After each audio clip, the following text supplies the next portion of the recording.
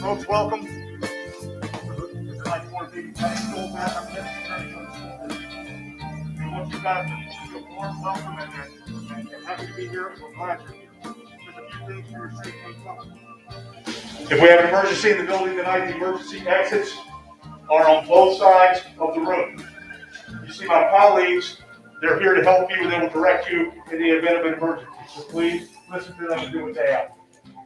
If you have to use the restrooms are outside of these doors. Once we get to capacity, however, again, we would like you to go, come back, and we may have other folks who are waiting for your seat. So once you're outside, if you're leaving and not just going to the restroom, please let one of us know so that we can allow someone else to come in and assume your position in the room. You all have had an opportunity to have some literature tonight, to have the rules for tonight's festivities. Please, if you haven't had an opportunity to read those, please take a look at those, and we do ask for your respectful compliance. If you have any problems in the room, again, my colleagues and I are here to assist you in any way that we can. With that, I turn it over to the Madam President. Thank you. Thank you very much. Welcome to this meeting of the Board of Education. This meeting is being televised live on AACPS TV and streamed on AACPS's YouTube channel. General information and protocols for the meeting are posted on the sign by the doorway as you enter the room, so please make sure you read those if you have not already.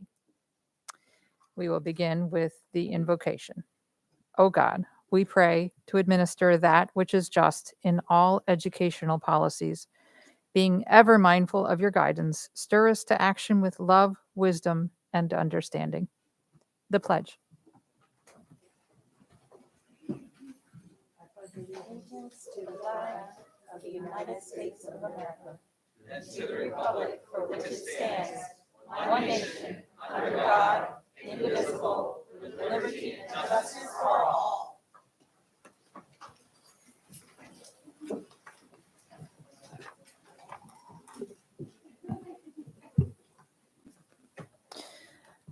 Item 2.03 on our agenda, approval of the minutes. Motion to amend the minutes. Second. No. That wasn't. You got to hear the motion. There was Ms. a Frank. Slight amendment. I gotta find it. Where it was suggested that I seconded a motion. I believe Dr. Tobin actually seconded, but I didn't hear it. So I told Ms. Howell I didn't hear a second on it, but there was, and I do apologize for that. So I just would like the minutes to reflect that it was right before our conversation about the home instruction. Mm.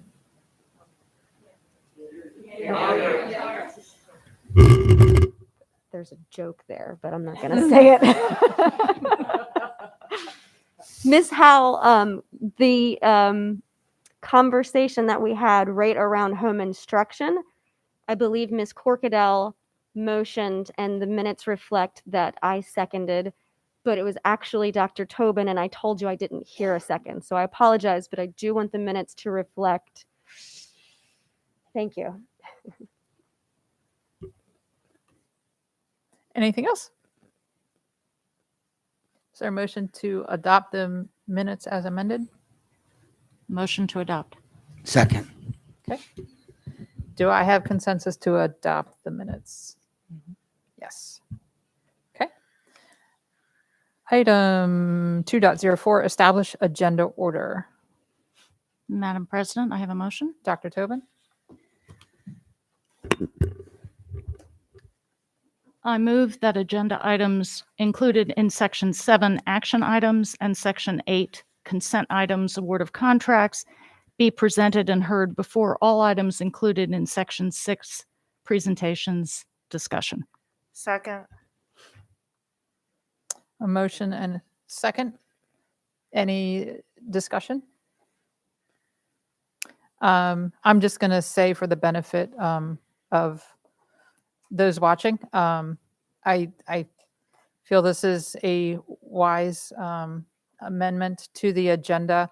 While it may be a number of items, for those who don't typically attend or watch our board meetings, these are the types of items that go very, very quickly, and we're just going to get them off the table so we can focus.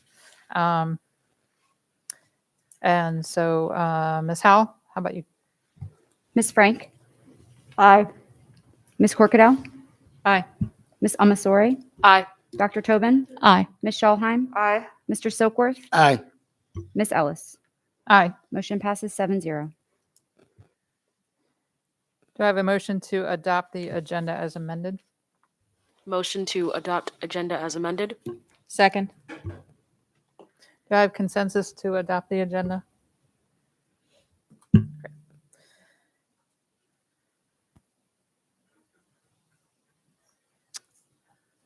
Recognitions. Don't think we formally have any recognitions tonight, but I do. I think Ms. Corkadell would like to, and I'll follow you. I'm happy to join. President Ellis, thank you so very much for the recognition. And so this is something that President Ellis and I are sharing in recognizing. We've got a lot going on, so I'll be very, very brief.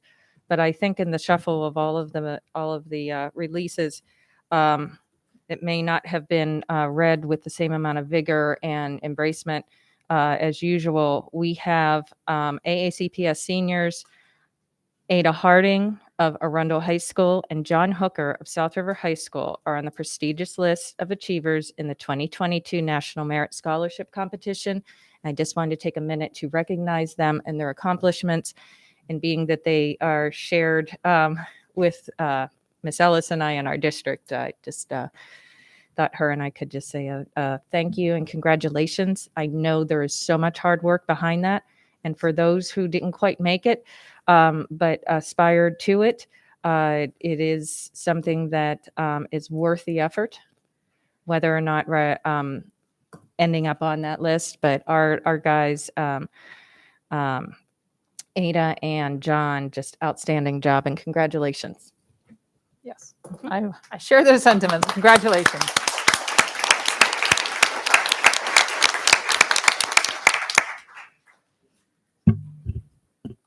Item 3.01, President's Update. I just want to extend a huge congratulations and welcome to Miss Gloria Dent, who will be sworn in tomorrow to fill the seat of the District 1 representative. I believe, I know, because of knowing these individuals, that Miss Antwine would be giving her blessing on this. So we're very excited to begin working with Miss Dent. Item 3.02, Policy Committee Update. Madam President, we have no update at this time. The next Policy Committee meeting will be on October 4th at 3 p.m. Thank you. Thank you. Item 3.03, Budget Committee Update. Yes, we met yesterday and talked about the board's potential budget priorities, which will be later on the agenda, item 6.02. And so I will wait for that moment to get into that. Thanks so much. Thank you. Item 3.04, Equity Committee Update. So this was the first equity committee meeting of the year. It was on, I believe, September 13th. It's escaping me at the moment, but it was a very successful meeting. We were able to complete our goals and values for our committee. We did have to table a couple of things, including making sure we prioritize time to discuss ways to honor Miss Antwine, which I look forward to working with Vice President Schalheim on. And to be very frank, it was a very nice, succinct meeting. Unfortunately, we had to cut it short because I had to go see a school, which was very, very enjoyable. But this is just a bit of a, I guess, sampling of what the Equity Committee is going to do over the course of this school year. And I'm very, very excited to see where it takes us. Our next meeting will be on October 12th, and I'm very excited for that meeting, as you can pretty much guess. Thank you, Ms. Omasari.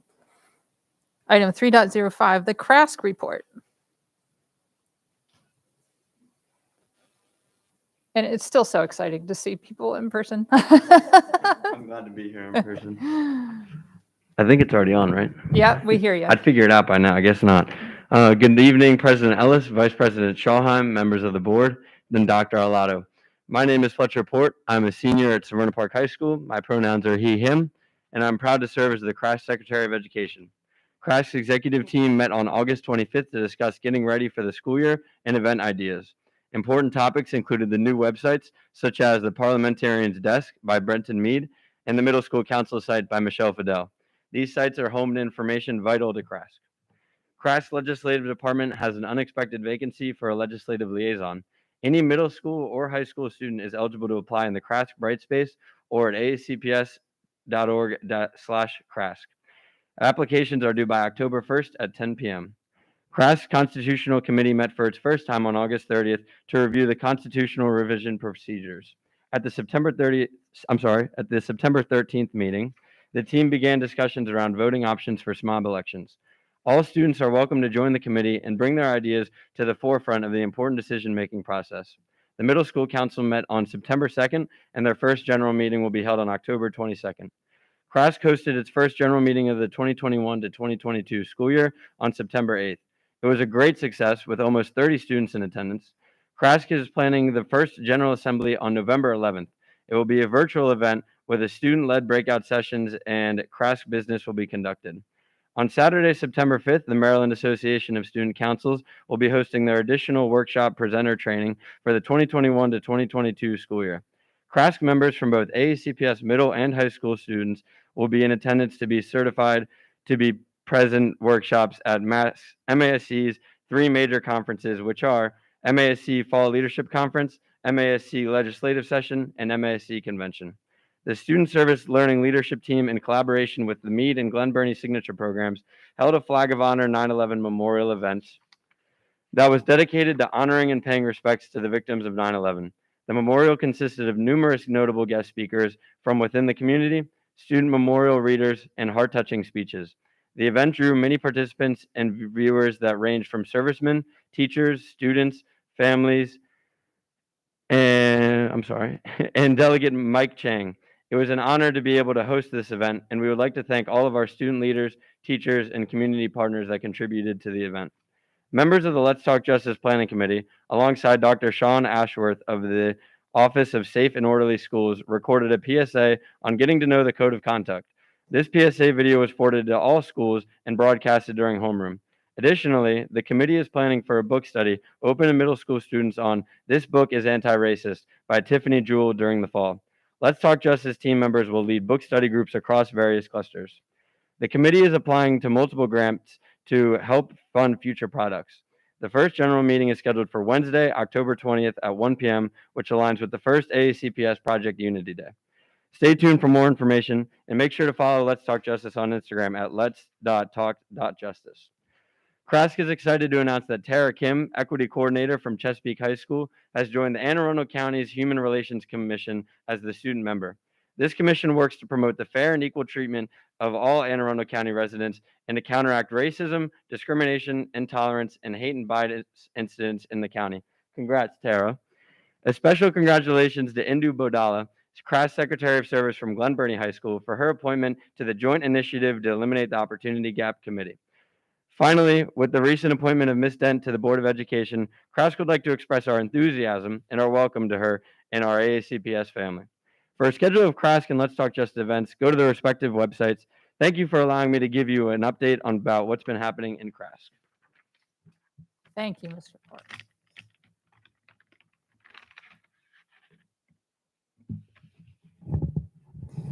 And next we have item 3.06, the CAC report. Ms. Howard was not able to be here this evening, but she does have a message for us. Good evening, President Ellis, Vice President Schallheim, fellow board members, and Dr. Alato. My name is Tanisha Howard, Chair of the Citizen Advisory Committee, the CAC. And on behalf of the CAC body, I am pleased to update the board on our activity. The CAC membership consists of 17 returning members and 16 new members appointed this past July. In its third year, The CAC leadership has successfully onboarded new members in early August, providing the members with ample time to adjust and acclimate to their roles before the official regular meeting in September gets underway, and will be fully prepared to participate and engage in the regular session. Accordingly, new member orientation was held on August 10th to train and introduce the foundation and various aspects of our committee. To recap last actions, the CAC has submitted the final report for our violence and vandalism. While subcommittee groups have identified a framework that can serve as a foundation or resource for future efforts, the CAC, with the direction and scope of the board, looks forward to taking action to meet any additional work required. The CAC will conduct our meetings virtually on the 2nd September of each month from 6:45 to 8:45. Our schedule is currently posted on our AACPS CAC webpage, located under the board tab. Our next regularly scheduled meeting is October 11th. The CAC held its first meeting of the 2021-2022 school year virtually Monday, September 13th. We truly were honored by the board welcome address from President Ellis to commence our year. We were delighted to have board member Silkworth present to witness our activities. CAC leadership likewise took the opportunity to establish our direction in meeting operations for the upcoming year, including introducing our new agenda item, Perspectives and Impact, as a CAC tribute to the late Honorable Candace C.W. Antwine. We have implemented Perspectives and Impact as a commitment to all means all, extending our reach to our military members, supporting our cluster members, and strengthening the board's efforts to be inclusive and equitable.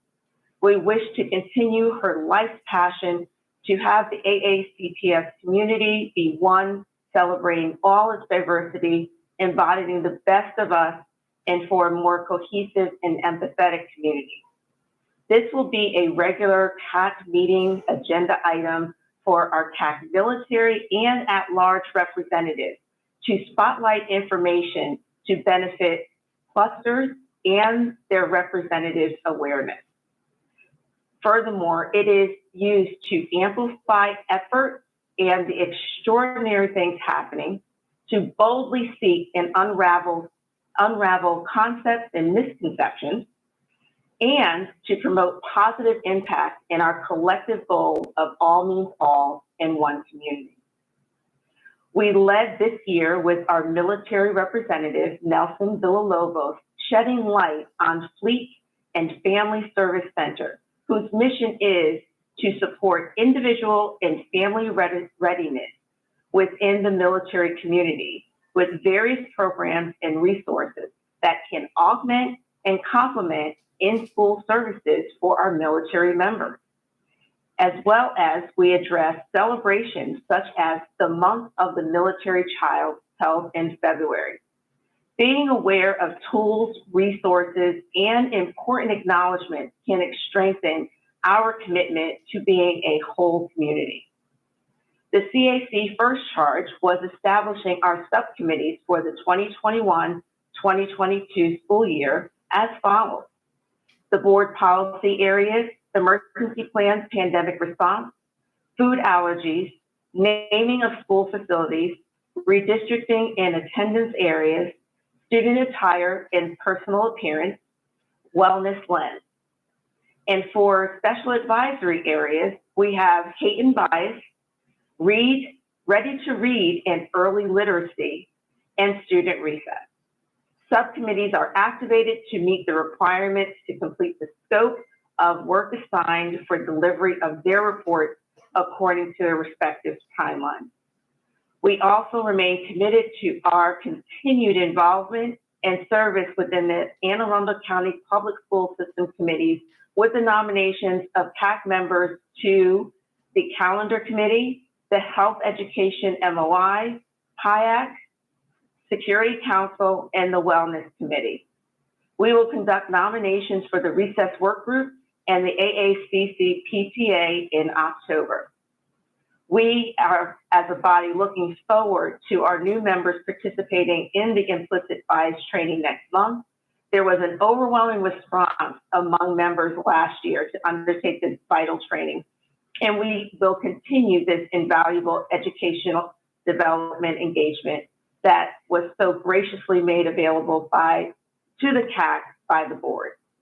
We look forward, of course, to Dr. Maisha Gillen, who will be facilitating the instruction, coordinating and invigorating and enlightening sessions.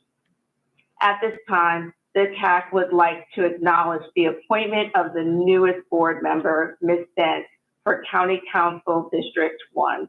We are thrilled to have an opportunity to work with her and her vast knowledge with our military veteran community, which aligns with our perspectives and impact initiatives. We will continue CAC internal procedures and infrastructure requirements to better support members' understanding of their CAC role and overall continuity measures the board can have reliance upon year over year. The CAC is proud to be a partner at the table with the board and AACPS supporting innovative and proactive leadership. We look forward to the work ahead, knowing our group is poised for success with its talented, professional, and dedicated members. Thank you for your support of the CAC and looking forward to our continued work strengthening the CAC overall and supporting future assistance to the board in its goals, meeting challenges at hand and in the future. We welcome your feedback as we look forward to a new year with purpose, direction, and results. Thank you very much. Thank you, Ms. Howard. Next, we are section 4, public comments. We are going to begin with in-person. Here we go.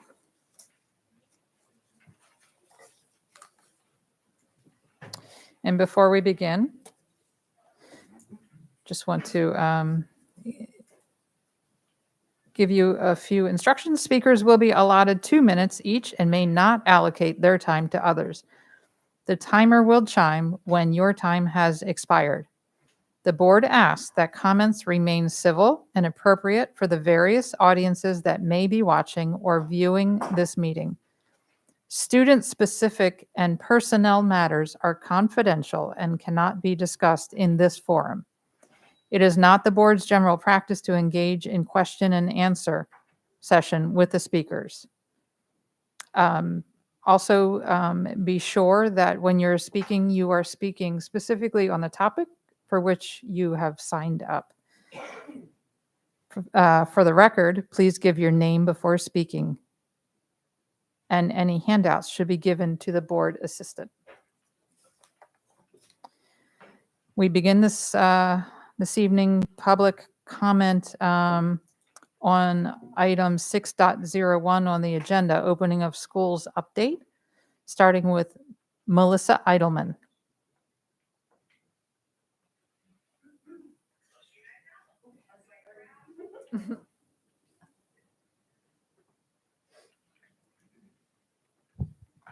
Hi, I'm Melissa Eidelman.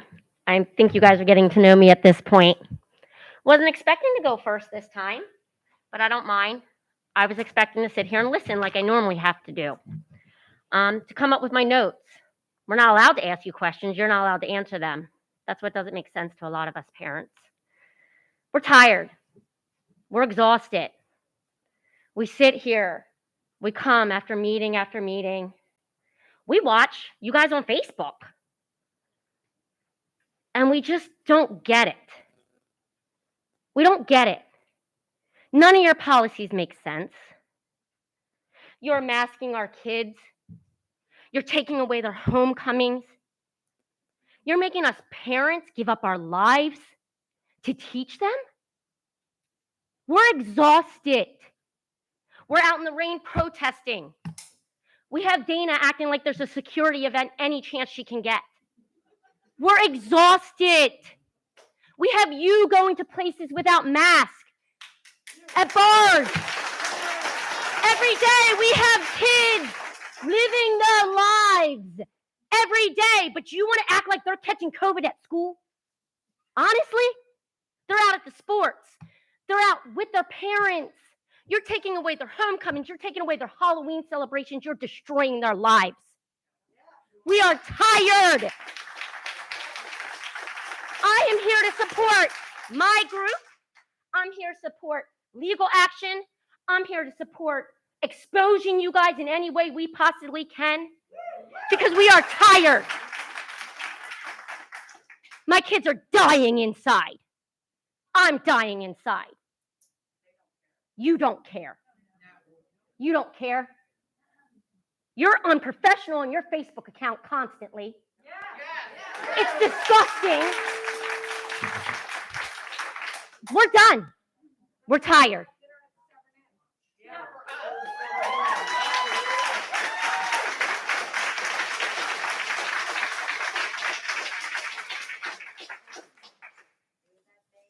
Thank you. Next, we have Julia Laws.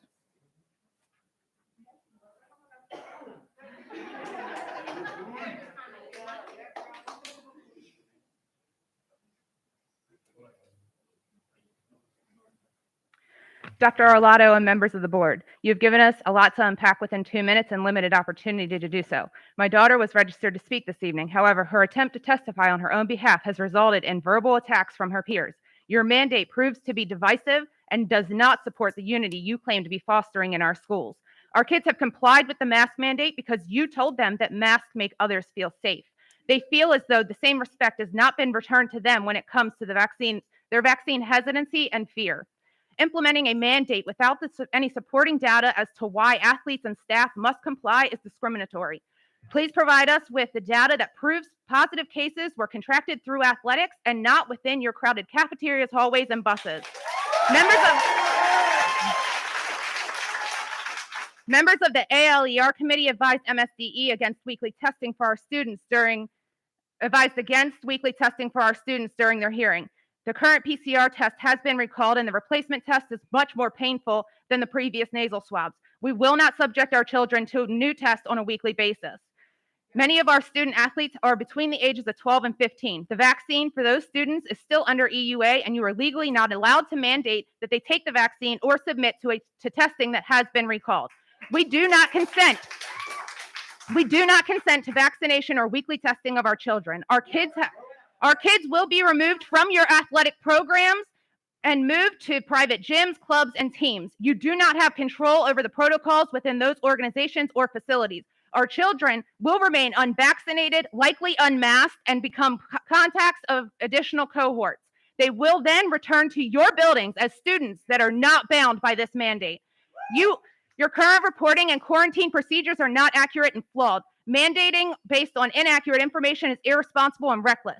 Union reps have not only sold out those that they are supposed to be representing, but also a very large group of staff that is not represented. Where is their say in this? You have staff that have dedicated their careers to jumping through every hoop you have put before them. If there is nothing else, they deserve an option to leave with what they have rightfully earned. If your mandate does not include a buyout option, we demand it be amended. Thank you, Ms. Laws.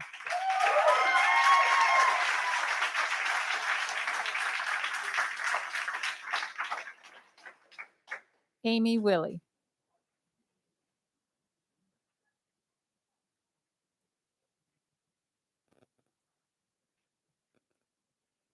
Hi again. My name is Amy Willie. Choices. They're a funny thing, aren't they? We all have our own beliefs and values. For me, I believe and value choice. I believe choice was my God-given right as an American citizen. We do have a mask mandate. Sadly, I see this being taken away from me. My children, the people here today, you and every other citizen. What's interesting behind these choices that are being made by the county leaders is that there's no logic. What is the basis for these decisions? What is the data that supports these choices?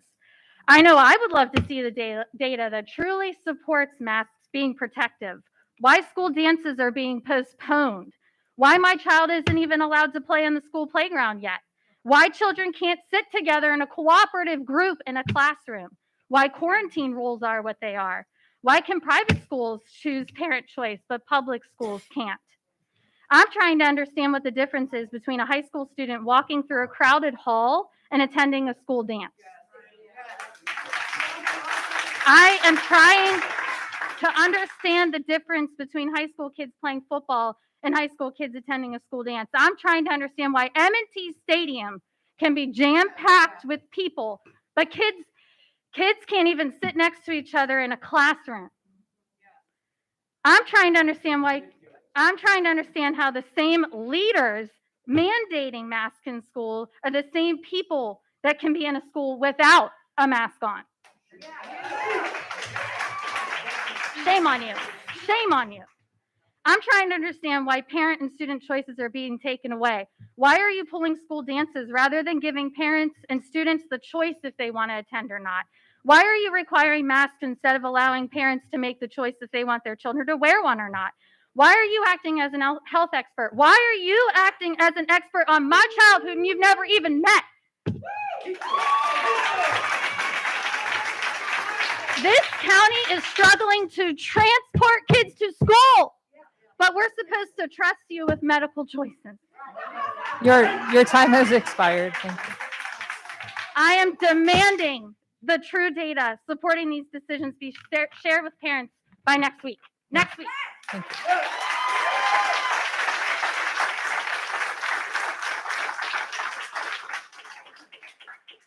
Rachel Laird.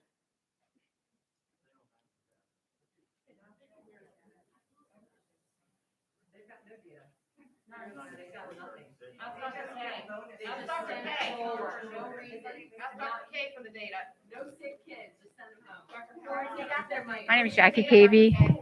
I'm here about Order, please. We have a speaker. Hi, good evening, everybody. I'm here about the homecoming. There's no reason why they cannot have indoor or outdoor homecoming. When the 8th grade promotion for Chesapeake Middle School was canceled, the parents got together and held something indoors without mask for the class of 2025 at the Early Heights Fire Hall with no issues. We had a DJ, food, they danced, they had a great time, no issues. The school's crowded right now. Every day in the halls, in the cafeteria, they're all next to each other. I've seen pictures where they're so close to you where you can't even breathe, but you all are not allowing them to be on a dance floor. It doesn't make sense. It's not fair. Football players can sweat, fall all over each other, tackle, and that's fine. But we can't have a dance for our kids. It's not fair. Thank you.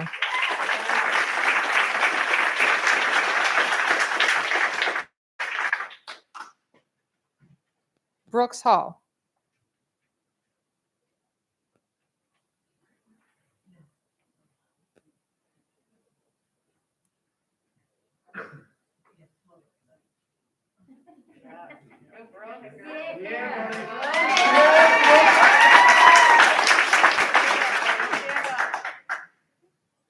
So, one parent said here, you don't know our kids, do you?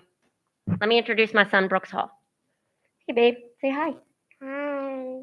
Okay. Hi. Do you know any of these people right now? No. So this is our Board of Education, okay? They make a lot of decisions for us. They work very, very hard for us, okay? But they're in charge of your education, which is the most important thing, right? So, do you think these 1, 2, 3, 4, 5, 6, 7, 8, 9 individuals know you better than mommy, daddy, Miss Terry, mama, papa, or Bama? Do you think they know you better right now? No. Do you think they care about you more than mama, daddy, Miss Terry, mama, papa, and Bama? Yeah, I'm not sure either. I'm really not sure either. Do you think they should be making decisions for you over top of your mom and dad, your grandparents? Do you think they should make decisions for you? Do you think they make the best decisions for you, or do you think we do? Yeah, I know. I don't know either. Brooks, do you have something you want to tell us tonight? He's scared. Fear has been embedded in his head. Thank you, Ms. Hall.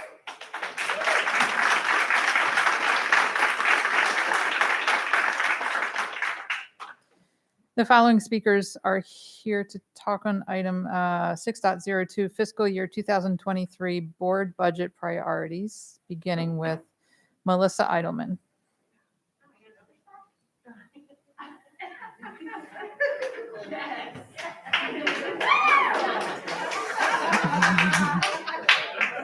I said I'm tired. I said I'm tired.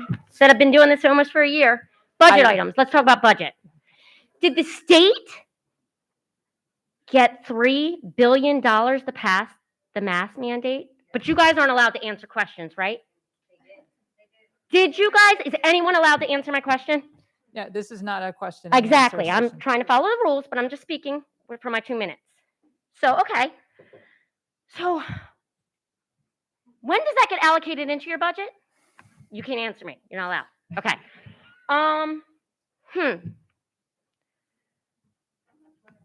I just don't. No, I'll speak. I just want to stand here and waste your time like you waste our time. Well, you've been And allocated maybe you time won't for pick the me budget. again to speak because I'm exhausted. Because I can't believe why I lost my job, spent all my retirement. You guys are getting $3 billion to put my child in a mask. Okay, I'm exhausted. This is the So- capital budget that we're. Capital budget. Okay, where's the money going? I haven't seen an improvement in Chesapeake High School in I don't know how long. The buildings suck. Okay? Now Chesapeake's not the most important one. Probably Glen Burnie. Probably, Northeast is great. I love Northeast. We were slated to go there.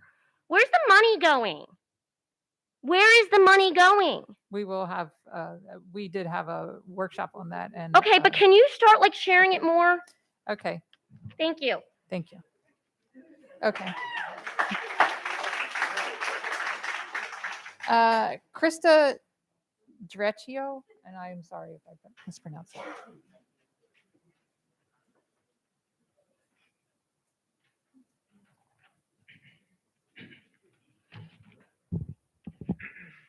Krista Drecchio.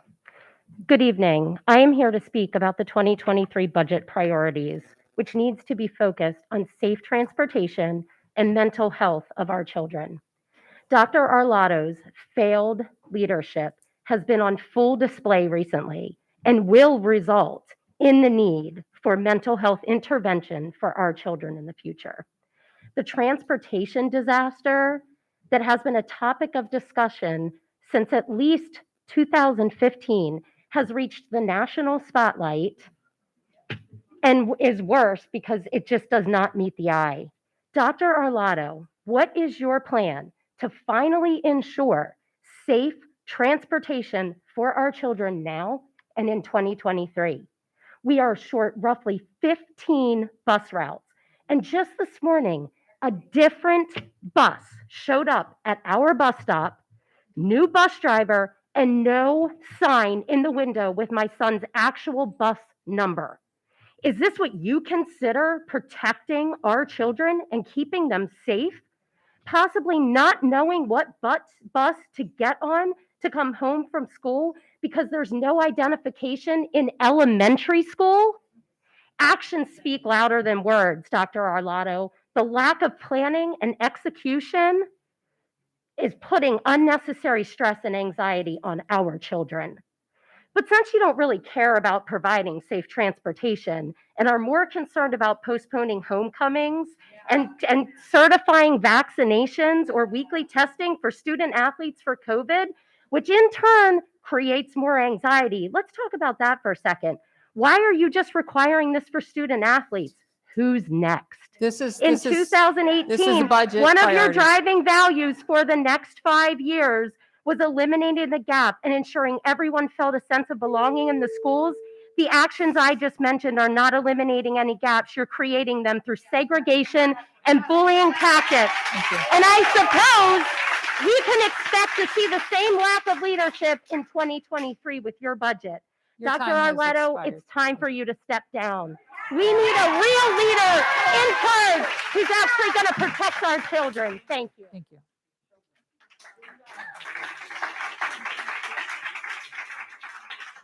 Next, we have item 6.03, speakers here for Fall 2021 Homecoming Dances, beginning with David Chamberlain.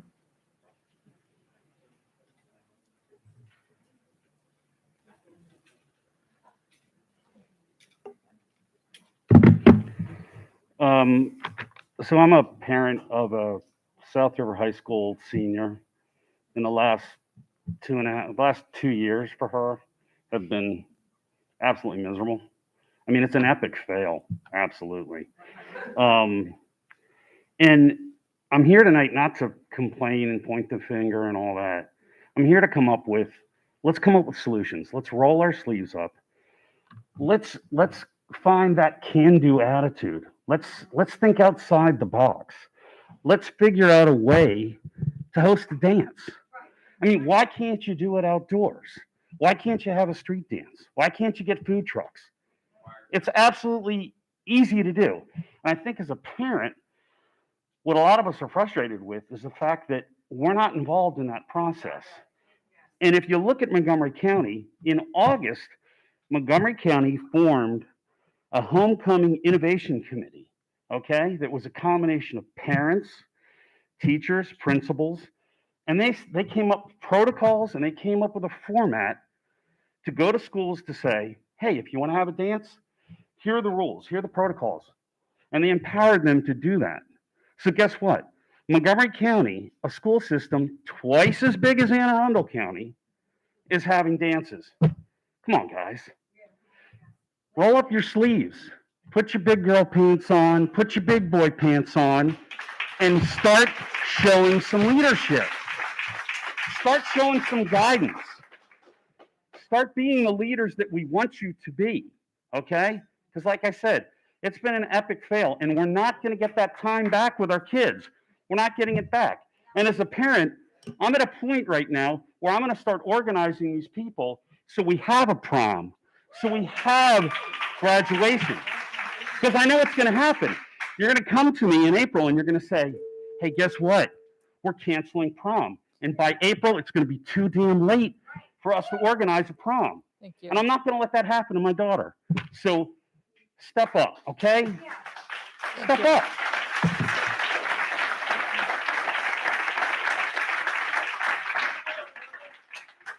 Matt Weber. I'm sorry, Matt Weber. I don't know if I was... Matt Weber's not here. Carrie Gillespie? Gillespie? Apologies.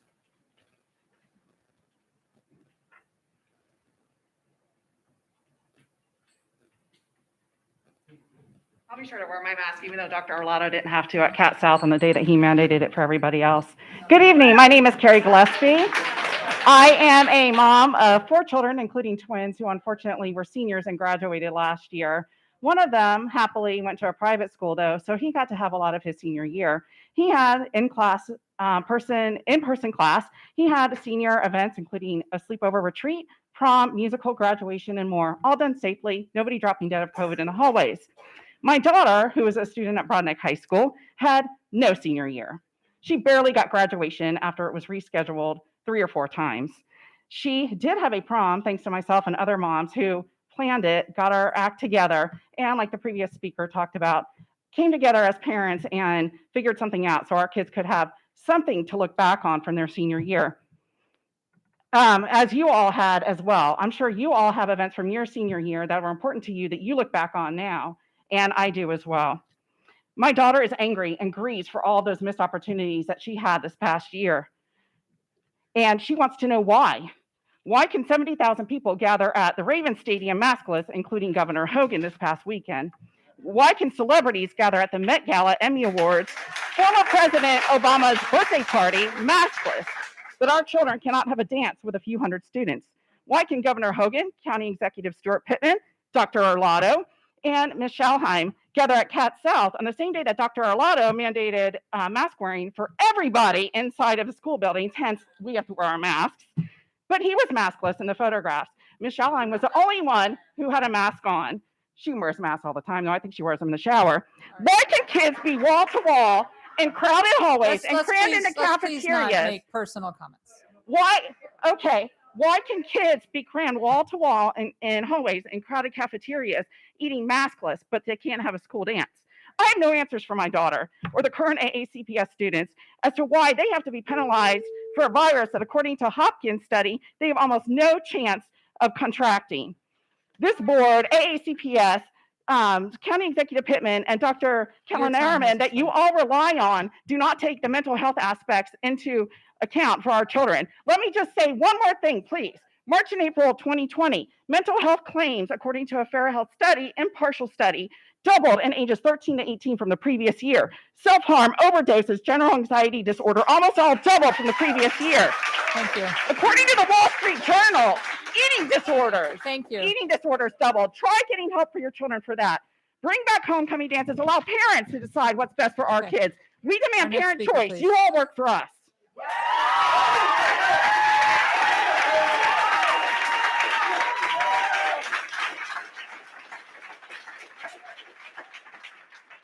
Finola Quinn.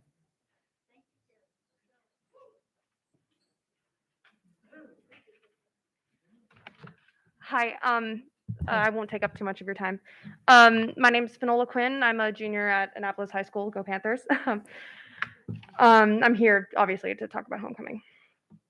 On Monday, you all announced the postponement of the homecoming dances, with Dr. Arlotto claiming sponsoring multi-hour events where hundreds of students are in very close proximity to each other and an indoor event is not an activity that is prudent at this time. I would just like to make a quick note on that. That event that you are describing is nearly identical to events like football games, school theater, and some sports practices, all activities that continue to be sponsored. And I would even go as far as to say that being in school itself in this current moment is just like that quote. Yes. So, Dr. Arlotto, ACPS board, I just want to ask you, of course you can't answer, but what makes homecoming any different? The speed at which this decision was made, not even 2 weeks into the school year, makes it seem to students, as far as I know, that not much thought was put into any form of a solution to the homecoming issue. In the last 48 hours, I have heard great ideas from many fellow students, and I'd like to share some of them with you guys today. Hold the dance outside. I mean, I go to Annapolis. We've got plenty of fields. It is a very, very easy thing to do. And from what I've heard, most students actually prefer this idea rather than an indoor dance.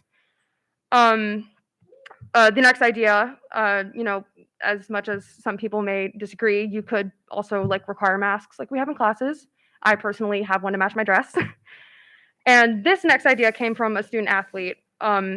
In parallel to the new student athlete policy, you could even go as far as to require proof of a negative COVID test result or proof of vaccination upon entry. Let me talk. I can talk. Oh, I'm a student. I feel like I can speak on them. I personally believe, I'm almost done. I personally believe that the best solution could possibly be a combination of all three of these ideas. But of course, that's for you to decide. Thank you so much. Thank you.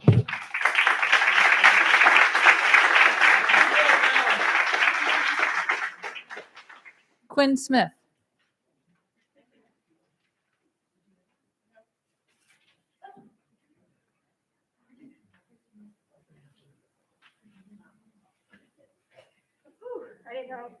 Hello.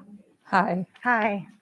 My name is Quinn Smith, and I have a sophomore at Broadneck. Unfortunately, he's 16 years old, and he has just stepped into a high school for the first time.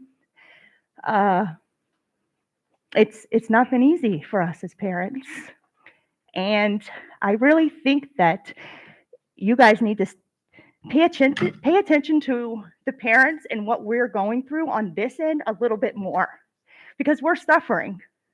My son changed drastically throughout this whole thing. He's a completely different child.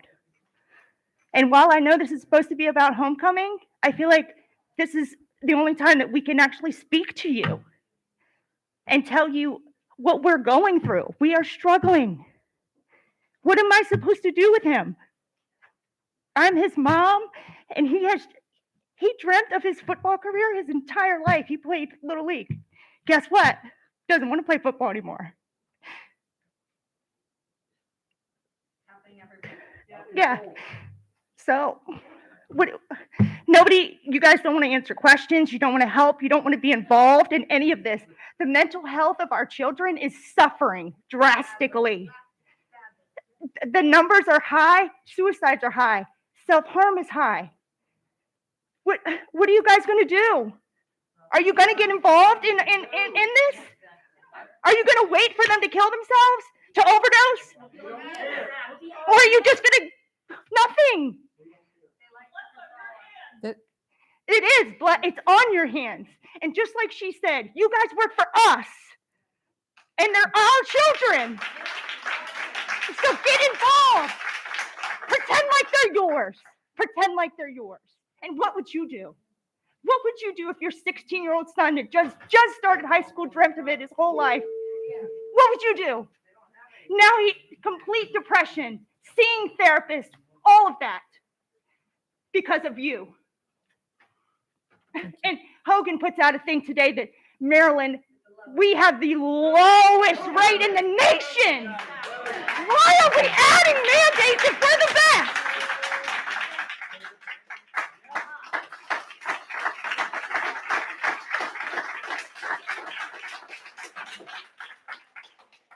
Delaney Tanner.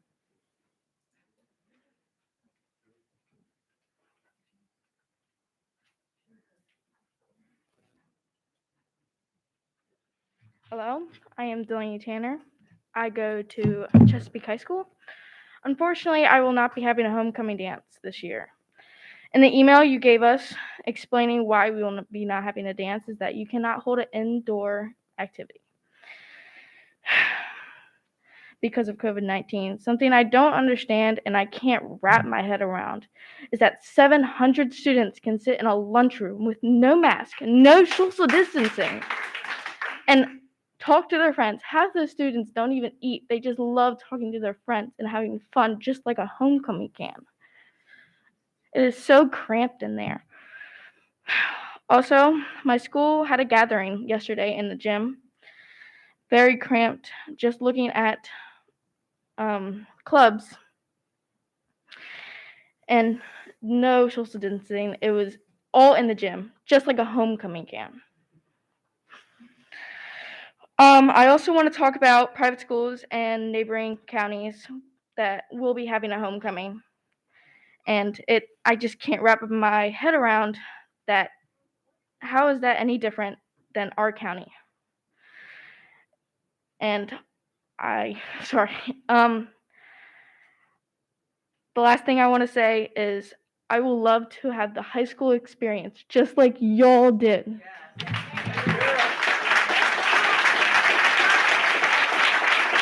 Thank you.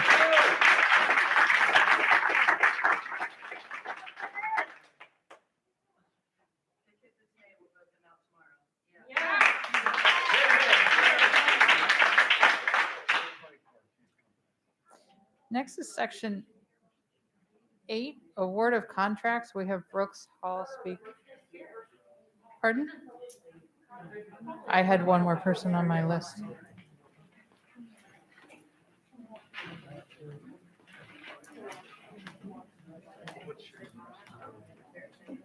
Okay.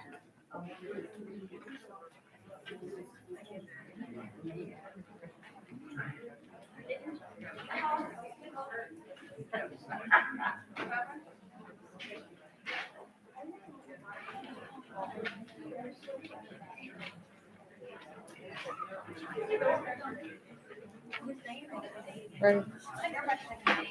Right. Do we have Brooks Hall here to speak on award of contracts?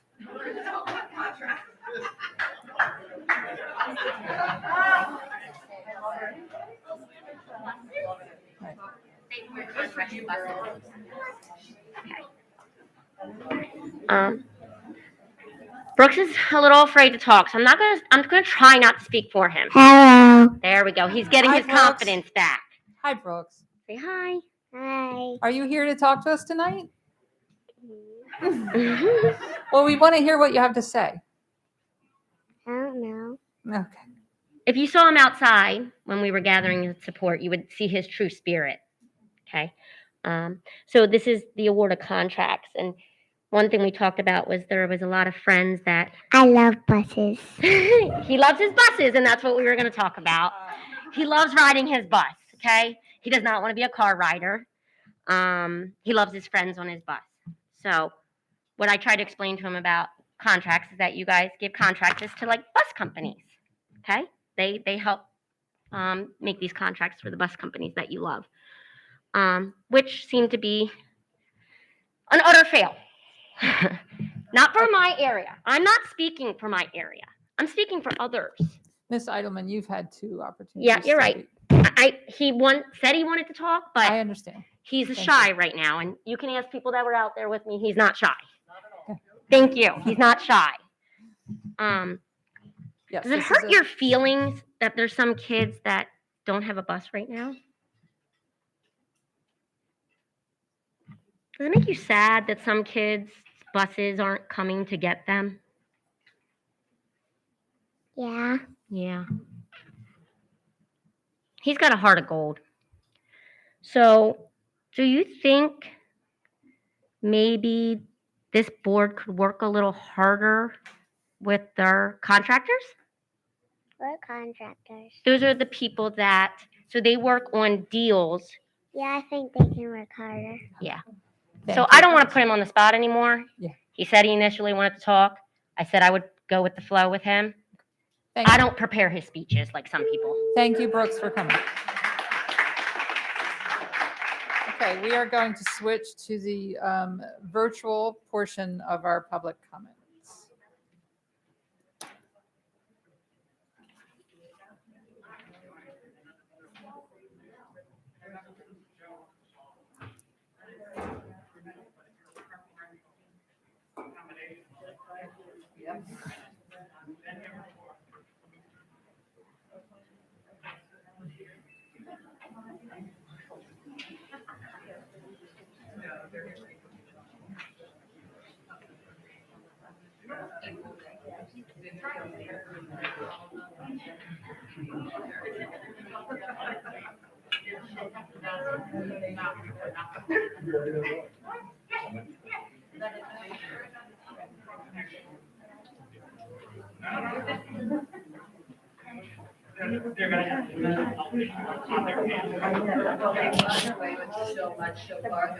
Okay.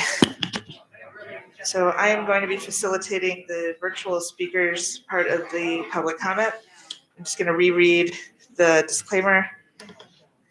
Speakers will be allotted 2 minutes each. You may not allocate your time to others. Ms. Howe will indicate when your time has expired. The board asks that comments remain civil and appropriate for the various audiences that may be watching or viewing this meeting, and must only address the topic on which they signed up to speak. Student-specific and personnel matters are confidential and cannot be discussed in this forum. It is not the board's general practice to engage in question and answer sessions with speakers. For the record, please give your name before speaking. All right, let's kick this off. Item 6.01, opening of schools update. Michelle Coles. Hello, thank you for this opportunity. I'm concerned that there are insufficient virtual school options at the height of a very dangerous stage of the pandemic. The prevailing logic that children are safe from COVID-19 has been dispelled as schools throw their doors open nationwide. A recent study found that doctors diagnosed more than 243,000 COVID cases in children in the week that ended September 9, bringing the total number of COVID infections in kids since the onset of the pandemic to 5.3 million, with at least 534 deaths. COVID-19 is now the most deadly disease in American history, surpassing the 1918 flu. In addition to death, we also have to worry about long COVID, which studies suggest affect between 4 to 11% of kids. Please listen to facts, not feelings. We can't wish this pandemic away. Our only hope is to outsmart it. People infected with COVID are often asymptomatic for days, but still contagious. In the week and a half since school started, we've learned that a teacher, a fellow student, and a soccer teammate have tested positive. In addition to exposed kids, we also have to think about how this impacts any vulnerable people in their households, like newborns and the elderly. Also, while I greatly appreciate the mask mandate in schools, as good as people's intentions are, masks will inevitably come off, particularly when students are gathered together in the cafeteria to eat lunch. The pandemic has caused public school enrollment around the country to plummet, with charter school enrollment and homeschooling exploding. As taxpayers, we want to be able to avail ourselves of the wonderful Anne Arundel County school system and wish there was a virtual option available to us. We tried to enroll our first grader in a virtual program, but the lowest grade the virtual academy serves is third, and we were waitlisted at Monarch. We are doing our best to cobble together something from online programs, but my husband and I both work full time, and we're a poor substitute for an actual teacher in classroom, virtual or not. Also, with federal school funding tied to student enrollment, this exodus has troubling implications for the school system as a whole. Although there are certainly costs associated with expanding virtual school, more options would enable more families to stay in the public school system along with their federal dollars. Further, as interested families choose virtual school, it will reduce the number of kids at in-person school, making that environment safer as well. It is not too late to step out of the way of an oncoming train. Please make Anne Arundel County a leader in opening schools the right way, and in doing so, save lives. Thank you. Next, we will have Dale Basista.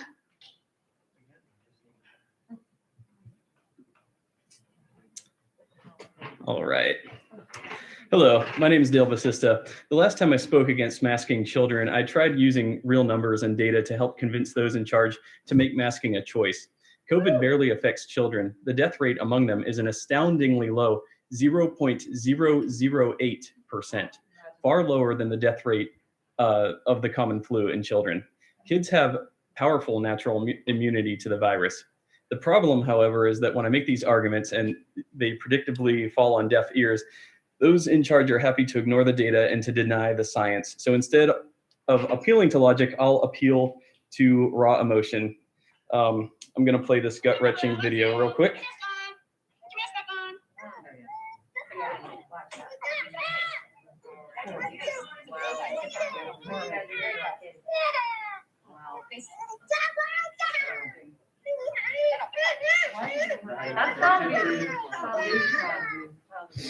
All right, that's enough of that.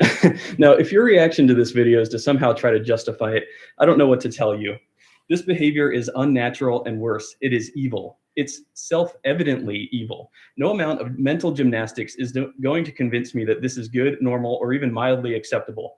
You're not virtuous for supporting this. You're not helping to ensure children's safety. All you're really doing is damaging them psychologically.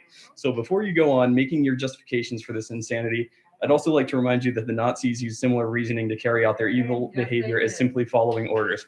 Thank you. Thank you. The next speaker is Tamara Bedger, and I'm sorry if I mispronounced your name. Hello, it's Beaker. Sorry.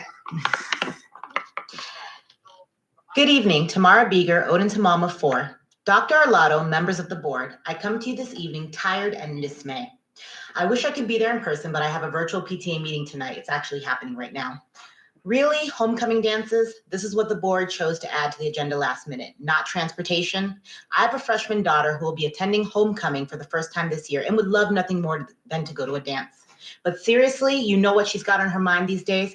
How she's going to get to and from school every day. Will the bus show? Will my parents have to drive me 21 miles to school, drive 21 miles back home, and repeat the drive in the afternoon for a whopping total of 84 miles? You see, my daughter attends PVA, a privilege she takes very seriously and is excited for every day. So excited that she wakes up at 5 in the morning, anxious about her bus showing up on time or at all. Just yesterday, she waited after school for an hour for her bus, then rode 40 minutes to a bus stop where we picked her up. Oh, and wait, did I mention that her actual assigned bus route has no service? We have to drive her to an alternate stop that is farther away from home because her assigned bus stop has no service. No service, guys, as in no bus has ever come and no bus is coming for the foreseeable future. Have you thought about how our family manages this? What about other families? I know every day there are a number of students not making it to school. We're lucky. We have 2 cars. I don't work full time and my husband is currently home. But the joke is on the county because I do work part-time as a sub in our school system. And when my husband, who is active duty military, returns to work in a week, I'll be running the show by myself, shuttling my daughter while getting my high school son and other 2 elementary children to and from school. This means my ability to sub will be limited because without reliable bus transportation for our children, it'll be hard to take jobs. From my experience, our schools are in desperate need of subs, and that's why I've been so busy working all month. So transportation should have been at the top of your agenda, not homecoming dances. In closing, I'd like to add that at school, I wear a mask all day, all week, and have seen even our youngest students wearing masks without issue. If we can do it, so can the board. Priorities and safety first. And Dr. Arlotto, please let me know if you seriously still need me to get that CDL. Thank you. The next person up is Scott Boyd. No, not on. Okay, that brings I'm us. not going in. That brings us to item 6.02, fiscal year 2023 board budget priorities. Richard Walker. Hello, can you hear me? Sure can. Good. So, this is just a reminder to pay your teachers more. I want to harp on this probably every month. They are not paid enough. Teachers need to be paid more. Your staff needs to be paid more. They're being paid exploited wages at the moment, given how poorly they are paid. So pay them more. They already have to deal with children, which can often be very difficult. But now they also have to deal with unreasonable and factually incorrect parents. Teachers are not paid enough to teach kids and then have parents tell them, quote, follow the science of unverified YouTube videos or garbage articles presented by Google. Teachers need to be paid more. Being paid exploited wages is not acceptable, especially in this day and age. Parents are not experts on health or education. They're not trained to critically think about like teachers. They're not trained to critically assess what they are given or what they read. Parents can find all the information they want on masks, vaccines, health, and rather than follow the science and actually understand what they're reading, they'll cover their eyes and ears to convince themselves of a convenient lie. Teachers are not paid enough. We have overprivileged parents who live comfortable lives who would rather argue a lie instead of push for the science. Parents who are presented information but ignore it also are on a power trip. We need teachers to help prevent this and prevent this ignorance from spreading. Pay your teachers more. Everyone always talks about empathy, but empathy always drops off when it comes to the wallet. Pay your teachers more. Thank you. Thank you. Next speaker is Tamara Beeger.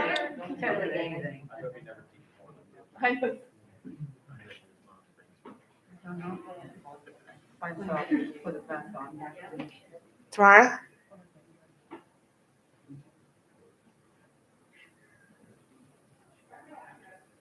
Oh, there you are. You're muted, Tracy, if you were talking to us. Hello, good evening again. I wasn't sure if I was scheduled to speak twice, but I did want to reiterate again about transportation and being able to find solutions. I'm not sure if that's something that is possible within our budgets or within our limits, but it is very important for all of our families that we find a solution for transportation. I can't say enough how much I worry, not just about my children, but about the children that I see as I leave my neighborhood, left behind at bus stops, that sometimes I have to pick up on my way to work, and how many are actually making it into the school building.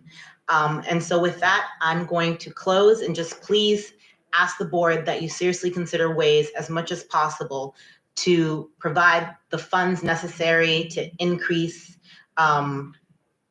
more drivers in our county, to put that out there and get as many people in. I know that's the transportation office, but I really feel that the board can get it done as well.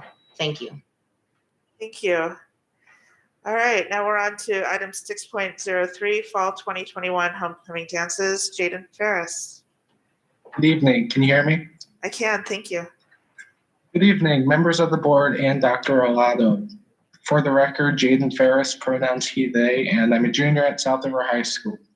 Originally, I was super excited to go back to school after 18 months to see my friends, my teachers, with football games, homecoming. But to be really frank, I absolutely dread going to school every day. It's not because I don't like school. I absolutely enjoy going to learn, building relationships with both my peers and teachers, organically. But rather, in-person school has been extremely anxiety-inducing for me and many other students. There are large crowds in the halls and classrooms, cases already, and very incurred guidance with quarantining and other protocols.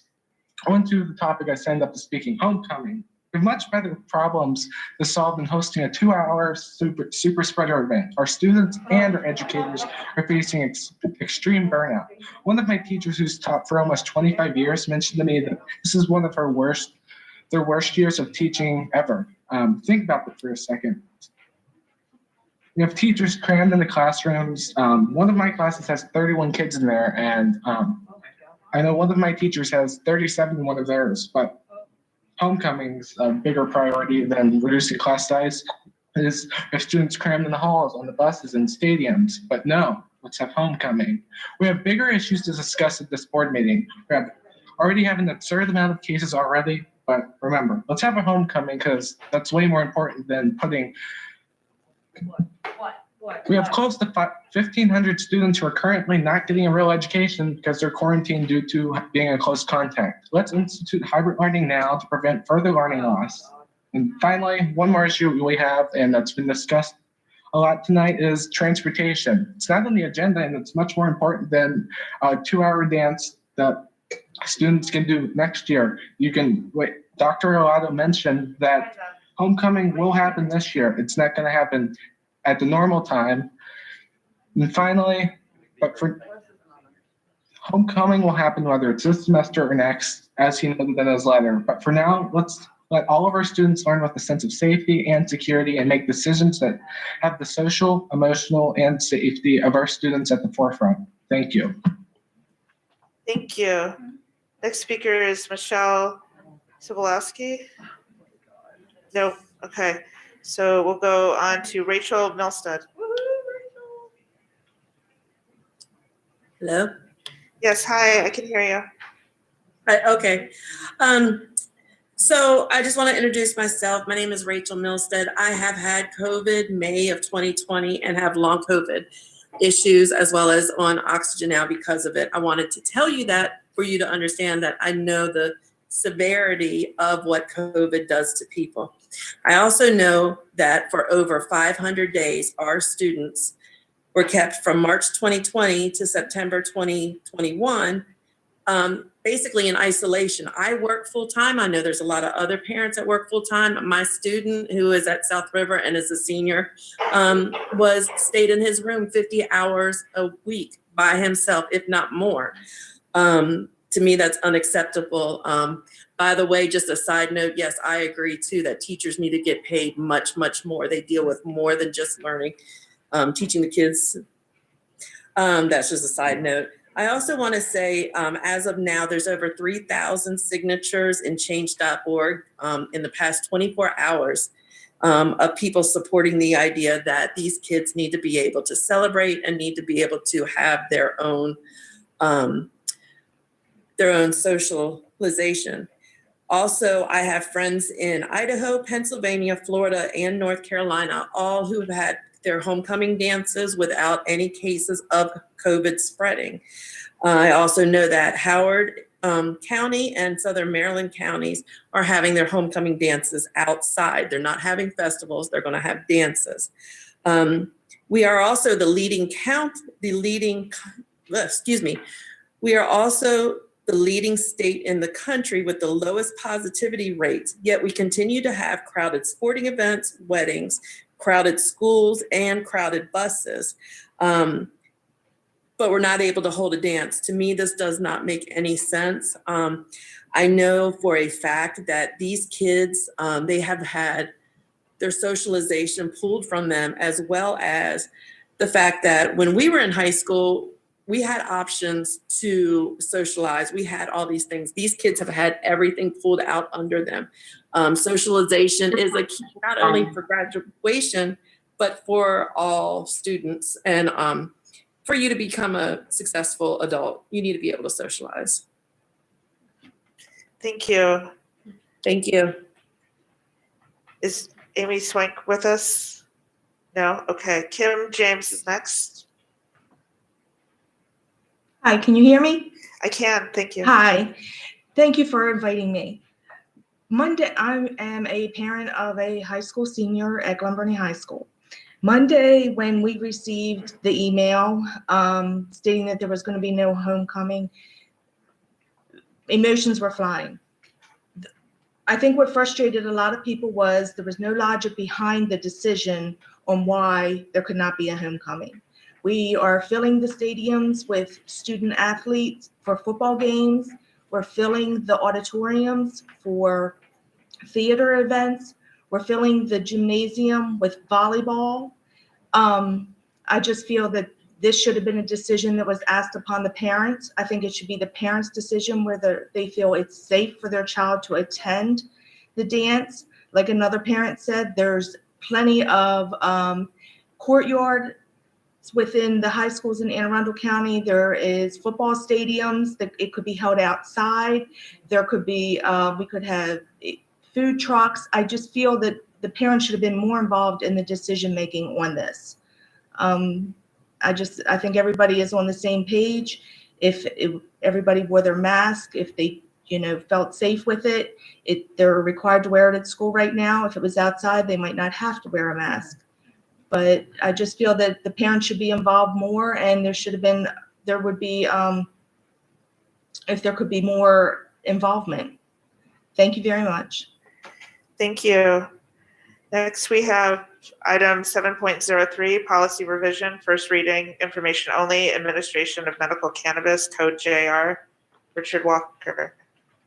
Nope. Okay. Moving on to the public hearing on the superintendent's recommended FY 2023 capital budget. We just have one speaker this evening. That speaker is a virtual speaker, Vicnay Matthews. All right. Seeing that is the end of that, thank you very much. This concludes the virtual testimony portion of this meeting. Thank you.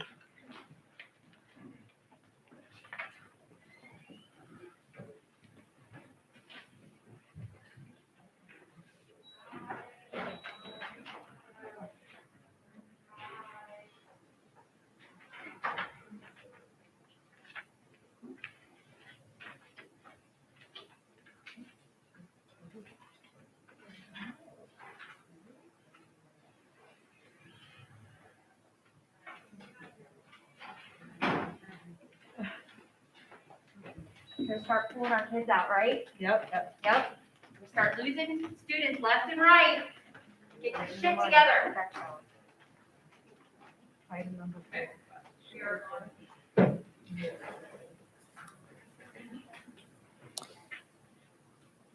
We are moving to section 7, action items, item 7.01, administrative personnel appointments. Dr. Arlotto. Yes, Madam President, thank you. I recommend that the personnel listed on the attached sheet be promoted and/or appointed. Move to adopt the superintendent's recommendation. Second. Okay. Ms. Howe? I'm sorry, I didn't hear the first or the second. Corinne motioned, I second.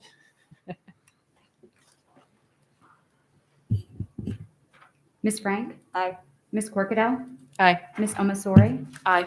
Dr. Tobin? Aye. Ms. Schallheim? Aye. Mr. Silkworth? Aye. Ms. Ellis? Aye. Motion passes 7-0. Item 7.02, we have no personnel this evening, correct? Correct. Item 7.03, first reading policy revision, administration of medical cannabis code JR. Oh, do we have?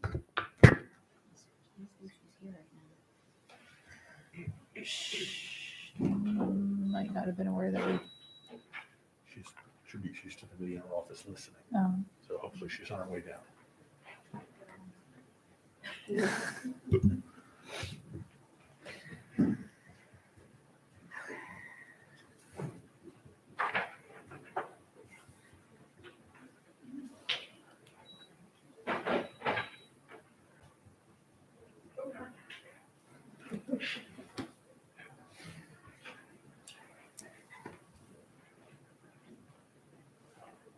Good evening, Ms. Ortiz. Good evening. You're moving fast this evening. You're not used to that. I was right around the corner. All right. Okay. Good evening. For the record, Jeanette Ortiz, Legislative and Policy Counsel. And before you today, we have Policy JR, administration of medical cannabis. And so the Division of Student Support Services is bringing policy JR, administration of medical cannabis, before you on first reading. This is a new policy developed in accordance with new state law requirements and Maryland State Department of Education guidelines regarding the administration of medical cannabis to students. The policy will be on the AACPS website for 30 days. Public comment period. I can answer any questions you may have. I'm out of breath because I was running. Sorry about that. So, and just to be clear, in case I wasn't clear, this policy is in accordance with new state law. So we're just doing what's required under new state law and MSDE guidelines. So all state regulated and mandated. Thank you. Ms. Shawhan. That was exactly my question. Thank you for answering. You're welcome. Ms. Corkadell. We're still in the first reader, but it maybe just in the course of between now and the second reader, I'd like this. Can you send us a link to the state law? Because I honestly, in the whirlwind of all the session and everything, I heard all the back and forth and everything, but never really. I haven't dug into the final or anything, and it may be helpful because, just the title of this probably leaves a wave of uneasiness among. Yeah, absolutely. I'm happy to do that. So I can send you the state law and also the MSD guidelines that they came out late this spring. Just the state law. Just the state law? The state law piece. Okay. I'm just curious. Yeah, just that link over. They'll give me all those details of who did what and who did what. Yeah, it was definitely a hot topic when the bill was introduced during the 2020 legislative session. But of course, the guidelines from MSD didn't come out until this year, so we couldn't really move forward with anything because, it's I interesting think that issue. was wasn't that the last part of the session when they had to shut down some of the public interaction with the committees and some of that all of a sudden? Yeah, I don't know. I can't recall exactly when during the session this legislation passed, but it's been introduced before. And so it was amended from how it was originally introduced. And we actually didn't support, ACPS didn't support the legislation because we did have some concerns regarding, potential federal issues or funding issues. I kind of thought I'd just check in and see where they finally landed because I do recall it. I know they passed a version of it, but now that MSD's done their part, and we've got to, I guess, do ours. Yeah, no, I will definitely send a link to the legislation. I caught my breath now, so I'm very coherent. Sorry. I was going to say I may have questions for you in another section. So we won't make you have you read it up and down. Ms. Frank. Yeah, I did have a couple of questions on this, and I will try to reach out to you as well. Specifically, point 4, where it discusses school nurses and administration of potential substance. I would just want to understand their role as it is outlined. And then again, I also had some concerns about the federal versus state authority and where we land in the mix of that. Yeah, so with the school nurses, so obviously the school nurses group also had concerns. So that's why you see that language that's in the law and also in the guidelines that a school nurse cannot be required, right, to administer medical cannabis. May not and not shall not. Yeah, so just so for drafting purposes, may not means shall not, but in legislative drafting and in regulatory language, they don't use shall not. So may not means you cannot. So shall is you must, you have to, you are required to, it's a mandate. And may not, while it appears optional, it's not optional. And that's just statutory drafting style. And so, and just so you know, I'm sorry I didn't provide this as background before.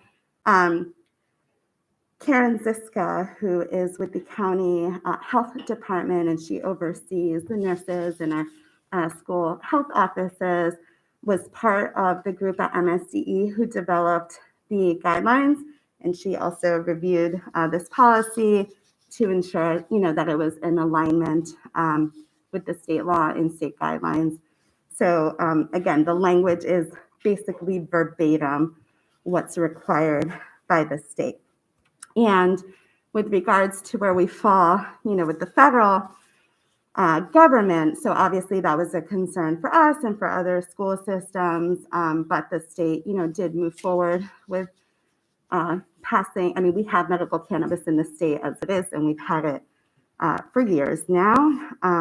And so, the General Assembly was not necessarily persuaded by those arguments. And, the federal government really has not moved at all since states have legalized recreational marijuana or medical cannabis to fine them or in any way. And in fact, they've kind of done that through budgetary language, where these federal resources aren't going to be used by DEA or other federal agencies to try to, ding states who have legalized medical cannabis or recreational cannabis. So to be clear, there are federal laws in place saying that this is not allowed, but there are state laws in place saying that it is. So cannabis, inclusive of medical cannabis, is still considered a Schedule A drug. Whether or not it should be, right, is debatable, but it still is. There's not a law in place that specifically says, you can't legalize medical cannabis, but it's still considered a Schedule A drug. But like I said, the enforcement behind that, as states have moved to legalize medical cannabis and recreational cannabis, marijuana, there's been no enforcement of that by the federal government. But to be exceedingly clear, we are going against federal law by doing this. So the General Assembly did not seem to think that. I don't know if there was, I do not believe there was an AG's opinion on that, if there's, an exception or, if there were other methods by which the Attorney General felt that, this was acceptable. So I don't think that's been litigated in court. But again, like Maryland, prior to this law, Maryland medical cannabis has been legal for many years in the state of Maryland. Okay, thank you. You're welcome. Ms. Shulhan. Sorry, just a follow-on question on apologies if it's already been covered. I was trying to rehydrate in the back. What's the penalty, if any, for, and this is all hypothetical, not pursuing this particular policy? We would be out of sync with state law for sure. Yeah, we would be in violation of state law. And so as the Board of Education and members of the Board of Education, when you took your oath of office, you took an oath to uphold the Constitution of Maryland and the laws of the state of Maryland. So you would be in violation of your, oath if this body chose to not move forward with having this in place for our students. You would be in violation of your oath of office as board members. Thank you. Ms. Corkadell? My apologies. I know we're trying to get through this really quick. We've got a lot of important business. But I just have to ask one really quick follow-up question so I know how to proceed in the next couple of weeks. So we're a state agency assigned to Anne Arundel County, basically. I mean, our bosses are the state, and we have to, they have the right to remove us. They have the right to govern us. They oversee all of our operations, basically. They're our oversight. They're our board. If we wanted the AG to give us an opinion specific to, like, let's say Ms. Frank's concern, is that something that the AG would ever entertain? And I don't know if that's your question or our board attorney's question, but I'm just wondering, do they support us in making a determination if we have an inquiry like that? So I know this has come up in the past. I believe that the inquiry would have to come from the board. Mm-hmm. What I'm unclear about, and I'm not sure if Mr. Burns could clarify, is whether it would go to MSDE, Assistant Attorney General, or if that's something that would be made a request to the Attorney General directly. Because, there is a theory about just about everything that the federal government imposes upon folks. The schools get penalized directly by, we cut your funding. I mean, we even have policies regarding our facilities that result in we lose money for critical services like our meals programs and stuff. So I'm just wondering, I don't want to take up time, but maybe is that something that Mr. Well, Burns? just to address the process, Ms. Ortiz is correct, and we've learned this as recently as probably a year or so ago, that in asking for an opinion of or even advice letter from the Attorney General's office on a matter that is of interest to the board itself, through its president at the time of when you do the letter, has to formally ask for that opinion. And prior to sending that letter to the Attorney General asking for an opinion on some sort of legal issue that you believe you could be advised on, they will require you first to obtain an opinion from your own counsel. This is any public body. I'm just using you because this is your situation. So if you get an opinion that you either are not satisfied with, or it's still an unclear issue, and certainly superintendent staff and I could work together on that. If after that you have an unresolved legal issue, you could then take that to the Attorney General. So you include a copy of that, and then they will look over the issue. Okay, so I don't want to take up zero more time of that. So I'm just going to suggest, Madam President, if you're willing to entertain, that we figure out some logistics of maybe getting some additional information as it relates. But thank you very much. Thank you. Okay, thank you.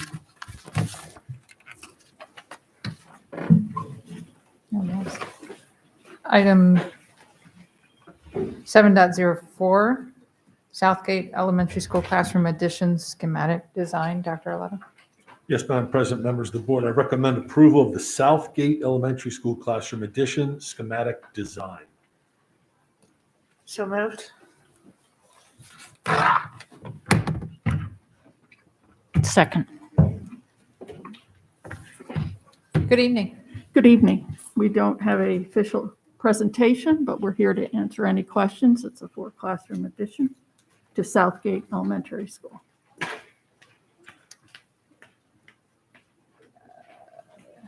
me a moment.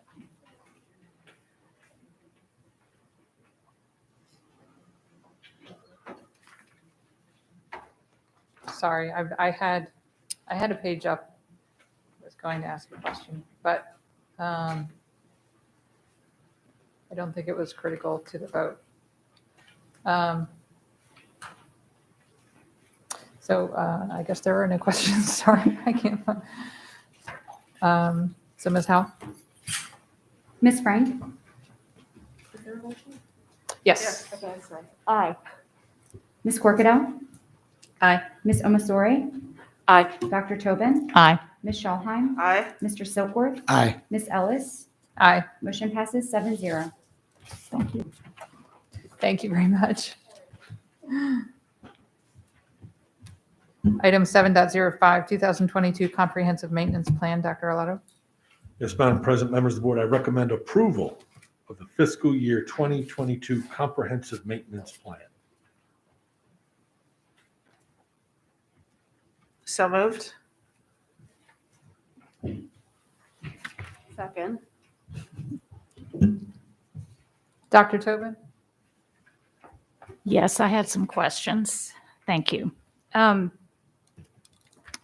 So first of all, congratulations on, if I understand correctly, reducing the backlog of reactive maintenance and plan schedule. And I was also glad to see that the increase of planned maintenance work orders in relation to reactive maintenance work orders and inclusion of new types of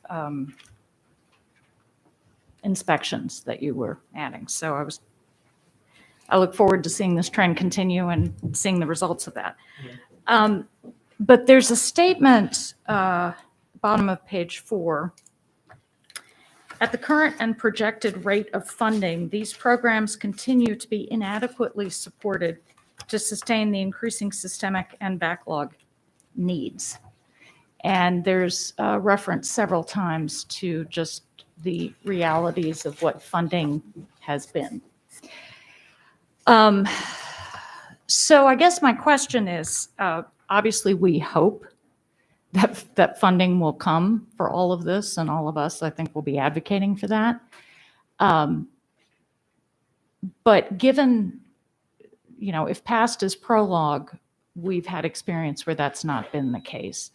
And so my question is, given that choices inevitably have to be made as to what to address most immediately, I'd like to hear a little more about the process, and particularly the extent to which an equity lens is applied to thinking about that. In other words, part of what's at issue is which students are served by these particular facilities, and is that taken into account when we have to make what are admittedly really hard choices, because there's clearly a huge need. And so I'd just like to hear if there's anything you can add to that, what the process is and so forth. Good evening, Alex Shekno, the Chief Operating Officer, and allow us to introduce the rest of us just so you know who's here this evening. Lisa Seaman Crawford, Director of Facilities. Mike McCaffrey, Supervisor of Maintenance. And so let's begin with a little context of what that means. I mean, later tonight, we're going to talk about the capital budget, right? But historically, over time, our capital budget hasn't been fulfilled. And if you take a look at the 6-year plan, which is a forecast of where the county anticipates the budget to be in years going forward, it also does not appear that they're going to be fully funding. So that is apparently the story of our current life, and that's been the story of at least the last 2+ decades I've been sitting here before you talking about the same subject. So that's kind of the math behind the problem, right? So as our buildings and systems age and we're not able to fund and keep up, that liability keeps growing, right? We're moving further and further away from where we should be. And where we should be in Mr. McCaffrey's business and all of our businesses, pretty much anything has like an engineered or predicted life cycle, right? So we kind of know when you buy something, it should be replaced on or about year 20, right? If it's cared for better and really maintained well, you do your preventive maintenance just like a car, you can get it to more than 20 years in my hypothetical example. If you, underinvest in that equipment, don't do the proper time PMs, preventive maintenance activities, oil changes, things like that on your car, it's certainly not going to last this long. So that's kind of the general premise. Now, specific to your question, though, is, and you'll see a schedule on page 20 of your document, actually, if you and your colleagues want to go there, you'll really see sort of like a schedule of in big categorical area, how we get to this backlog, right? So at the end, it's really a triage situation. We know what we asked for, but we know what we got. There's a delta, and they'll go through, and it's really taking a look at business continuity. So there are things and parts of a building that will cease that building from functioning as a school. There's other things that you can defer yet another year, albeit that's certainly not what any of us would want, and it wouldn't cause a disruption to the school. So that is really the main determinant, Dr. Tobin. So things like concrete, things like asphalt, you can drive over potholes, right? But you can't have a school without lights. You can't have a school without an operational fire alarm system, without an operational ventilation system. So equity directly is not part of that mathematical calculus. Maybe, depending on how we define equity. If you're defining equity by keeping that school open and safe and functional for the residents of that community, then yes, in that regard. And it really is that, right? So it really comes down to, health, life, safety is really at the top of the pile, right? It's kind of priority one. Right below that is business mission continuity, which is the ability of that facility to continue supporting daily operations and daily instruction. And then below that are the things that should be done, unquestionably should be done. But we can put off painting another year. We can live with the asphalt potholes. We can, live with the cracked sidewalks yet a little bit longer.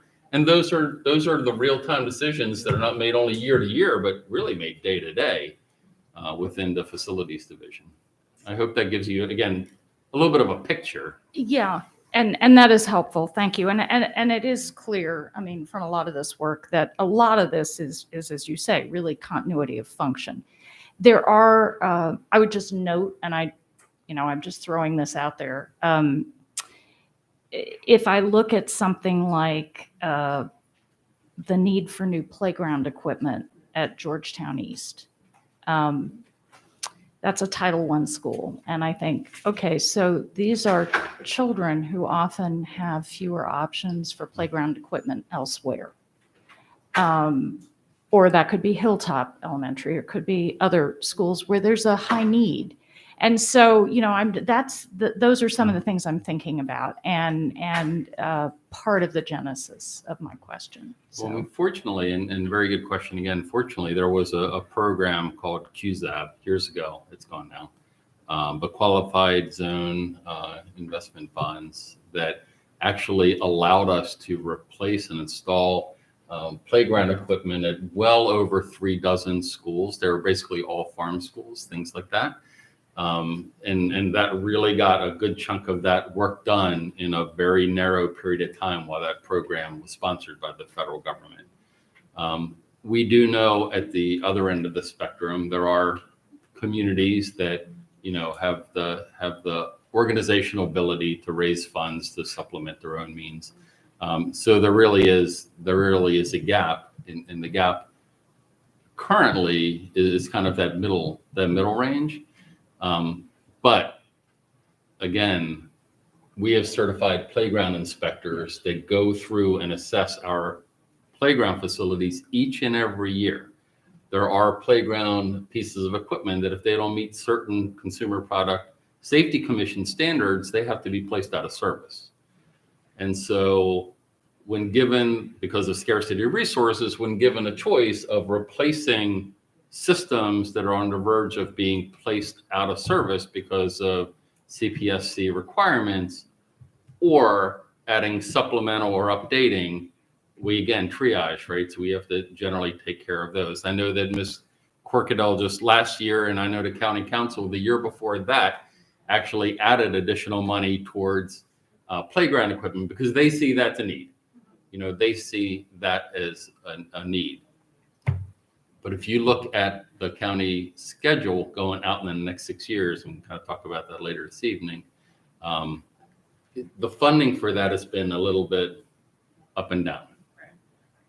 And in somebody's eyes, not ours, right? But scarcity of resources, that funding level, some folks feel like playgrounds is something that, well, maybe we can take a 1-year pass because of debt affordability considerations, et cetera, and we'll get back to it next year.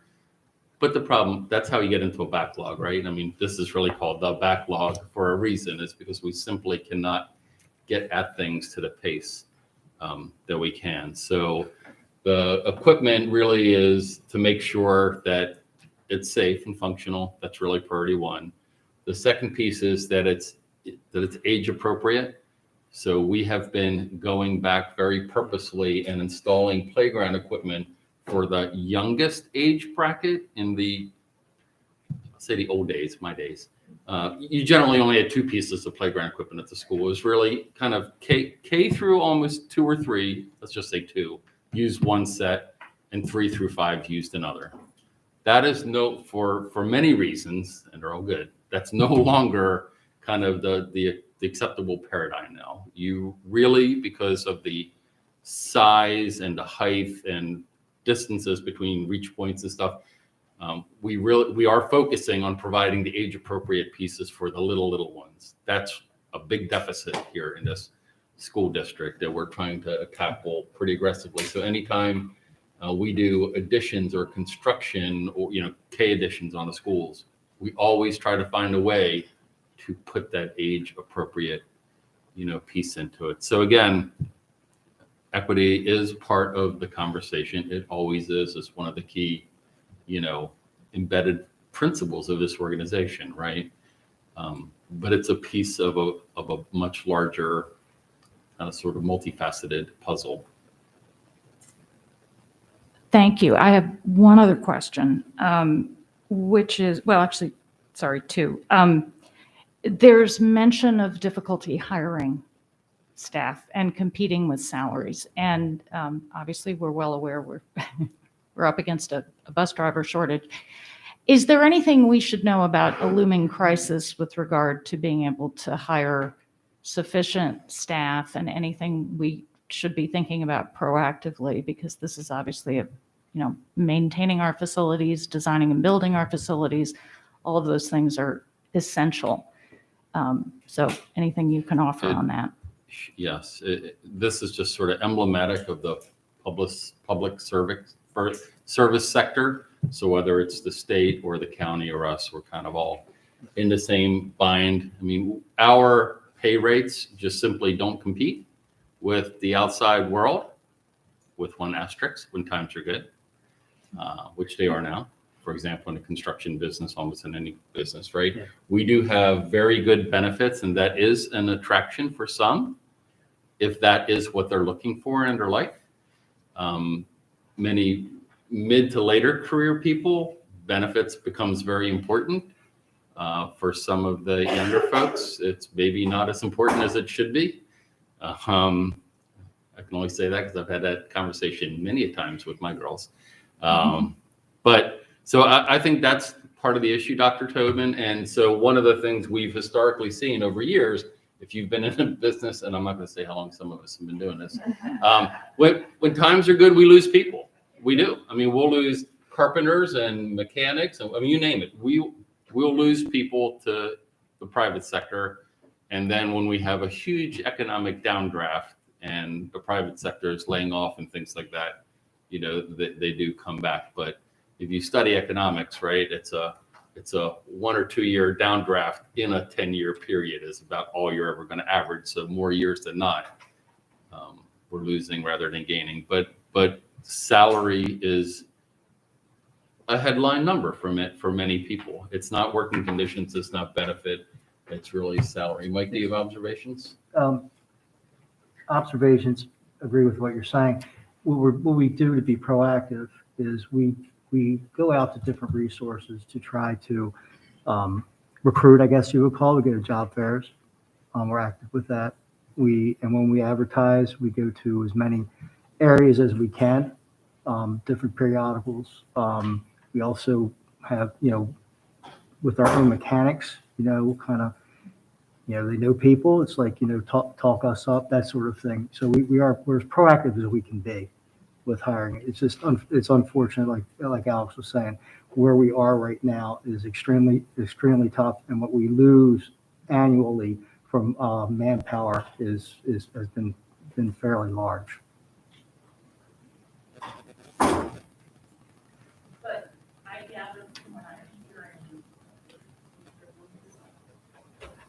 Sorry, I gather from what I'm hearing that while it's difficult, we have enough staff now to do what needs to be done. Right. I mean, the one benefit we do have is we outsource a lot as well. So there are school systems that are just organizationally structured to do much more in-house and maybe a lighter blend of outsourcing. In many areas of the school systems, facilities, clearly, it's other than custodial operation services, building services. Outside of that, we do lean pretty heavily on the private sector to supplement all of our activities. And certainly the more heavy, the more complicated, the more sort of long, multi-day, multi-week, multi-month projects, those are typically outsourced. Now, should we have lost the opportunity to outsource, we would certainly be in a far worse position. Thank you. That's all I have. Thank you very much.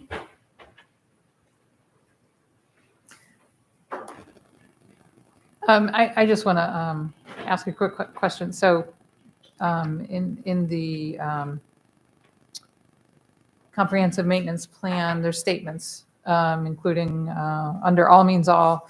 We maintain the interior and exterior of our schools to make them inviting places that students, school staff, and local communities will appreciate and respect, reinforcing the value of education and celebrating the learning process. Obviously, if we all had our way, we would rebuild all of our older schools tomorrow, right? But I see that there is on this list lighting for Arundel Middle School. Currently, there's a lot of construction going on there for an addition to keep up with the size of the student population. And these are things that are needed. I had the privilege of visiting Arundel Middle School last week. It is a wonderful, wonderful school community. When you walk in, it doesn't feel building-wise like a wonderful school, having been to many of our other newer schools. I worry about the amount of investment we put into patching things up and making the building work. Is that going to move it down on the list from schools or students being able to enjoy a building with natural light that they don't have right now? Well, I mean, Arundel is part of this request, part of the budget, The the lighting. CIP, that, Oh, yeah, the okay. lighting. Right. Yeah, so So I know the Central lighting Middle is- School got funded in the current year, and that's going through design and going to be into construction. Should the county council fund Arundel Middle School, then it's the very next one after the Central Middle School project. Okay. Okay. So we would begin with our designs this July, Mhm. this upcoming July, and complete the construction work that following summer. Okay, so making improvements doesn't impact that's just what I just want to make sure that. Nope. No, we want the such rest a of the- critical. Well, so what we wanted to do, what we asked to do was to be able to do the lights the same time we were doing the addition. Mhm. Because it actually would have been much more efficient from a design perspective and a constructability perspective. And when the addition was done, which is going to be done this December, the lighting in the whole building would have been uniform. Mhm.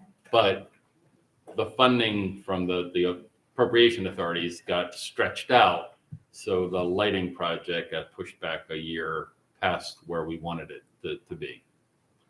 Okay. That's kind of the tail of the tape for the lighting project in that school. Okay, thank you. I see no more lights. Okay, thank you very much. Ms. Frank? Aye. Ms. Corkadow? Aye. Ms. Amasori? Aye. Dr. Tobin? Aye. Ms. Schallheim? Aye. Mr. Silkworth? Aye. Ms. Ellis? Aye. Motion passes 7-0. Item 7.06, Superintendent's recommended fiscal year 2023 capital budget and 6-year capital improvement plan. Dr. Arlotto. Yes, ma'am. Thank you so much. I recommend that the Board of Education adopt the fiscal year 2023 capital budget, 6-year plan, and state capital improvement plan. So moved. Second. Good evening. Again, we have, Madam President, we have no presentation this evening.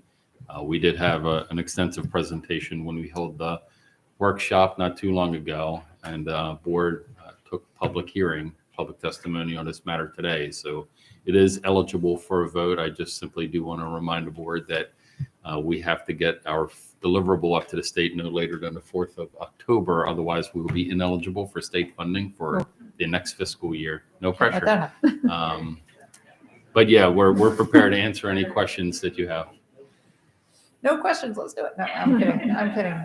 But to be fair, the board did have an opportunity to ask Yes, many questions absolutely. at the workshop.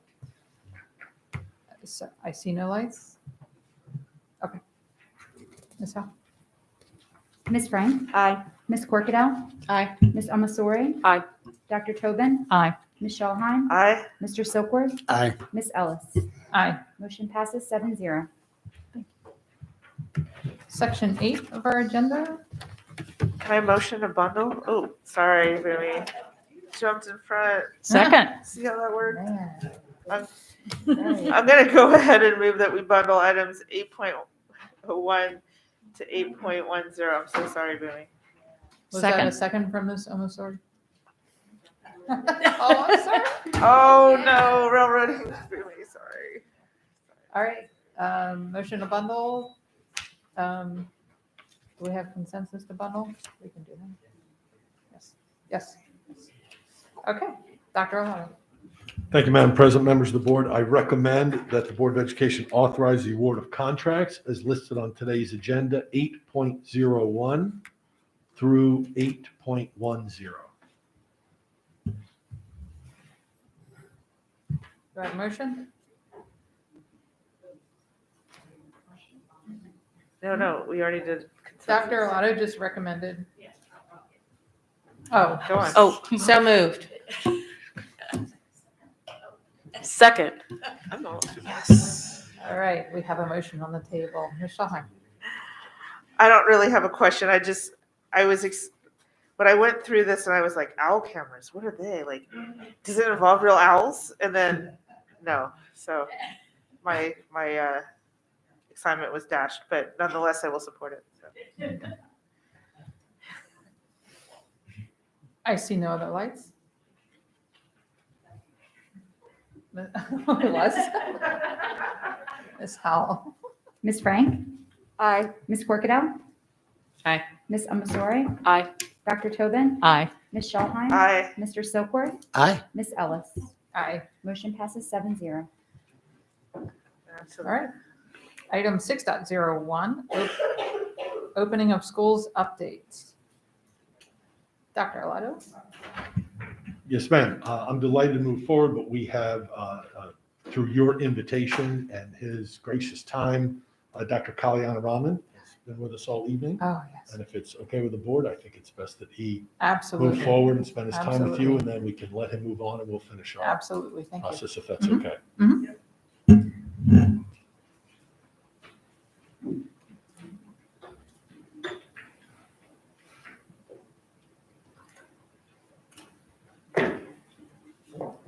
Dr. Kalyana Raman, good evening. Thank you for being here. Good evening.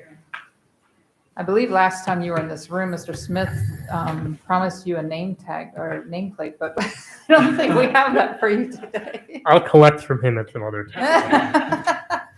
Thank you so much for being here this evening. It's been very helpful to the board for you to be able to answer our questions, and we appreciate you being here. Happy to do so. Are you simply here to answer questions? Do you have anything you want to share with us before? No, I was here to answer your questions and. Okay. That's all. Wonderful. Thank you so much. So we'll just go around, starting with Ms. Frank. We did submit questions. Point of information. Yeah, we did. Last time we had Dr. Arlotto just kind of ran through them all, and then he answered, and then we backfilled with what was missed. That was really efficient. Yeah, it was. Agreed. I'm happy to try my best to summarize some of the questions that were submitted and provide some answers on that. That might be Happy to. more efficient because you might cover things before people even ask you, and then that could reduce the time a bit for you. Yeah. So why don't I start then with just kind of I'll start with where we are right now. I was given a list of questions. I'm going to go out of order just so that there's some flow to the questions themselves.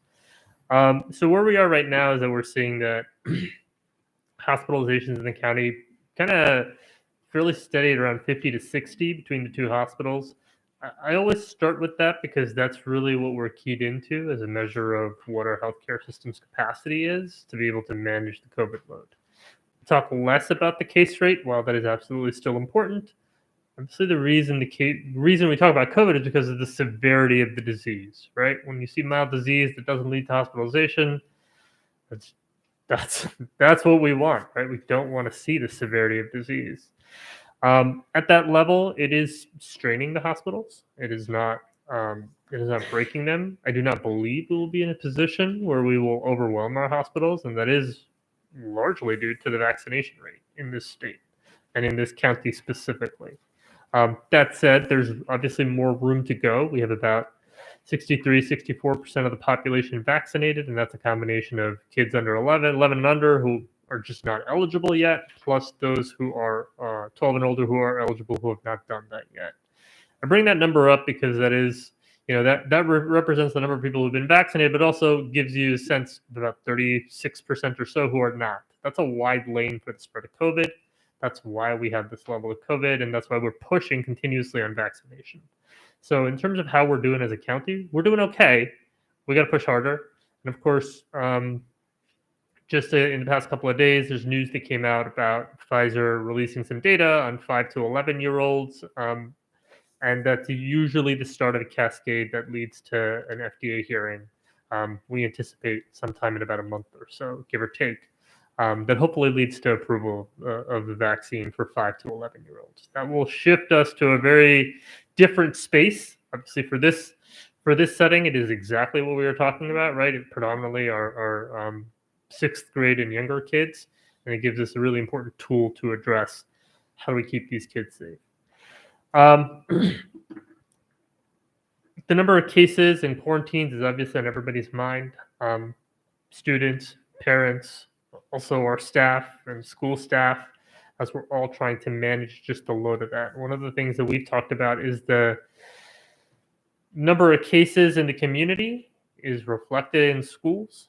It's why we're seeing at this level of a case rate this many cases. I'm going to generally try to talk both about those 12 and over and then those 11 and under because of the availability of vaccines in that first group and the lack thereof in the second group leads to some just different numbers that we're seeing and also some differences in how we might handle things. So in the 12 and older group, generally 7th grade-ish and up, we are seeing fewer contacts per case, which is helpful. For our purposes, anybody who is vaccinated, even if they would otherwise qualify as a close contact, does not have to quarantine as long as they don't have symptoms. And that's actually been both tremendously helpful for that person, right? It decreases their chances of getting any symptoms from COVID and really avoiding the severity of symptoms that some experience. But it also makes it easier to keep those kids in class, and that's critical. That is something that we cannot do in the 11 and younger set, and so we're seeing more kids needing to quarantine in that space. There's a lot of contacts per case in the school, far more than we see in other settings. The only real comparable settings, at least for kids, are sporting events. Generally, those are the settings where we see a large number of contacts per child. And so we are working as I've mentioned before, our contact tracing works in close coordination with the ACPS contact tracing, and I say close in the sense that they're functionally operate as one team at this point. They're communicating throughout the day on this.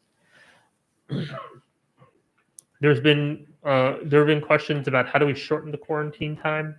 So right now we're using 10 days. That's a recommendation. We're looking at updating that within the next few days to allow a testing option to shorten the quarantine to 7 days. I do want to note that does add additional logistics to the contact tracing process. It does require now both the test and the tracking of that test. And so that is something that from a logistical standpoint does have to be worked out. It is not an insignificant issue. Another question that's come up is a test to stay program. For those who are not familiar with that, that's a program to allow essentially children who would be quarantined, so those who are unvaccinated and close contacts without symptoms, to instead of quarantining, to do some testing protocol that allows them to stay in the classroom. Now that's a CDC pilot program that's really only been launched in any meaningful way in a couple of states prior to the beginning of the school year. We've been talking to the Maryland Department of Health and through them with a couple of other states, Massachusetts and New Mexico. New Mexico is just getting launched. I believe there's 2, maybe 3 states that have done really anything in the test to stay space. The data we have is pretty scant, to be quite honest. There was a paper published last week from the UK, which showed that the test to stay program didn't cause any greater spread than a quarantining program. Kind of mixed results as to how many additional days kids were actually in class. So while we're certainly exploring test to stay and it's promising, I do want to note that there isn't a lot of data behind it yet, and it's really not clear how effective it is, but it's absolutely worth looking into. And to that end, we are working with the Maryland Department of Health to work on what protocols would look like for that, and how we would logistically put that into play. Just as I mentioned for the shortened quarantine with testing, there are logistics to the test to stay. It does require either daily or every other day testing of that student. We have currently cases and contacts in 93 of the schools. And that means that we're going to have to be able to do that level of testing. And it's a variable level of testing, right? It can be anywhere from 1 to tens or even hundreds, potentially, students who need to be tested. And that is, once again, logistics on top of what is already happening and is already stretching staff to really just putting additional loads on them. So we do have to figure out how to actually put these kinds of programs in place. And from our conversations with folks in other states, that's probably been the biggest issue, is the logistics and the people power to be able to do that.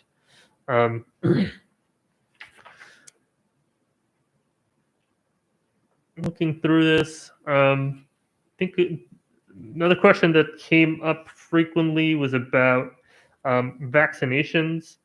I think I've been saying this pretty much ad nauseum. As soon as the vaccines came out, they're how we're going to get out of this. I was struck by the comments by some of the parents earlier today, hearing just the raw emotion. This has been a hard 18 months for everybody. Doesn't really matter what your persuasion is on how this should go down. It's been hard. And I think that the challenge we have is that, sometimes we end up disagreeing with each other, or sometimes even fighting with each other when really the issue is this virus, right? This virus really makes us make uncomfortable choices. We can either take fewer steps, but then get exposed to the physical effects of the virus, or we take more steps, but they change how we live our lives. And it has a mental toll on us. And so the challenge really isn't, is there a mental toll or is there a physical toll? We're always trying to balance those two, and there isn't a perfect answer, right? But we have to make those decisions. And I think that as I think about where we're headed and what we're doing, as I think about where we are as a county and where we are as a state, we're in a much better position, right, than other states. All of you have seen or watched the news from other states that have frankly been overwhelmed by COVID and by this Delta variant. As an aside, the Delta variant spreads faster and is more severe, and so just changed the nature of what we were dealing with COVID. We're not in that position. I'm proud of the fact that we're not in that position. The challenge is that we're still trying to wrestle with Delta and get it so that we are protecting ourselves. But as with any other communicable disease, our actions aren't our own. We know that whatever we do affects others as well. That's why we're in this position, right? And so we're stuck in this place right now because we've gotten enough people vaccinated that we've taken away a lot of that spread, but not enough people that we really shut it down. And when we look, at least in the school setting, we see that vaccinations have been a key part of how schools operate, right? There are a mandated set of vaccines for public schools. We have measles, mumps, rubella, diphtheria, tetanus, pertussis, hepatitis B, meningococcal. And it's been critical because that's what allows kids to stay in school, stay healthy, and just as importantly, not transmit it to each other. And so I think one of the things that we have to actively address, think about in advance, is what does a vaccine requirement or promotion look like in the school setting? That's one of those things that has typically been handled at the state level. But as I'm reminded, these are unprecedented times. You certainly wouldn't know me as well as you do if not for the pandemic. I don't mean that.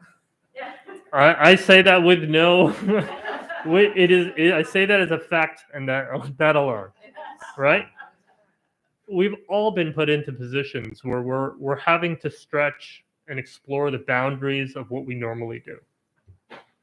And it's uncomfortable. But as a board, that is your role. And so I'm going to put forward the consideration of a vaccine requirement for students in line with the other vaccine requirements. And it's something that I'd be happy, and my department would be happy to talk about more, to think through more. I recognize that it is not as simple as doing it, that there are many considerations. But I think for us to move forward, we have to put everything on the table. And all of the work that's being done around mitigation efforts, when we talk about masks, when we talk about distancing, the hand hygiene, when we talk about what activities are going forward and what aren't, what's being accommodated for and what isn't, it's because we're still in this middle space, right? We're still in this middle space where there's still a large pathway for COVID, in particular the Delta variant, and I don't know what's going to come next. I just don't. But there's a large pathway for that spread, and we really have to think about where do we end up? Because none of us like being in this middle space, right? There was something last year, as tough as last year was, there was far greater unity of purpose because we're all kind of on the same footing. We knew that we could get to that vaccine and it would change things. And it has changed things. We're kind of only part of the way there. And so I'd submit to you for consideration what that looks like at the school level. Some of the other questions I got were around variants and where we're heading.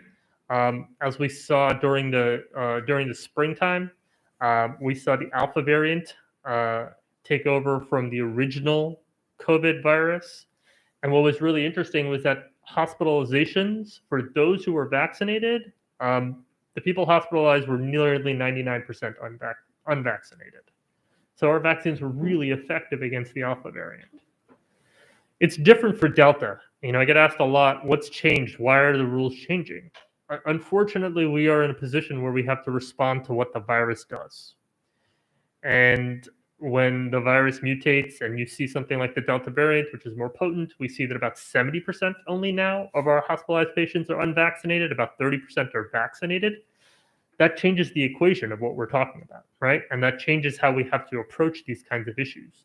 It's the reason that the CDC came out with its masking guidance, right? About masking in indoor public settings when your case rate's above 7, as ours has been in our county for a number of months now.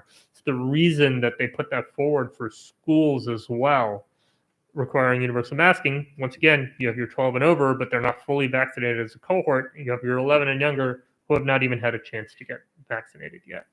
And so as we look out on the horizon, what we see is that there will be more variants. Like that I can promise you.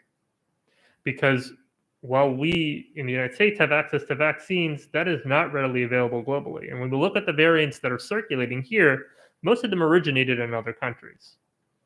And so, in fact, originally COVID originated in another country. And so we're going to see them come here. And I don't know what that holds, right? Maybe Delta is the worst of it. Maybe not. But the best way we can protect ourselves is to get vaccination into every arm, frankly. That's how we're going to protect ourselves, and that's how we're going to buffer ourselves and move past this period, because that uncertainty is there. We also have our cold and flu season. All of you know, certainly as a parent, I know that as soon as my kids go back to school, all of us are going to be sick for the next month. In turns, rotating around, right? That's inevitable. And so we have your some garden variety colds, sniffles, but then we also have flu, RSV circulating, and we're seeing more flu, more RSV. That complicates our ability to manage with COVID, right? Because the symptoms are similar. And so a lot of what you're seeing is that we do need to test children to make sure that it's not COVID, so that they can, once their symptoms subside, come right back to school. That's a challenge we're going to be wrestling with. One thing I do want to share with you as a board is that the struggles that we're having are struggles that are being replicated everywhere else in this state. The exact details may change, but the broad pattern holds. This is hard. It's hard to bring everybody back to school. It's hard to manage this level of managing a virus, and it's hard to manage the mental health piece of this. So I just wanted to offer some perspective on that these challenges, they're real, they're meaningful, but they're not isolated to our county. I kind of skipped around tremendously here. So if there's a question I didn't answer, I'm happy to answer them, but I think I got the bulk of the thread here.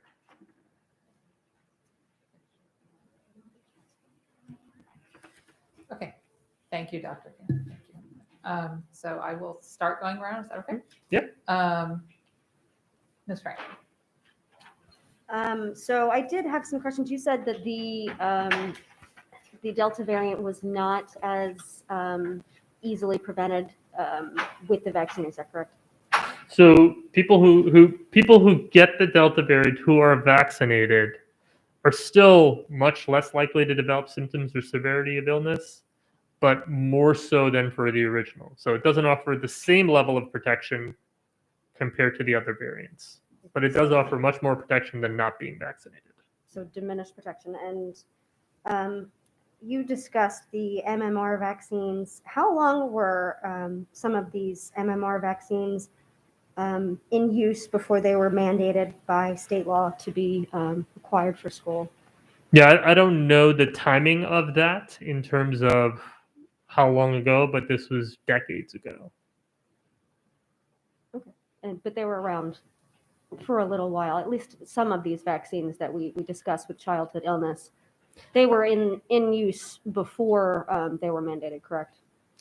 Once again, I'm assuming that they were, but I don't know the details of the timing of development of vaccine to when they were required. Okay. And last time I had asked you how many children in our county under the age of 18 have died because of COVID or any variant, and I didn't quite get an answer last time. So we haven't had any deaths. We've had about, the last count, about 8 or so cases of the multi-inflammatory syndrome in children. We have had a number of hospitalizations in the under 18 crowd. Give me 1 second. Well, that's okay. I wanted to know the morbidity rate. So when we talk about things Just like, a second. I do want to note the hospitalizations are one of the two things we look at, and we've had in the past about 4 months 82 children under the age of 18 who've been hospitalized. About 80% of them unvaccinated, 20% vaccinated. Okay, so when we look at childhood diseases like MMR, and we look at mandating requirements for those are specifically diseases that target and have and children are very susceptible to things like chickenpox, measles, mumps, rubellas. Those are specifically targeted to children. So when we look at things like COVID, which is not specifically targeting our children, how do you describe the risk reward and the risk benefit to that? Sure. So I do think that I should clarify that something like chickenpox, varicella, is actually very mild as a child. It actually leads to much more severe illness as an adult, and that's actually the reason that we do vaccination as children, is to prevent that rare severity in children, but to truly prevent that severity in adults. There's a mix of why we do these vaccinations. Hepatitis B is another good example. It's fairly rare in children, but by vaccinating children, we prevent that progression in adults, and we also prevent spread in adults. So there's a mix of vaccinations, both for the immediate protection of children, and also the longer term protection of children and preventing the spread in the general population. And I think that with COVID, as you're noting, the severity of disease is lesser in children. That is true. We certainly have, in this county, we haven't seen deaths. There have been sporadic deaths throughout the country. But it's a combination, and I would put it more in that second category of vaccinations that do help children, but also help, in this instance, the spread as well. And so for that reason, it does make sense. It's why we're vaccinating children. It's why we're seeing that, that sort of vaccination, those sort of vaccination efforts do help decrease the spread. But you also mentioned that the variants, as they go further, are becoming less and less effective against the original virus. So wouldn't it be comparable to giving last year's flu vaccine to the next variant? Like we are closing in on a peak of Delta. No, I think I don't think I conveyed that properly then. When we're talking about the variants, I'm talking about Delta specifically. So I'm not saying that over time the vaccine is getting less effective against variants. What I'm saying is that at this moment, it's not as effective against the Delta variant specifically. I don't honestly know in the United States whether its efficacy is against other variants because Delta has pretty much crowded everything else out. So I think there's a couple of things to note is that it's still tremendously effective against Delta. I don't want to create this misimpression that it's just mildly effective. It's tremendously effective, right? So I just want to state that bluntly. It is tremendously effective against Delta. If you have to pick being vaccinated or not against COVID, pick vaccinated. It's going to decrease your severity, decrease your chances of hospitalization. Future versions of the virus will contain updates against the newer variants. We're not there yet. What do you mean by updates? So when we talk about variants and we talk about vaccines, I'm going to compare it to the flu for a minute. So the reason we get You're talking about the vaccine updates. Yes. Okay. Mhm. Okay. And then just one more comment, and I know I've taken up a lot of everyone's time, so I do apologize. You did in your comments discuss the role of the board. I would just respectfully disagree that that my role is what you're assuming is. I represent people. And I think our roles are vastly different in that. Thank you. So noted. Thank you. Ms. Korka? Unfortunately, most of what you answered were not my questions, so my apologies. I did get here. them late, and I did not have a No, I chance was as late much. in them because they just more and more announcements just kept rolling. So my apologies here. Okay, I'm going to try to skim through this of interest of time, of course. I'm going to jump in first to the student vaccinations because this is where I'm probably the most confused. And perhaps we can get some clarity here. So, and do you have them in front of you that I had submitted? I do have your questions in front of me. Okay, yes. okay. So in the interest, and then I'll just summarize them, and you'll see what the details were said. I know that for the last, we're beyond 18 months now of dealing with this. We have been focusing a little, putting unique effort into addressing our sports, our extra, let's just say all of our extracurricular and co-curricular activities. And clearly things like sports and band and theater and such create unique circumstances, some more so than others. And in our athletic programs, represents a huge amount of our scholarships, by the way, every year, but we have the commission that oversees that for all the high school. That would be our JV and V in the high school programs. Are the recommendations that were announced in the memorandum, is the recommendations coming from that commission? And if there are differences, can you give me what those are in generality? Because I would presume that there was a connection there that was going on in the background.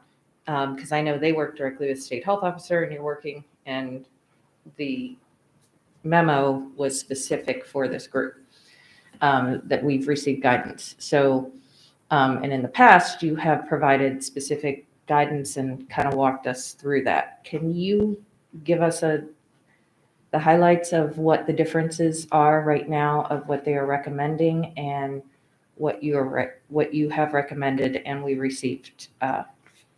So I'm actually going to turn this over to Dr. Arlotto. Yeah. Okay, well, I'll table that piece of it, except for I do have to ask you, Dr. Calianaro, because there's a version of that question that I had prepared. But in the course of preparing your recommendations to our school, the last time we went through this exercise last fall and then again last spring again, you had said that you work alongside with those groups in their recommendations and in the formulation of the recommendation to us. So what have you done interactively, I guess, then? Because I'm presuming you did, so maybe I shouldn't. I'm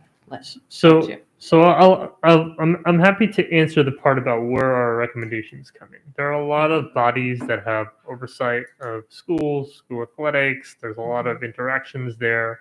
Really, our job is to provide advice to Dr. Arlotto and his staff. In general, as I kind of noted earlier, what's changed since previous athletic seasons is the availability for vaccinations for students, right? That is the difference. And when we talk about layers of protection, we talked a lot, particularly in the athletic space, around, okay, how do you create distance, masking, decreasing visitors, all that kind of good stuff. Well, our general advice is vaccinations are going to be the most potent layer of protection available. If you're not going to have everybody be vaccinated, then the second option is to do a vaccination or testing strategy, which says that everybody is going to do something to decrease the spread of virus, either a vaccine or a once-a-week test. That's honestly our general recommendation to everybody, regardless of what they're doing. And I would suggest that that's really the basis for our advice. So in regards to that advice, I'm going to jump around a little bit. I think in response to some of your answers here. So you're recommending student vaccinations to occur, and some of what Ms. Frank had talked about in relationship to immunizations, I could not find personally anywhere where a school system has made a requirement, or shall I say, if you don't, then you have to do this, like basically a requirement with some caveats that require alternative medical interaction, but still nonetheless medical interaction one way or the other. And I honestly could not find one instance where schools have adopted in advance of full FDA approval anything in our schools, really. I think we can go beyond that, the COVID and some of the other things. So when I went to the FDA website to see maybe I missed an update somewhere, and their website still said, and it could be inaccurate, so I'll let you share that. It says the U.S. Food and Drug Administration approved the first COVID-19 vaccine. The vaccine has been known as Pfizer BioNTech. COVID-19 vaccine will be now marketed as Comirnaty. The vaccine also continues to be, will now be marketed as Comirnaty for the prevention of COVID-19 disease in individuals 16 years of age and older. The vaccine also continues to be available under Emergency Use Authorization, EUA, which an acronym I know you're familiar with, including for individuals 12 through 15 and the administration of third doses in certain compromised individuals.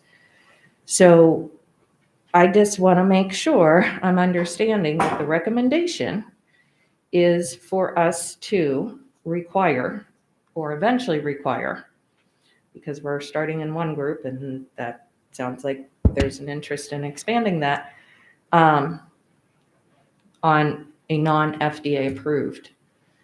We're saying that we want to require something that has not been FDA approved yet. It's still under EAU for anyone under, because our athletes are not 16 and older. Most of the seniors turn 18 during their senior year, and that would be like almost all of JV and over half of varsity, I would suspect. Can you maybe elaborate on that a little bit? Because So I'm happy to that to elaborate on me it. sounds like the biggest red flag on the planet as a parent. And so maybe we could clarify the 16 and Sure. older. So there's an let's EAU. talk about the process then, since you're referencing the FDA. Let's talk about the process. The emergency use authorization that you note is the way for the FDA to fast track approval of interventions. There has never been an FDA. There has never been an intervention that has had this many doses or usages ever under an emergency use authorization. It was done because of the pandemic. We've had hundreds of millions of doses go out, millions of children get this vaccine. You're correct that the full FDA approval, which is a longer process, right? One of the reasons that they've maintained this this process of procedure is because they don't want to break with that. There are reasons those are in place. There are reasons of both safety and efficacy that these are in place. Currently, there is full FDA approval for the Pfizer product for any person 16 and older. The EUA is for Moderna, it's 18 and over. For J&J, it's 18 and over. For Pfizer, the EUA is for 12 to 15. That's why I put it before you as a board. There are considerations, as I started by saying, there are considerations. But we do have to look to where we are. I will note that in excess of 60% of 12 to 17-year-olds in this county have already gotten a vaccine. And the vast majority of them did that under the EUA status. And so in terms of this athletics program, it is a vaccination or test, right? It is explicitly saying you have to do something to decrease the spread. And the reason that it's, at least from our standpoint, from a health standpoint, as you know, athletics, different sports are categorized as different risk levels. And cases and quarantines on sports make them virtually impossible to field a team if you have enough of your student athletes out in quarantine, right? And so it's a place where, unlike in a classroom where you've quarantined, there are accommodations, it is still not simple. It is still difficult. But you don't have the issue of if your team's out this week, you forfeit a game or you delay it or kind of stuff like that. We have to think about ways that how do we keep this going? How do we keep those athletics going? And that was part of our advice was, well, if you want to prevent those absences from the team, if you want to keep your teams on the field, then you're going to have to take extra layers of protection. So so why would they? The EUA'd the Pfizer for 12 to 18 to 12 to 17, I should say, because 18 and older is for all of them, right? 16 and older for all of them. Yeah. The EUA is for 12 to 15. No, originally when it came out. The EUA was for correct. Pfizer was for 16 and older. That's correct. Mhm. So when the FDA went to approve that age group, they didn't approve 12 to 15, but they did approve 16, 18. So there was deliberate action taken, and everybody felt comfortable with the upper end of the age group. Why did they not move? What prohibited the movement of that age group with the same amount of data? Because when they opened it, if I may, from a procedural standpoint, the initial emergency use authorization for Pfizer was from 16 and older. Mhm. That is the group on which they had data collected from the beginning. The trials for 12 to 15-year-olds happen later and happen with a different data set. And so when Pfizer went for their full FDA approval, it was for that original group of 16 and older. That's why that group moved forward, because they had a longer period of data collection for them. They haven't changed any of their approval age ranges, right? And I think that some of the confusion comes because Moderna and J&J did 18 and older, whereas Pfizer did that 16 and older, and they carried that forward to the full approval. They will eventually, for the 12 and 15 group, which came second, also put that group up for full approval once they have enough data per the FDA protocols. So help me understand in plain terms. If the pharmaceutical company, just follow my logic for a minute here, if the pharmaceutical company is not ready to move it forward to full approval, and we have provided a wonderful opportunity for a society to have the choice of these vaccinations in the interim, and people willingly, knowingly have chosen to participate to help, move it along, to help advance it, as well as to help keep them and their neighbors safe. The difference between the choice factor and the requirement factor has never been anything but a standard of FDA approval. So if the pharmaceutical company is not comfortable with their data enough to move it forward along, or there is that requirement, I am not understanding how we would embrace it to the point of a regulation. It doesn't seem intuitively correct.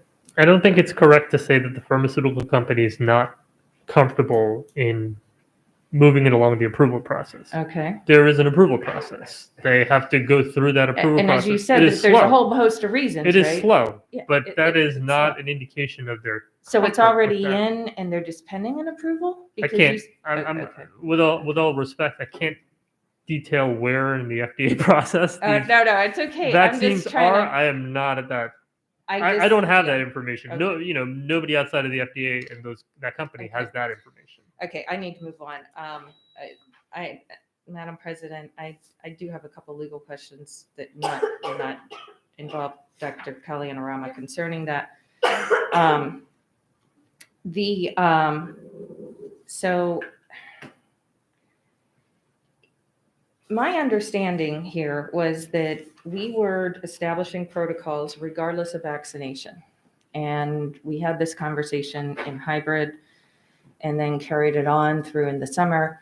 And even more recently, we purposefully, I remember everybody saying we purposefully created the protocols that we're currently under, not the pending ones, but the current protocols that we are actively practicing at the school system. And that they have to stand regardless of vaccination status. And there was a very big deal about that. So we're following those alongside, and that is across the board and inclusive. And now we're introducing a new element to it. And normally a new element from my seat, sitting here on the board, would be that things have gotten worse, conditions have changed, and we know better now. And I'm hearing a little bit of all three of those this evening, but I am a little concerned here that we are layering a lot on this one group here. And so to that end, Dr. Kalyanarama, when you are reviewing, when you're working with the school system to make recommendations on what groups, I thought the sports were in the same boat as my band and as my theater and my other. So your recommendation was to start with this group? Was that your recommendation to us, right? Because, No, I'm going to stop you for a second Okay. because I want to be clear about how this process works from our standpoint. Okay. So we meet with Dr. Alano and his team formally once a week. There's Mhm. many more points of contact. I'm sure you're over the course of the them, week. like just about every day. And we talk about a lot of issues around what can we do around safety? What are different ways to approach the different situations that are occurring in school? And we provide that advice. Decisions about what to move forward on and in order, those are not decisions that we make at the health department. Okay. Let me rephrase that then. You had mentioned and identified that different groups pose different levels of risk because of the type of activity that they undertake. And you use sports as an example. Just tighten that up a little bit. Is why if the vaccination, what does the vaccination requirement do in regards to increasing our vaccination rates in our population? Is this with respect to school or just in general? Respect to school specifically. I think talking about in general all day would be a whole other separate meeting. My focus is right now on my schools and on my kids. And so if we're requiring vaccinations, what is it that my job is the what and why. So I want to know what our outcome would be expected if we were to undertake this, and a little bit more detail on the why.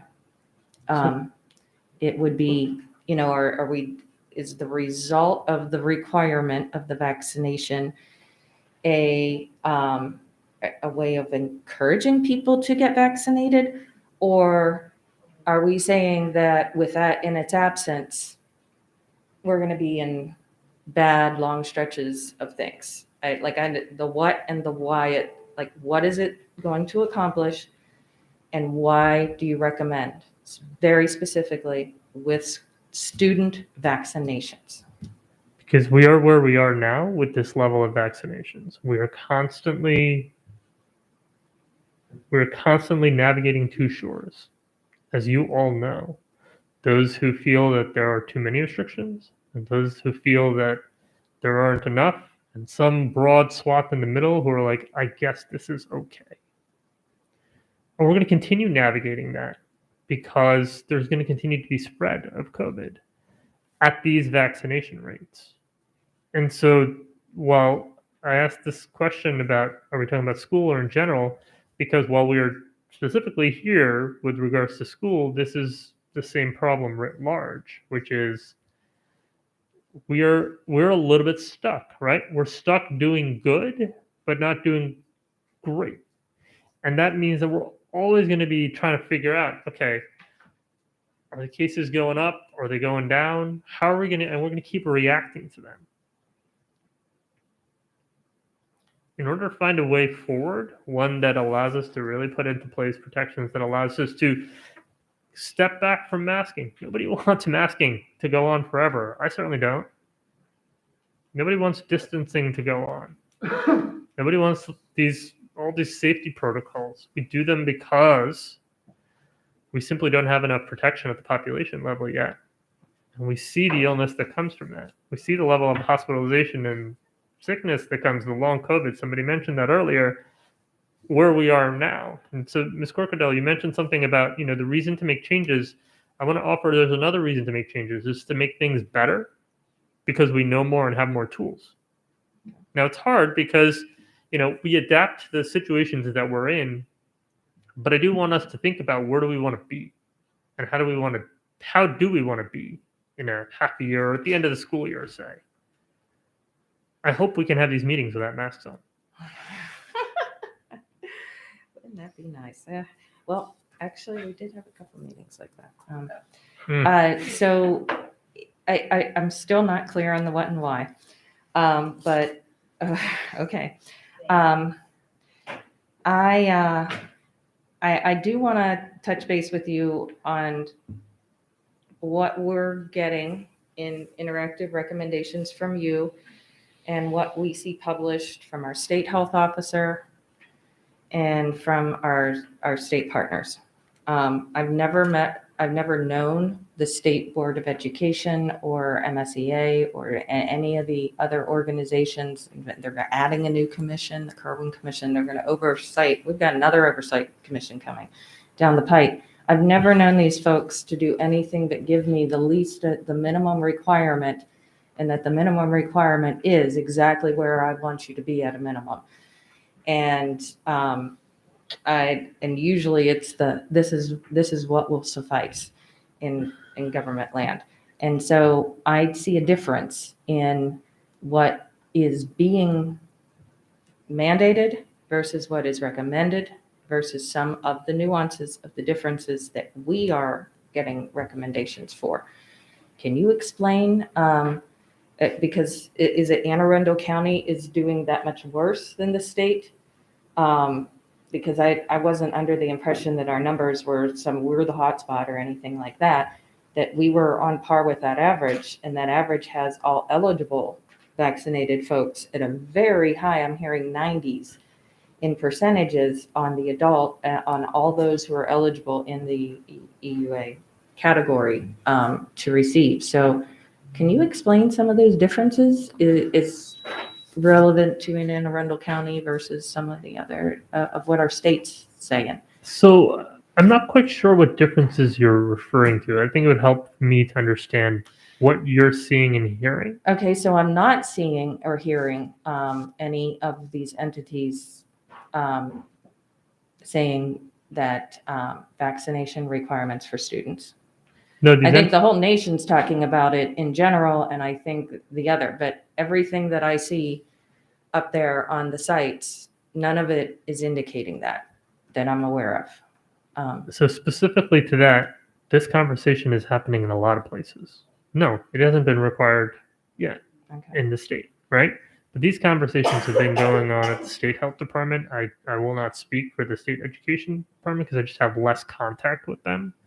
I'll be honest with you. I find it hard to believe that they haven't talked about this. Whatever their discussions have been, I don't know what it is. Actually, the president made a comment when they were passing the mask mandate that they did not feel that boards of education were qualified to do that, and that they should be following the state health officer guidance on that, and they would defer all decisions over on that matter to the state health officer, and if she felt compelled to require it, and that we were in that condition. And then I believe the response back was at this time we're not.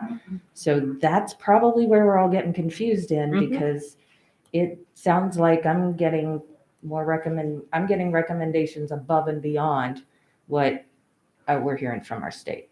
And we have always pushed, and I can tell you that amongst health departments, local health departments, our relationship with the state health department has been that they will put out recommendations or guidelines that we as local health departments can and should put into place. And that's why I was asking. Provide recommendations. And that's why I was asking, about, can you explain why your where the recommendations are different, why they're different, the what and the why. Again, and the discussion at the state level has been just that because of the nature of the state and the nature of the 24 counties, that there's different local conditions. That said, many of the counties have been having this discussion about where we're going with the vaccinations. And I bring that to you here today to begin that conversation. I don't expect that to happen today. I don't expect that to happen tomorrow or next month. But the conversation has to start somewhere and at some point. Okay. No, that's fair. And That's so why I bring we're it to you here today. Yeah. I don't want to come across hostile. But I know, but I think I need to drill in a little bit here because there is so much. But I think if we wait for somebody else to say it first, somebody will. But we can also say it and put it on the table and discuss it. And we may not be ready for it. I can tell you the entire nature of COVID is putting out ideas and seeing what needs to be pushed forward and what doesn't. So I have one more question, and that is, I know that our county executive has been moving towards a policy on equity and making sure that the county and all of its agencies, including the assigned ones, are following the equity lens, outline that the state has. Of course, schools had to adopt that a long time ago, and it was a state mandate. And so we have a much even more robust version of it. We're required to do that in all aspects of ours, and now you guys are as well. Can you report to the board with confidence that your Office of Equity has reviewed the recommendations that are going to a school district that is required to follow those practices? I've got my little card up here.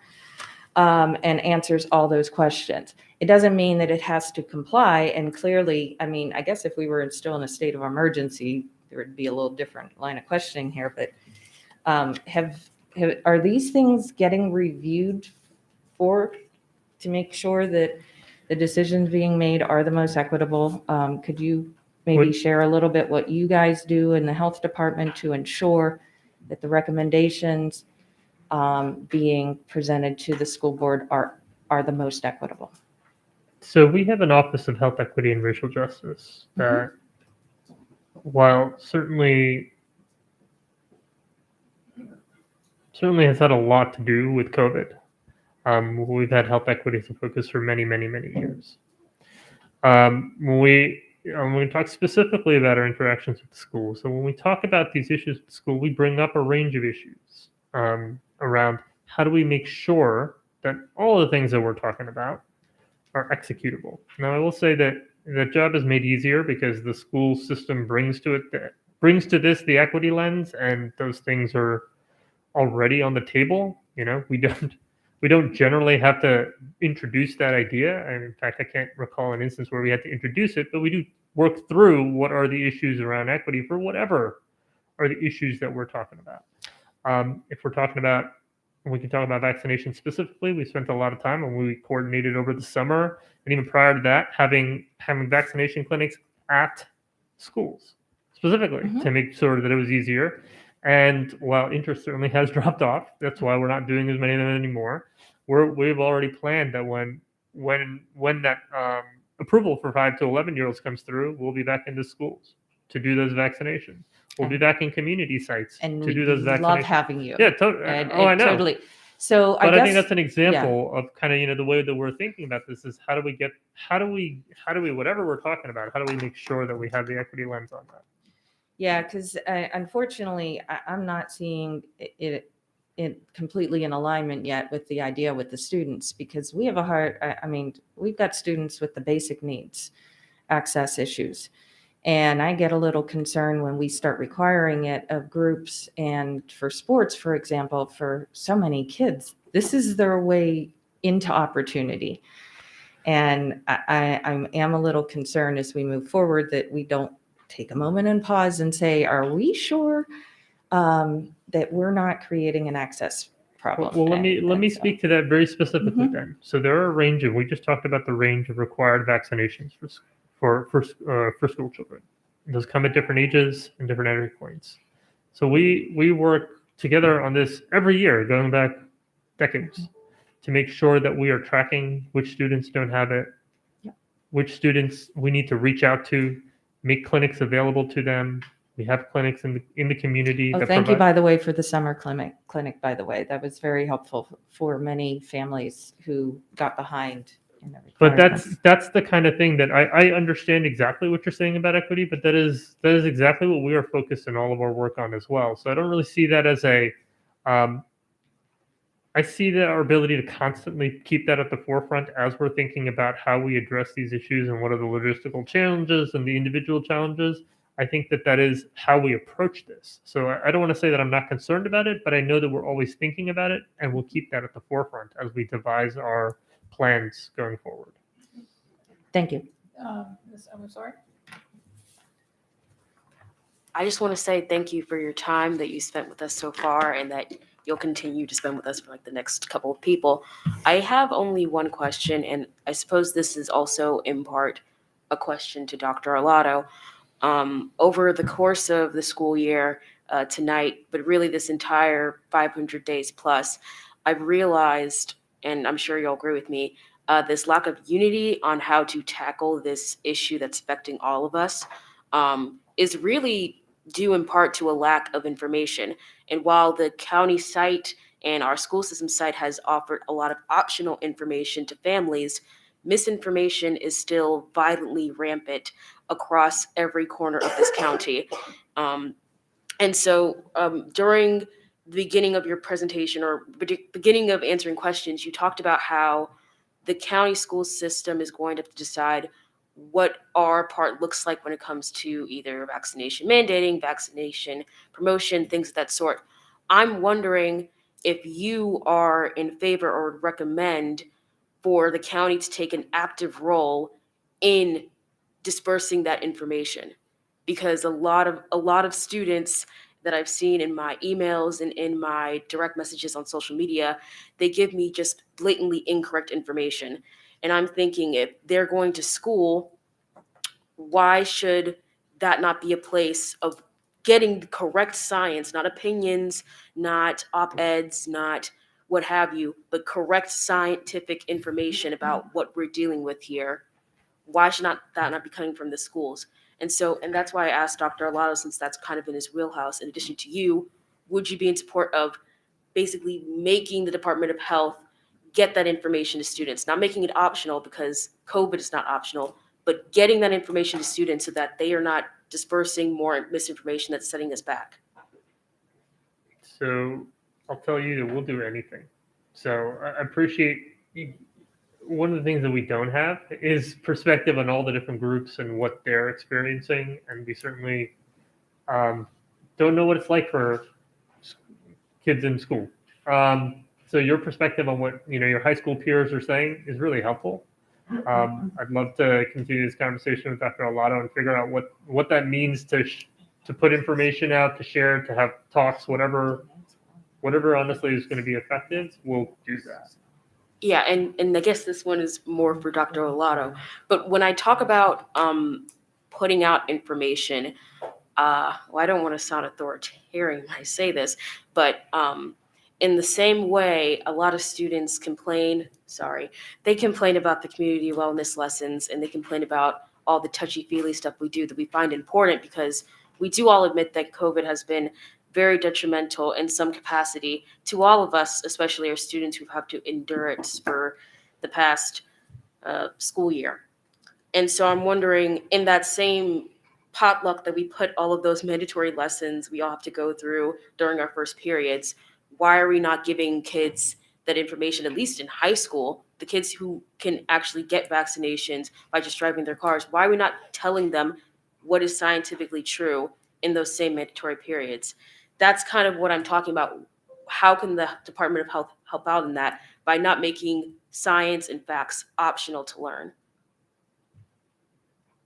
I will touch on a lot of how we can help with that. I mean, yeah, we're not in we certainly have a school health program, but that's not quite what you're talking about, Ms. Omisari. So, Yeah, we certainly can.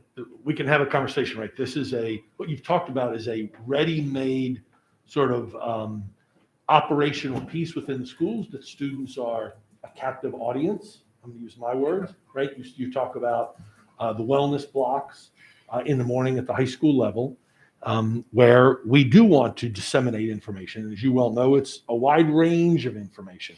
You call it touchy-feely, but it's information that we're trying to get students to reacclimate back into school and build relationships with each other. Some are more comfortable with it, some are not, but it's certainly a time that we can distribute and inform the students about the pandemic and about vaccines and about the spread of COVID. That's so we can partner with, Department of Health is going to have the most up-to-date information, and maybe it's in the form of a public address video or something that, if it's not already available, that maybe we can help build and put together that we can push out to the schools.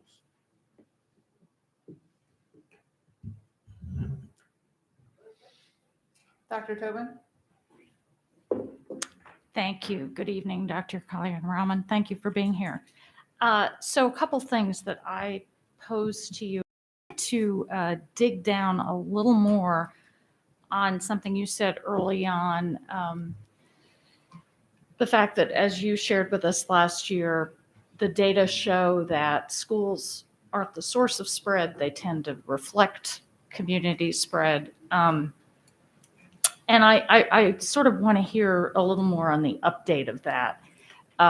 Obviously, there are parents who are concerned. There was a headline in the local paper, quarantine doubled, right? Cases essentially doubled. And so what I'd like to ask you is to say a little more about the extent to which we are or are not in line with community spread in terms of numbers. But also, obviously, we had initially 2 data points, right? We had the first week of cases reported on, I'm talking about our dashboard now. The second week, now it's daily, but we still have maybe 4 or 5 data points, which are not enough to create any kind of real trend. But we also have the advantage of having opened a little later than other jurisdictions. And so I guess what I'm also asking is, given that lag, that couple of weeks lag, are there districts that are reasonable comparisons to ours, sort of apples to apples, that could tell us whether this initial number that we're seeing is kind of the expected number, or is it in any way out of line with what we'd expect given that?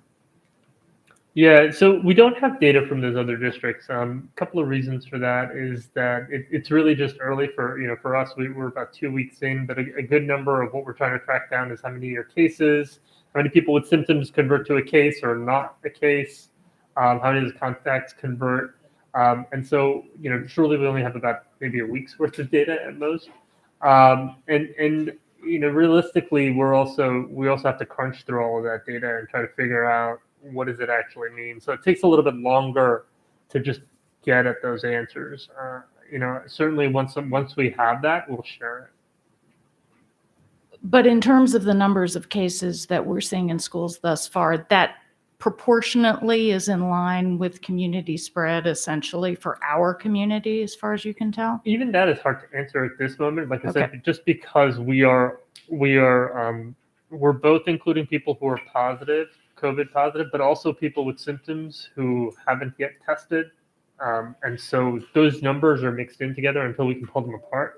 Okay. Can't even properly answer that question. Okay.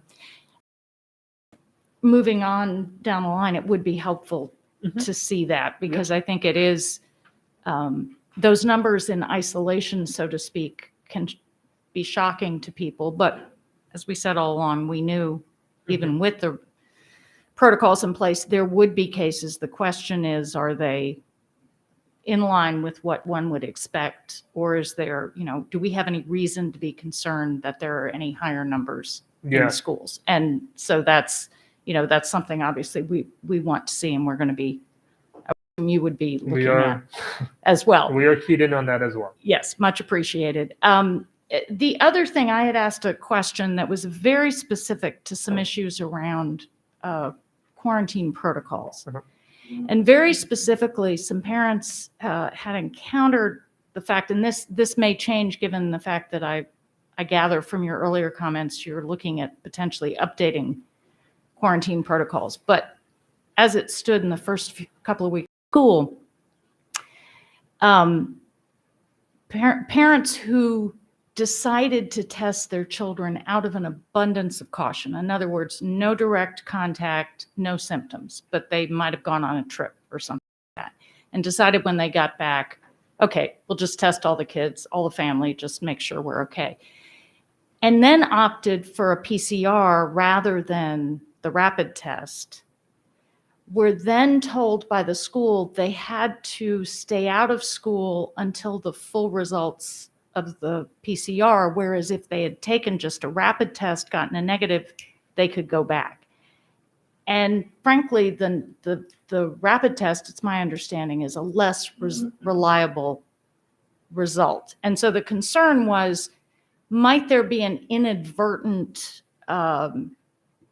discouragement of families who were really trying to do the right thing, take the more careful course, but not because there was any symptom or any known direct exposure. And so, obviously we that's something to be resolved. But if there's a way to differentiate between testing based on direct exposure or symptoms versus that kind of cautionary testing with regard to protocol, I suggest it might be worth pursuing, so we don't kind of have this unusual setting for what. I'm sorry. I didn't know that was a thing. We have kids staying out of school. They voluntarily tested and didn't get a result, even though they have no reason to think they have COVID. And I'm just asking. Yeah, no, do I this understand is correctly? this is what I've heard from some families, and so that's and it and so that's and I think it's one of these unintended consequences potentially, and I just wanted to raise it as something that we might consider in as I said, differentiating between those kinds of testing. So that's that sort of information doesn't come to the health department directly. So be happy to take that up with Dr. Arlotto and the team and see what's happening there. But we're not usually part of that loop. Okay, I didn't know where but anyway, I just wanted to raise that. So those are my questions. Thank you. Ms. Schallheim? Thank you. It's good to see you. Thank you for being here. Thank you for being with us so late into the evening and through so many questions. I want to go back to excuse me, I haven't talked in a little while, and now my throat is a little strange. So can we go back to the updating of the quarantine measures and exactly the timeline for that? Because that's on, I get pinged all day long. My phone's practically on fire at this point with folks who our goal is to have kids in school as much as possible. So when exactly are we releasing that? When you're releasing that information, when can we avail ourselves of the latest quarantine protocols? So as I said, we're reviewing that probably in the next few days. Okay. And then likewise, we want our kids in school as much as possible. And I know you're saying that it's just as a pilot program elsewhere. I also think it's less controversial than full student mandates of vaccination. So why can't we pilot a test to stay program here, like now, as soon as possible, so that again our kids are in school as much as possible, and that we're focused on the instruction and the recovery and the mental health component and all that, and not checking in with a virtual person a couple times a day and doing stuff on Brightspace. Why can't we pilot that in Anne Arundel County schools tomorrow? So we are working through what the protocol would actually be. We can't do it tomorrow because it takes a lot of people to actually do it. And it takes a lot of process and protocol to actually put that into place. As I mentioned earlier, our contact tracers, ours and the school systems are being overwhelmed. This is on top. Any test to stay or shortening quarantine is on top of that. And I think it's important to remember that there are a lot of people doing this work. Our contact tracers have been doing this for 18 months. And so I'm not saying this is a reason not to do it. I'm just saying that it requires planning. And nobody in the state has done this yet. And as I mentioned, only a couple of states have even done this in the country. So we are pushing to be at the front of that line, but there aren't a lot of people who went before us to give us a lot of guidance on what that might look like. Oh, So sure. It's For still, sure. the CDC is still piloting it, and we actually probably won't participate in the CDC pilot. We'll do it on the side because there are strict data collection requirements, and really only the largest counties have those sorts of resources. So just so you know, it doesn't come with resources to actually do the program. We have to find those resources. I just really want us to lead. We lead in so many other ways, and it would be great to lead We're trying. on this, especially for the unvaccinatable group. We're all waiting on pins and needles for that. This is where I'll point out that we'll lead on this, but it puts the burden of the leading on the staff who have been doing this for 18 months, and this is where the community can also make decisions as to how it can support this work. When I mention vaccinations, I see the reactions, and trust me, I get this from everybody I mentioned this to. but that distributes the burden of decreasing spread throughout the community instead of concentrating it on public health and the healthcare sector, who I will tell you are feeling it. I know. And so is the school system. I do not mean to, they're feeling it. So to say, why aren't we doing another program? We're trying, but it's on top of all the other programs that are happening right now to mitigate spread. And I know that you've been living and breathing this, and a lot of us are exhausted from this in the last 18 months, and I'm not minimizing any of that. So then let's start with the unvaccinatable population. And that is where we would start with any such program. We would start with the 11 and younger who cannot get vaccinated. Because I just want to see kids quarantine as few days as we can possibly get away with without increasing spread and all the rest of it. And then for just the benefit of everyone in the audience, on the board, listening at home, MSDE and MDH did authorize local school systems to enact policies and procedures necessary to combat COVID in consultation with the local health officer. But MSDE and MDH have left the authority to the LEAs for this. So, just to piggyback on some of the stuff that was talked about earlier, we do have the authority to do this. I just wanted to point that out. I don't have any more questions. I thank you for your time. Mr. Silkworth? Thank you, President Ellison. Thank you, Dr. Kay, for being here this evening. It's greatly appreciated. Actually, almost all of my questions were answered, and I thank you for that. But I would like to ask you this. If you had the opportunity to talk individually with one of four groups of stakeholders, teachers, staff, parents, students 12 and older, students 11 and younger, what would your specific advice be to them? And actually, you do have the opportunity because we're live. I'll start with the students 11 and younger. I tell them that they've done a great job so far. It's been hard. We put a lot on our kids. I tell them to hold on just a little bit longer, wear those masks.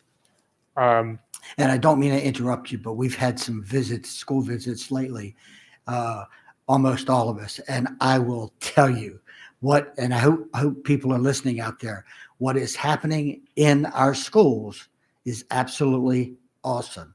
It's amazing. So our students and our teachers are doing a great job. I'd say, wear those masks, wash your hands, and there's going to be a vaccine in about a month, and we will get you back to, the way things used to be. For our students 12 and older, I gotta hand it to them. They're in terms of pushing through. Once again, we heard a number of just, the high school experience particularly is not what our students anticipated or hoped for, and that is disappointing. I think we all would love to give them the experience that they deserve, and I think that the sooner we can get there, the better. And so I would thank them for their leadership. Frankly, they're getting vaccinated higher rates than 18 to 34-year-olds. Kudos, they're showing their older siblings how it should be done. I'd ask them to just keep pushing forward and showing us the way. To parents, I would say, hang in there. It is hard at the best of times to be a parent. I have a 10 and 8-year-old at home.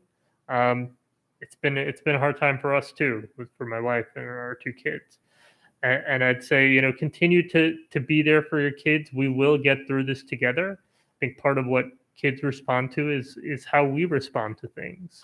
And taking a step back and providing a space, as frustrated as we are with this, and certainly as I am with all of the COVID stuff, is to recognize that our kids look to us to understand how to solve problems, to understand how to react, and to always remember that we need to show them the way forward.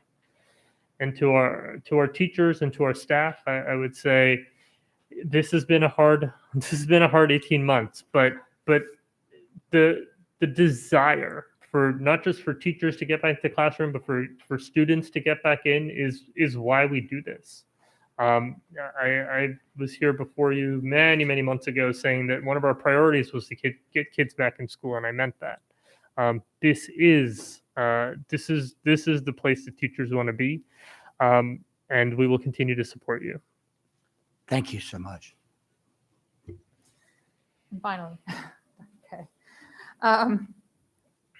So a couple questions. Well, a few. To piggyback off what Ms. Schalheim was saying, I think we have a great interest in keeping our students in school as much as possible. And we're hearing a lot of stresses and difficulties for our students who are quarantining. So I know you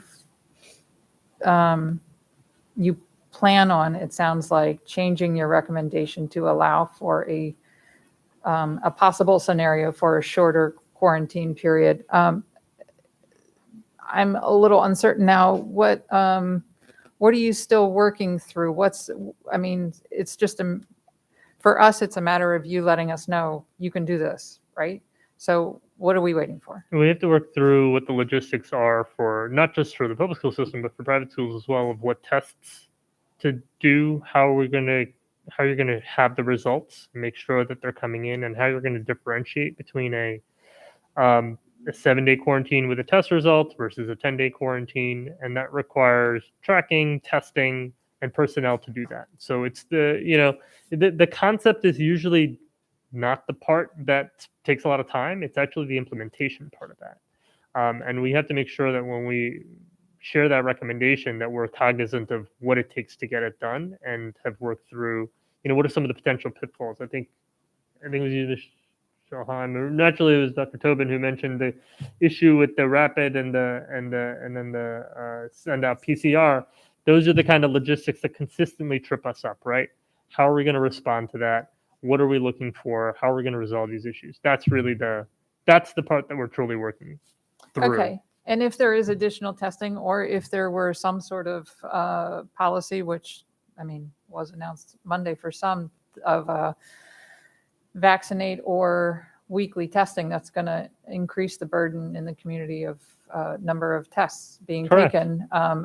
Are we able to keep up with that demand, or is there a testing shortage, or what's? We should be able to keep up with that demand. The implementation timeline certainly gives us enough time to work through all of those challenges. Okay, and so when, let's say, the Department of Health and other providers in the community have administer tests, can more of that supply get to the school system so that, like, if we have students that are testing weekly, are they going to have to be burdened with making an appointment and trying to get that done weekly, or is it possible for that to happen in the schools? This is exactly what we're working through. How to make sure that we can get it done in the schools. But you've hit on the crux of what the discussions are actually around. Okay. Just a couple more. You mentioned 30% of our hospitalized at this point are vaccinated. So why are we treating the unvaccinated differently when it comes to contact tracing? 30% is a pretty significant number. So it seems like that's just a number that we're comfortable with, that it's lower enough from the, I'm trying to understand, is there a scientific basis for that protocol, or is this just another means of trying to encourage vaccination? Why are we treating? Let me see if I make sure I understand the question. So you're saying that folks who are vaccinated, there's still a small proportion of people who are getting hospitalized, but in terms of contact tracing, those who are vaccinated do not have to quarantine. Am I getting to the crux of the question? So I'm saying, as we're seeing more and more cases among the vaccinated, why do we have different protocols? So there's two pieces to this. One is what is happening to that person, and then the second is what is happening in terms of spread from that person, right? The hospitalization piece reflects the severity for that person. Anybody who's hospitalized, though, is symptomatic, and by definition, they're gonna exhibit symptoms, and they're gonna need to isolate themselves, and we're gonna need to do quarantine. Sorry, not contact tracing on them to identify who needs to be quarantined. A separate issue is if you're a contact and you're vaccinated, your chances of being symptomatic are much lower than somebody who's not vaccinated. Your chances of spreading it to somebody are much lower. I compared to the alpha variant in the spring. It was very similar. Your chances were much, much lower if you were vaccinated than if you're unvaccinated for spreading it. And so that's why when you're a contact and you're vaccinated, you do not have to quarantine. If you do develop symptoms, then yes, you do need to isolate, you need to test, all that. But of those people who are cases who have COVID, but who are also vaccinated, they're less likely to be hospitalized. But if they are, then that, then they'll be taken care of. So I think it's mixing the contact, vaccinated individuals who are contacts versus vaccinated individuals who are actually have COVID, right? And so we're going to treat them differently. So a person who's vaccinated, so you wouldn't say that 30% of the cases in the county are people who are vaccinated? Like you think the population in the hospital right now is not indicative of our So let me put it to you this way. of the ratio of cases? So let me put it to you this way. There's about 64% or so folks have gotten at least one dose of the vaccine. Mhm. They constitute just short of 30% of people who are hospitalized. About 36% of the people have not gotten any vaccine, and they constitute 70% of those who are hospitalized. Mhm. So even being a smaller proportion to unvaccinated, they still represent a much larger proportion of those who are hospitalized, right? So Mhm. your risk, if you're vaccinated, is much lower if you have COVID. But then when you get to the contact tracing, you don't have COVID yet, right? If you're a contact, you don't have it. Right. And so the vaccine does provide protection against you developing any symptoms from it. And also it does provide protection against you spreading it as well. And Okay. so that's why if you're a close contact who's also vaccinated, you do not need to quarantine. Okay, a couple more. Is there data on the effectiveness of surveillance testing? I mean, I know there's so much data now, and that's one area I haven't done a lot of reading on. I've So the surveillance testing that we're talking about is the one that's recommended by the CDC. There's kind of mixed data about surveillance testing. It depends a lot upon the protocol that you're using.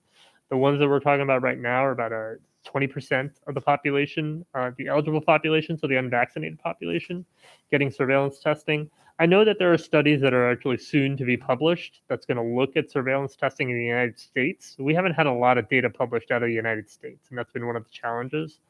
And so as we see that data in those papers, we'll be in a better position to evaluate their effectiveness. Okay. And then finally, to your recommendation of a vaccine requirement for students. And you mentioned this is an unprecedented time, and you're absolutely right. That's undeniable. But because of that, the information is still evolving. There's significant data on that is now available yet. At this point, on natural immunity among those who have had COVID, had a COVID infection. And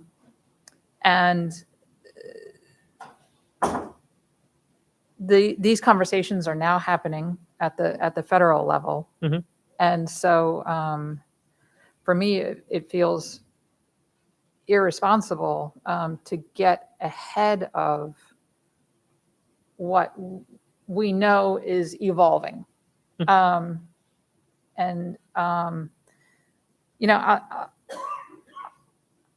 can tell you just in my own little world, my own little, of course, anything I tell you about my personal experience, it's anecdotal.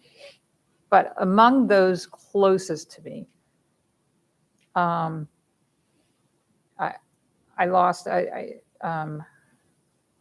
it is public knowledge that I lost my grandmother to COVID. She was 93, and it was tragic. When the vaccines became available, I was so incredibly relieved personally for my parents, for my parents-in-law. Among those close to me in my life who have had COVID, who are younger, it's been a very mild experience. And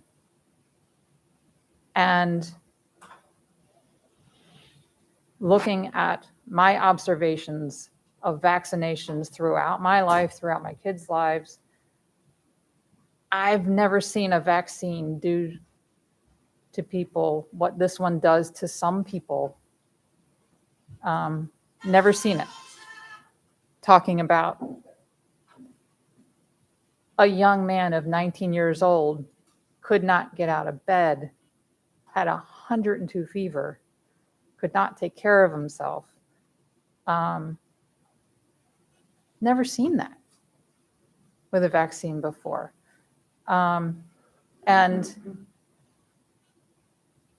this is all new. It's all evolving. There are some countries who are only giving one shot to their younger population, because I think there's evidence now that is enough to provide enough immunity. So again, my whole point in all of this is the information is evolving. Those who have had COVID, perhaps do not need a vaccine, or at least the younger in the population who have had COVID. It's them, a sample size of 700,000 in Israel is shown that have a prior COVID infection is 27 times more effective than a vaccine. So I'm just throwing all of that at you.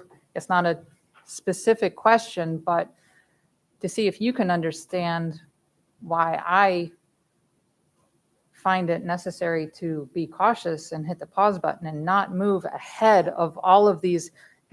This Board of Education has never mandated a vaccine before. And I don't see that we're in a scenario where we should be doing that now. Once again, I bring that as a topic of conversation to this board. When we talk about all of the things that we're doing, we have to put everything on the table. When we talk about why isn't there a test to stay policy? Well, if every child was vaccinated, we wouldn't need a test to stay policy. If every child was vaccinated, we would not be quarantining anybody. I'm not saying that that is the reason that you must then do it, but I do think we have to consider what it means to continue to ask for these mitigation measures without also considering what else can be done. And so I don't expect you to be ready for that. We haven't done it yet, but I think it is important to think through all of the considerations, even if we say we're not going to go with those. And I would be remiss if I didn't bring that up and at least note that, as we talk about these issues, right? What is our endpoint? We're gonna have to reach an endpoint on all of this at some time, right? Mm-hmm. Is our endpoint continue? We have the vaccination rates we have, and we see continued spread in school, and we're all good with that. That may be an endpoint. Is our endpoint a vaccine requirement? That may be an endpoint. I don't know. I don't know which one we're gonna pick, but we're gonna have to pick between one of those two, right? The third option is that we continue doing this forever, and nobody wants that, right? So when I think that it's challenging to wrap my mind around that, and I don't ask you to do that lightly, but I ask you to wrestle with that, because as I said, one of those two endpoints is going to have to be reached. either there's going to be continued spread in school, and we're going to have to decide either A, we're going to continue contact tracing, or we're going to just let it go. Or we're going to have a vaccine requirement in some way, shape, or form. To your question, is there uncertainty? Absolutely. I think one of the most important questions is, what is you bring up the natural immunity question, and that's a great question. That is a great question.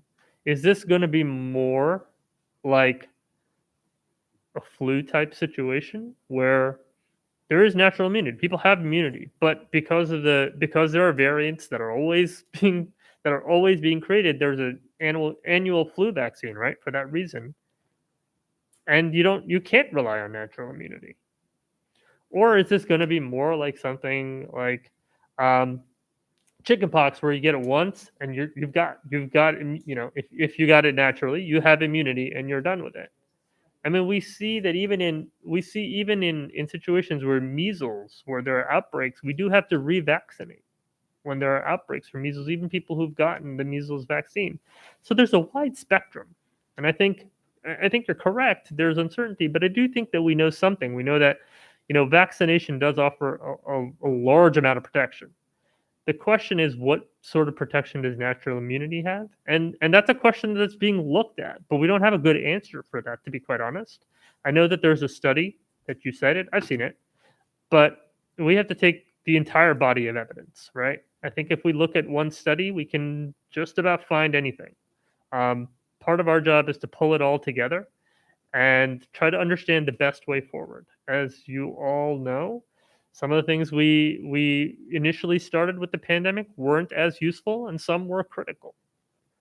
But we are always in a position where we have to do our best to understand where we are and then constantly adjust. And I think that's what's tiring about this, is that there's the constant adjustment. We're always changing. So I hear your points. Yeah. I don't disagree with them, and I don't think that they're minor or incidental. I think they're core to the question. But I do want to, think, as I said, I want us to think about how does this school year end? How do we get there? What does that look like? Right. And for me, as a policymaker, Mm-hmm. I have to wrestle with those questions. Mm-hmm. Obviously, we've talked about a great deal about wanting our kids to be in school and stay in school. But I also have a responsibility to the individual students. I mean, if we're all going to acknowledge there's uncertainty, how can we mandate what they do with their body? I mean, the vaccine, we already know, is not zero risk. And so who are we as this body, a board of education, to decide that every student is going to be required to be subjected to that? That's I just don't feel like we are. First of all, I don't feel like the country is in the place to make that decision to begin mandating vaccines for children on something so new. But I don't think it's this board's place to make that decision, period. I think that should come from, we've never done it before. But then finally, I mentioned the Israel study because it was 700,000. That's an enormous study, but it's not the only one. You know that too. There's been several studies that are demonstrating the effectiveness of natural immunity. And by the way, I'm not suggesting, I have to put this disclaimer out there, not recommending people go out and get COVID to develop natural immunity. I'm talking about what we're mandating on those who have already had it. And that's an active area. Or antibody titer is going to be something that you can rely on as for protection. The honest answer is that that's not something that we can make a determination on at a county level, right? That comes from usually at the federal level as to what, and from studies, what sort of immunity level does that confer. So as that evolves, our eye is on that. Great. Dr. K, thank you. Thank you so much for enduring and sticking with us. And We do find it very helpful, and I appreciate you being here. Thank you. Thank you, Dr. K. I told you to Thank get out of here in an hour. What'd you do that for? I didn't. Until next time, Dr. K. Thank you. Dr. Arlotto, we're still on the school, opening of schools update. Yes, ma'am. Thank you, Madam President, members of the board. So let me give you some brief updates about our reopening. So we are, as has been discussed, and many of you have been able to join me in school visits. We're delighted to have our students return to full in-person learning.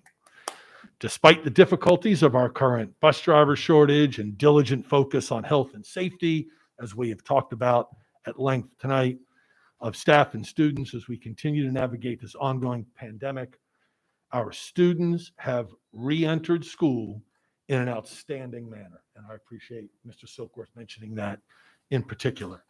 They have seamlessly re-engaged in well-remembered routines and adapted to new protocols. They are building relationships and excited to be back in schools. Our teachers are nothing short of amazing. They have missed being with their students and are energized by their return. Our teachers, along with our administrators, secretaries, TAs, techs, building service, and support staff, are vigilant about health and safety and have all contributed to a unique yet positive opening of the school year. I have, in the past 9 days that we've been open, visited 28 schools since September 8th and have been incredibly impressed with how our students and staff have returned to in-person learning and interactions. As principals and teachers have shared with me during those visits, they have said, our why has returned to the schools. We'll continue to focus on building and rebuilding relationships during this transition back into schools. And we need to continue to be mindful that this re-entry and re-acclimatization will not be easy for everyone. I'll also remind parents to continue to be vigilant with regard to the daily health screenings for their children. If your student is showing COVID-like symptoms or sick in any way, please keep them home. As expected, we've had positive COVID cases appear in our schools among both students and staff. Each case is managed by both school personnel as well as members of our contact tracing team. Unfortunately, our numbers are higher than expected and appear to mirror, what is occurring in a larger community.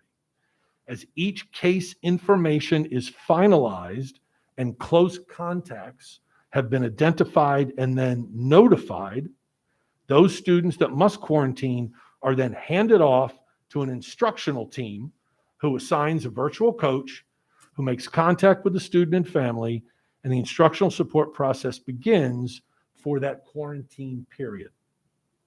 We have students entering and exiting this cycle daily. I've asked Dr. McMahon to share some information about this instructional support process.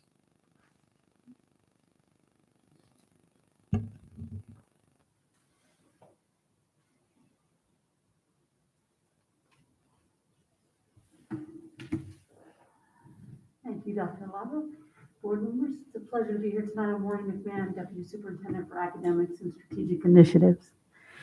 So as Dr. Arlotto said, after a student is quarantined, 12 to 48 hours is the norm, and at which time they will be reached out to by a member of my staff that leads the academic coaching support for them. That window may sound broad to you, and in a few cases, it might even be a little longer. But it's broad because we have a lot of people involved in the quarantining of students, not just our staff, right? It's not just our principals in our schools and the contact tracing team. In some cases, it's Department of Health. In other cases, it's the healthcare community, the doctors, the clinics that all the various people are attending. So that takes time, and until we get a name, a student name, we can't reach out to the families. If we get a name at any point in time, before 10 o'clock at night, they're going to get an email for the next day. In some cases, they are going to get that email and they may not be able to engage the next day because they didn't get it until maybe 7 o'clock in the morning. But they will get that email. And so they may have a delay of a day or two. So what do they receive? Well, they receive an email that says, welcome to academic coaching, right? You're going to be assigned the following virtual teacher coach. There'll be a name, an email, and then there'll be a schedule by grade level. So if the student's a kindergartner, the student will have a Google Meet code, the same kind of codes they used last year. All right, now if they're a kindergartner, that'll be a little bit unfamiliar to them. So in the letter, it explains how to use it. But the bottom line is, no matter what grade they're in, they're going to get the teacher coach and the Google Meet code and a timeline for support. We call them time certain logins, right? You log in at this time in the morning for literacy support, then in the afternoon for math support. And the virtual teacher coach can also talk you through supporting you in the other content areas. Now, it's new to everybody, you can imagine. And at the same time that this virtual teacher coach is new to the students, Brightspace is new to all of us. So you put a lot of new in one area and stir, and you get some frustration. I'm not making, any excuses. I'm really just saying there's a lot of new here. So in the morning, the first week of school, that's supposed to be literacy support, and it is, but it's also how to navigate Brightspace. Because many of the teachers hadn't gotten to navigating Brightspace yet. They were building the relationships with kids. They were doing amazing face-to-face things with our students. So navigating Brightspace has been a piece. That's getting more commonplace now. And what the virtual teacher coach says is, go to your Brightspace and bring your assignments with you so that we can help you. Does it work 100% of the time that way? Not yet. It's too new. But if the teacher coach realizes the student doesn't have the Brightspace assignments, they email the teacher of record and ask them to put the Brightspace assignments in there so that the students can get them. In the meantime, they also field calls from parents and guardians so that things are relatively calm. I will say on occasion, there has been a delay, and when you have a delay, you have frustration. But for the hundreds of people that are getting the support, there's been relief and a sense of my students are at least connected and they're at least understanding that they're not forgotten out there. And that's where we are so far. But as Dr. Arlotto said, we have this designed so they get support. But he said something very important, which was the numbers are growing faster than we thought. So now that we've hit almost 1,000, there'll be 897 students receiving support tomorrow. That's a lot. That's a lot for this kind of support, because as the numbers grow, if I have 10 or 15 in front of me, I really can, as Mr. Silkworth knows well, I can really navigate that quite well as a teacher. When it starts to become 30, and these children are from different schools all over the district, that's a little, more difficult. So what we're doing right now will continue for the next week and a half, and then we're moving into phase 2 of academic support. Phase 2 is we knew we had this planned. When the numbers got to this point, we knew we would have to build a new model. So we built the new model, and we're going to transition to that new model on October 4th, Monday, October 4th. That new model allows us to manage the larger numbers of students with us. So I'm going to tell you what the new model is. It's a little different. The new model is we have people upstairs from my academics team assigned to be the teacher coaches So there's no doubt whether or not they know what they're doing. That's the good news. These are not substitutes. These are teachers, actually expert teachers. And they're going to be assigned to students just like they are now. But they will literally be building the lessons.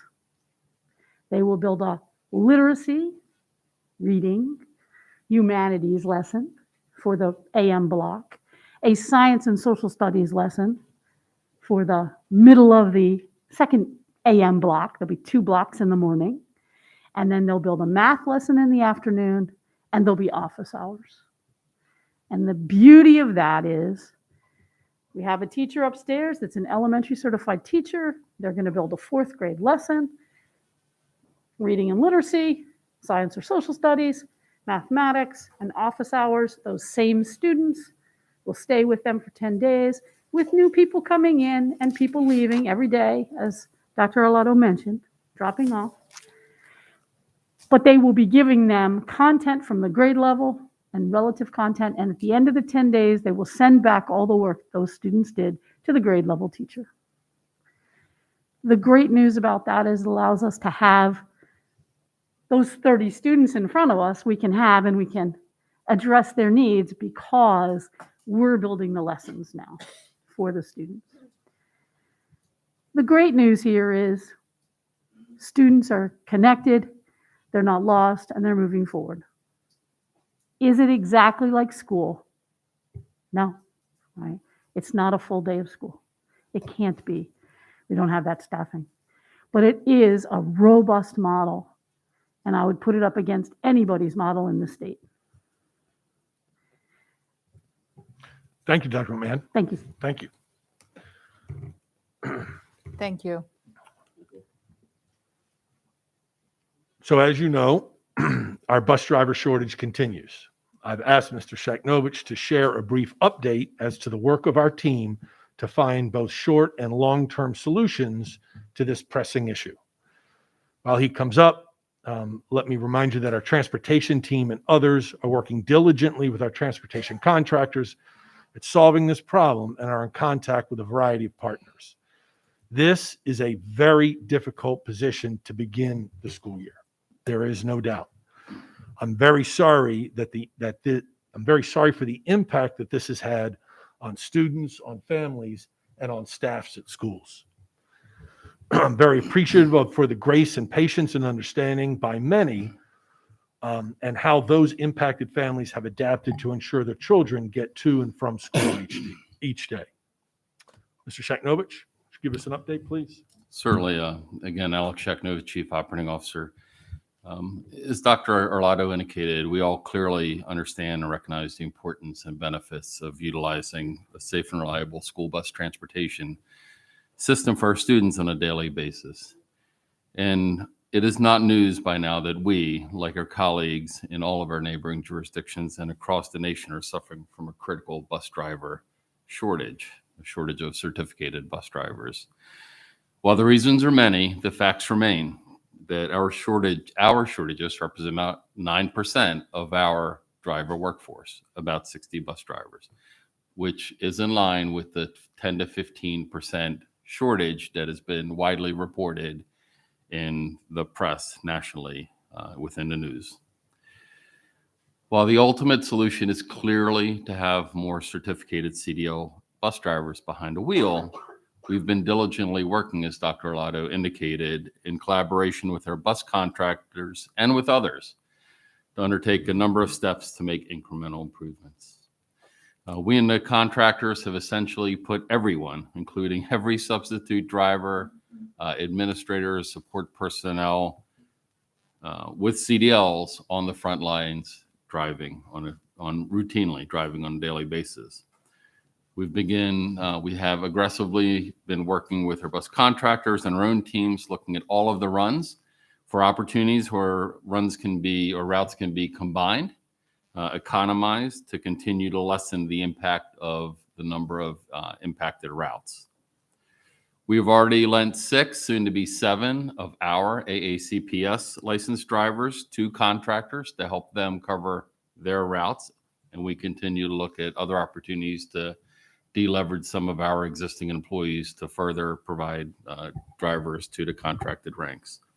As you probably know, but I'll repeat for the viewing audience, the city and the county governments have been tremendous partners in this process as well. They both stepped up, not just to partner, but to collaborate actively with us to leverage their municipal transport systems to assist us in getting students to schools in the regions within which their municipal systems exist.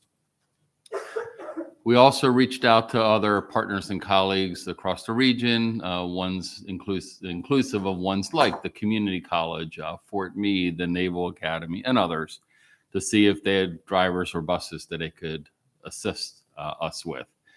Sadly, they find themselves in the same predicament. Essentially, no bus drivers. Buses are aplenty, but bus drivers is a critical shortage. And in fact, neither the Naval Academy or Fort Meade are running any of their buses. They have no drivers. And the community college actually only uses vans for their student athletes. So they do not have either any buses or any drivers at all that carry the correct credentials. So again, this is emblematic of a systemic issue that we see across the platform. We have been maximizing the fleet of certificated and approved taxi cabs that we have. To ensure transportation is being provided to our homeless and to our non-public students on a routine basis. And as you know, many of our PTAs, our PTOs, our faith-based community partners, civic associations, and most importantly, our parents have taken on leadership roles in forming carpools and organizing walking or biking clubs to schools. As Dr. Arlotto said, every effort is being made to train and process CDL drivers through the training and testing protocols. Even the MVA, the Maryland Motor Vehicle Administration, has stepped up and created a streamlined pilot. I'll underscore the word pilot, but they've created a streamlined pilot certification program. You may have seen that on the news tonight or today. And they have announced that they're opening up Saturday testing windows for school bus drivers. We actually have somebody scheduled this Saturday into one of their classes as well, in one of their testing classes. Again, all in an effort under Governor Hogan's leadership. This is a statewide issue. He has charged the MVA with assisting not just us, but all of the public schools in this arena. The biggest thing really going forward, again, to long-term, solve the issue is really enhance recruitment and enhance retention of school bus drivers, right? To attract them into the school bus driving industry and then retain them and keep them amongst the ranks. And that's where Anne Arundel County, specifically the Anne Arundel County Workforce Development Corporation, is actively working with our bus contractors and with us on a number of recruitment and retention strategies to, again, help bolster the ranks, not just short-term, but long-term, to sort of stabilize the school bus driver industry. We have been talking about driver shortages at the outset of every school year, going backwards for quite a number of years. But really, it hit a acute point this year, post-COVID.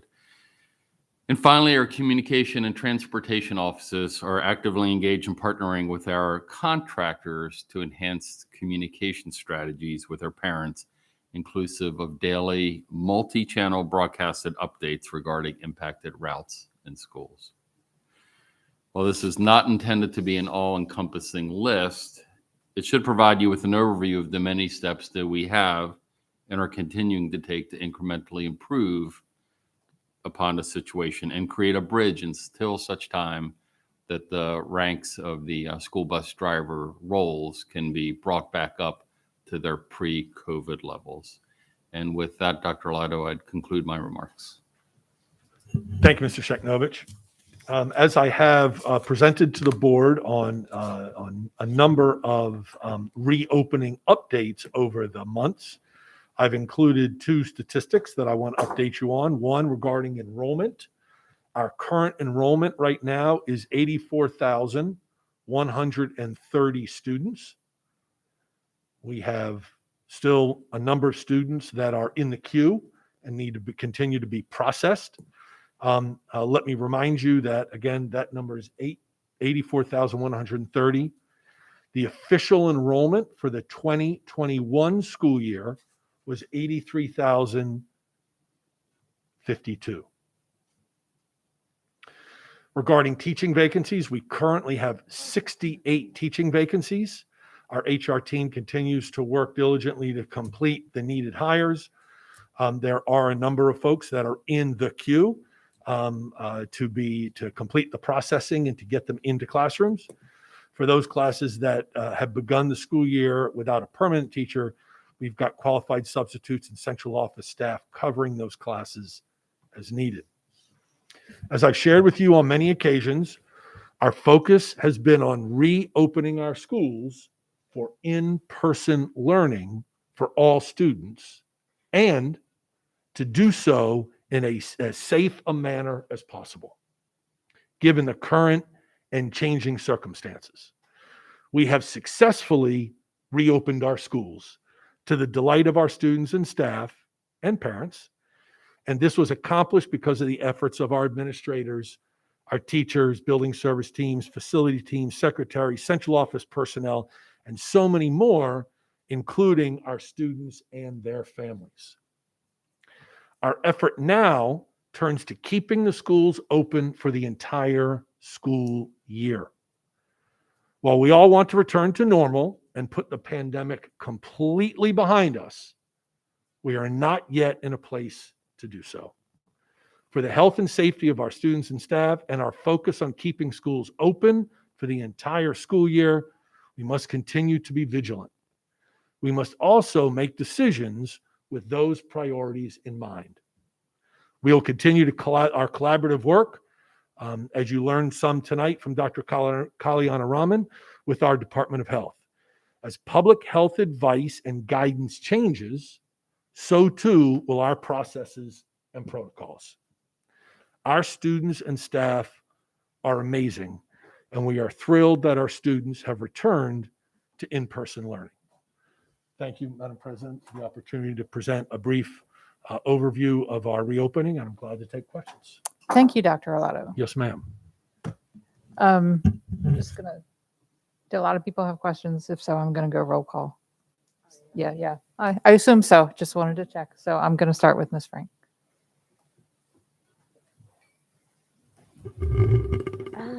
It's a lot to unpack. Thank you. That was I really appreciated getting the different reports from a couple of different folks, and I think that was really helpful to hear, as things came up, who's doing what, and get all the details from a lot of different folks.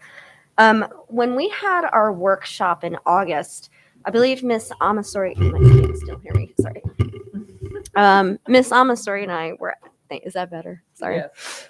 We're asking about what happens when students stay home. And at that time, it didn't seem like there was a robust mechanism in place. What Dr. McMahon was describing tonight, is that recent? Is that, or those plans that you guys created, is that something that you've been working on for a long time? Or is that sort of just, we recognize a need and we got this in this short of a time frame? No, it's something that's been working on. The academics team have been working on it for months and months. Okay, good. We knew we were going to have positive Okay. cases, right? Everybody, the advice from the public health experts were, you're going to have positive cases. So with positive cases come quarantine. With quarantine comes students sitting at home, and we need to engage them. And so the initial piece was the virtual coaches checking in twice a day. You've been assigned. We hoped the numbers would not grow too significantly, but there was then plan B, should they, and they have, that now we need to make it more robust so that there's more interaction with with a certified teacher. So I guess, that's where I'm going with this too, is when you designed it, did you have an idea of how many students you would need to service? What was that basic number, and how are you going to be able to grow with that? Do you have the capability to do that? Are you kind of at a ceiling, or are you able to expand this as needed? Right. So there's no, it's a great question. So there's no data to go on, right? We have no historical data. Nobody does. So I think the number that the academic team was sort of initially working on was around 600, maybe Okay. 600 to 800 that we felt in the initial, with this initial plan that we could serve well while they're in that quarantine period. And then the numbers have just continued to climb, so we need to go to something more robust. Is that number about right? Yeah. Okay, that's good to know. Thank you. And I did not realize that this was in place. So I do appreciate hearing all about that tonight. And I think that that's really, definitely needed at this point. I think that. Sure. And if yeah. you don't mind, if I could point out that plan, that Uh-huh. initial plan is in our reopening plan that Mhm. we had to submit to the state Mhm. that for approval, that is been up on our website. Okay. So that initial plan of how students will engage with somebody while they're in quarantine was part of our plan. Okay. And then, Miss Ellis.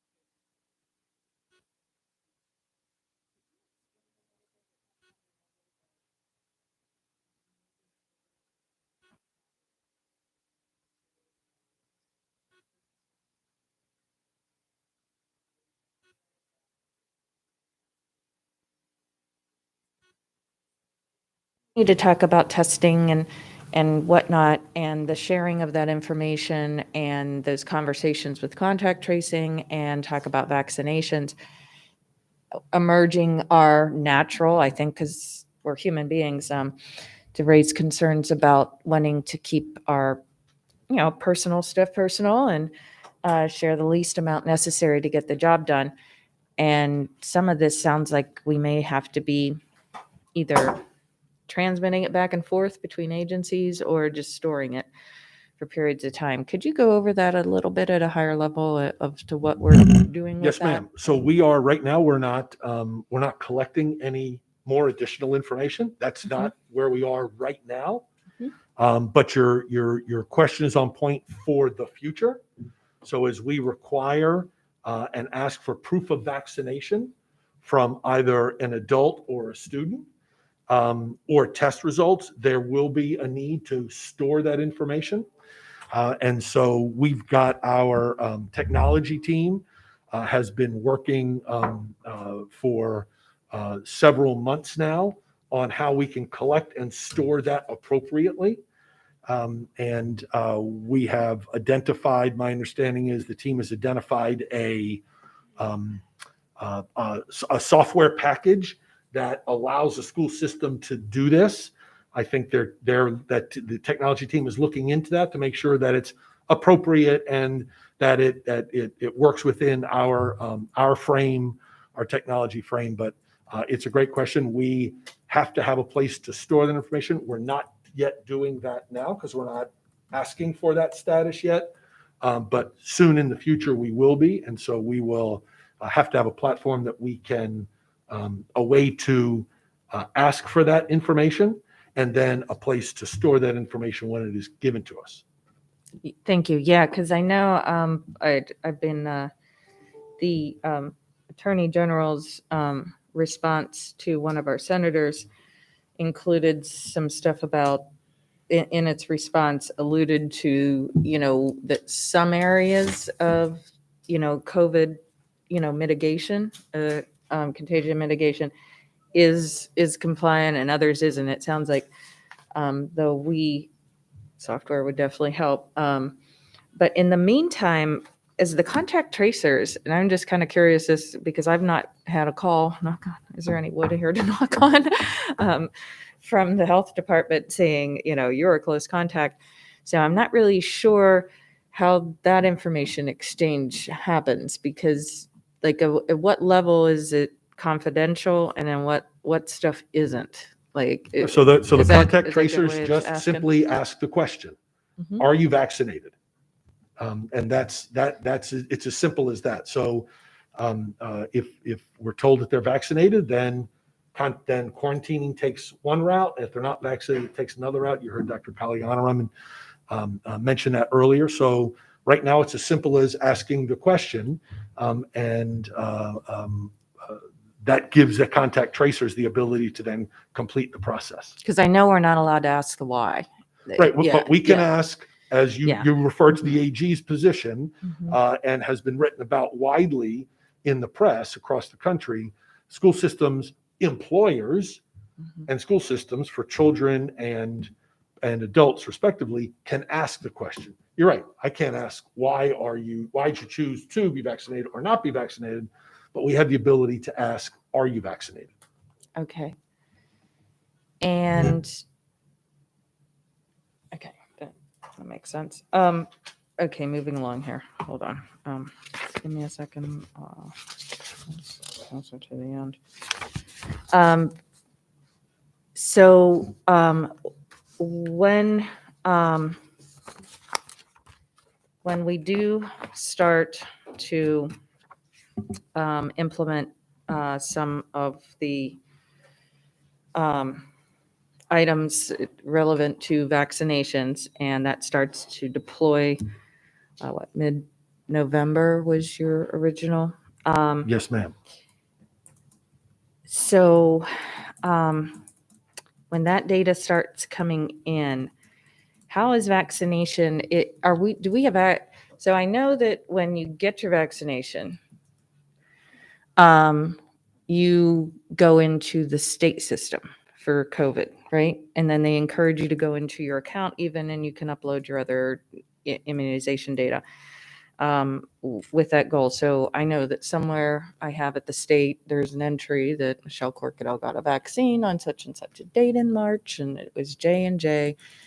And then I'm given a little 50-pound paper cardboard square that has a little sticker on it.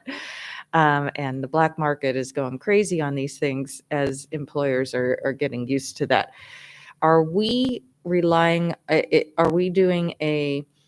and I'm not implying that we add layers, but is your plan, just to figure out just enough more about it, going to be a matter of verification, or do we just get a list back from the state that says here's who isn't and we've got to figure it out with them? Or are we asking for the presentation of the physical cards? And then God forbid if you lost it, I mean, my daughter's is all folded because if you're going in and out of DC and other places, you got to have it, right? So I'm just wondering how does the verification Yes, ma'am. Great. validation thing work? So great question. The short answer is we don't know yet. Okay. And I don't say that lightly because that has been an ongoing conversation up to this point, and it will continue. We don't know what the best way to collect that. It could be as you described, the individual that has been vaccinated wants to share that information with us, maybe uploads their card, right? They take an image of it and they upload it to this secure site, to a secure site. That could be possibly. I don't know that we'll get access to the state vaccination site that would allow us to then import information on our employees, let's say. I don't even know that that's something the state would even entertain. So they're great. They're exactly the questions that we are trying to wrestle through so that we then can tell our folks, this is how you verify that you've been vaccinated if you choose to do that. Yeah, because I mean, it almost sounds like I don't think anybody has access to that database. Seemingly, I mean, because state legislators are saying like, I can't wait to see the data come back from the schools, and that I'm scratching my head going like, well, you have the master database. Why are you looking to me for that data? So are we going to have to, is there any reporting? It may very well be this is not an area of expertise for me, but it may very well be that when OSHA writes the rules on this, that this information will be given to us. They'll tell us this is how an employer can collect the information. And this is the best way to do it, because as you know, the federal government has made a mandate, and each of the states will be following along. So we were going to be in this path later or sooner. Correct. We've chosen to be sooner, but it's coming to all the states, and it's coming to all those employers that have 100 employees or more. Yeah.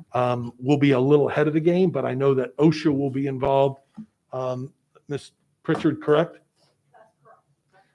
And so they may very well be writing the rules. We don't know when that's going to happen. And that will help us in determining how we'll be able to collect this information. So the date that you are suggesting, does it have predications of accomplishing certain things before final deployment? It's sounding like that the OSHA rules would be like a big part of that. Absolutely. So the 22nd date that we have chosen coincides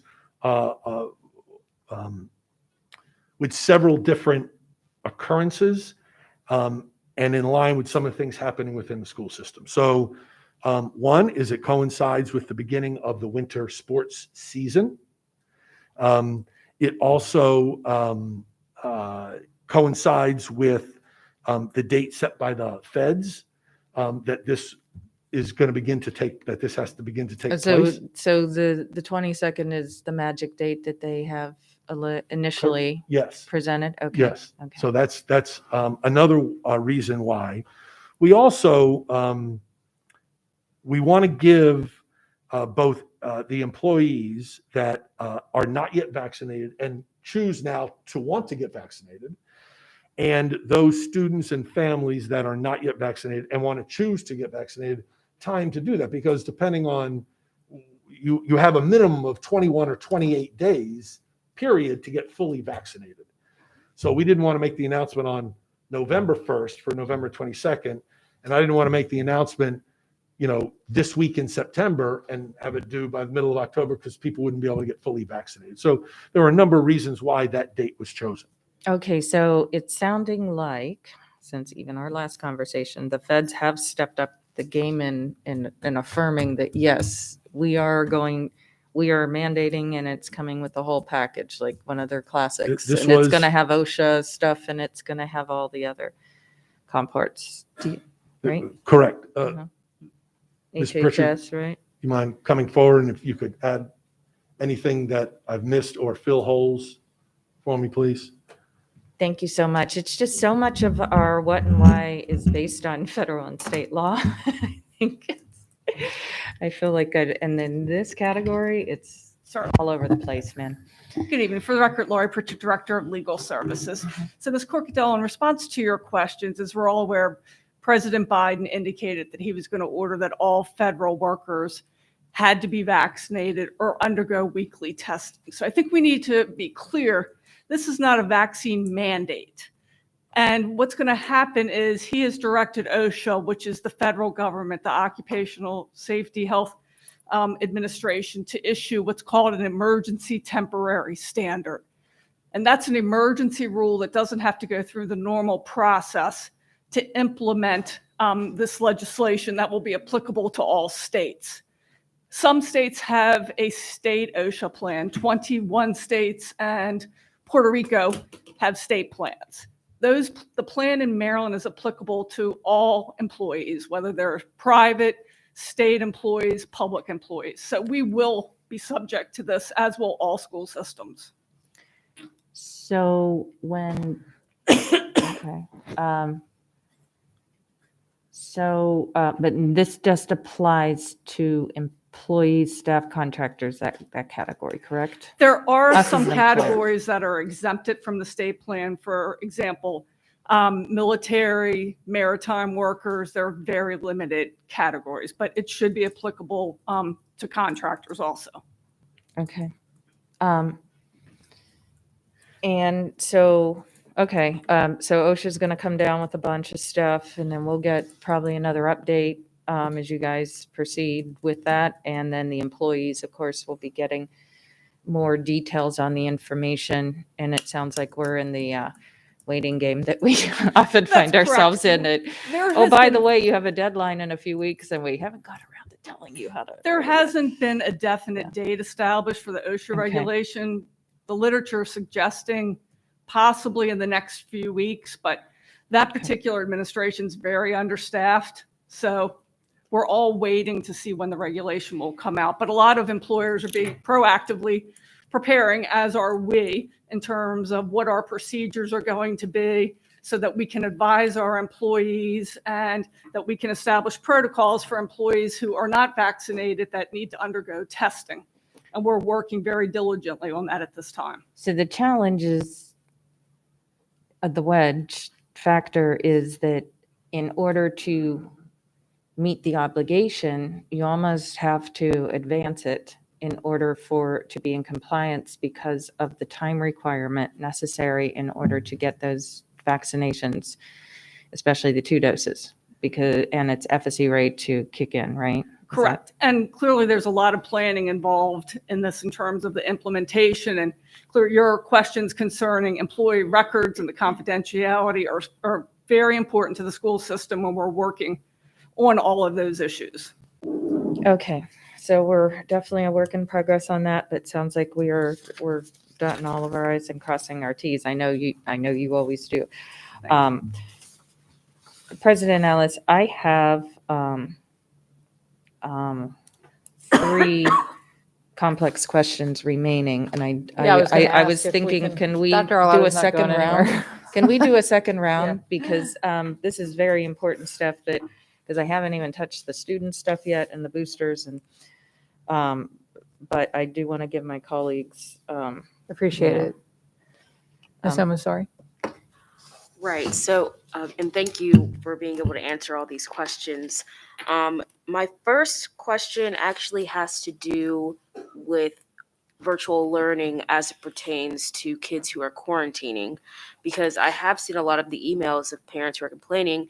And even I've had a couple of friends who've had to quarantine, and they are kind of just, they don't have anything to do. And so I guess I'm wondering, Dr. Arlotto, what was the rationale for not at least having teachers to open a Google Meet so kids can listen to the lectures, which at least, well, I don't know how it is for elementary school and for middle school, but I know where I am at as a senior, most of the classes are just lectures. So at least having students to have that type of connection, because while being on Brightspace and having the work online is being connected to a certain degree, we can always do better. So what's the reason why teachers aren't required or aren't allowing kids to join via video conference? So there's nothing there's nothing that outlaws the teacher that chooses to do that. We're not requiring teachers to do that because that's hybrid learning, and that became really difficult to manage for the teachers, concentrating on the students that were in front of them, as well as trying to well serve the students that were on the screen. You were part of that.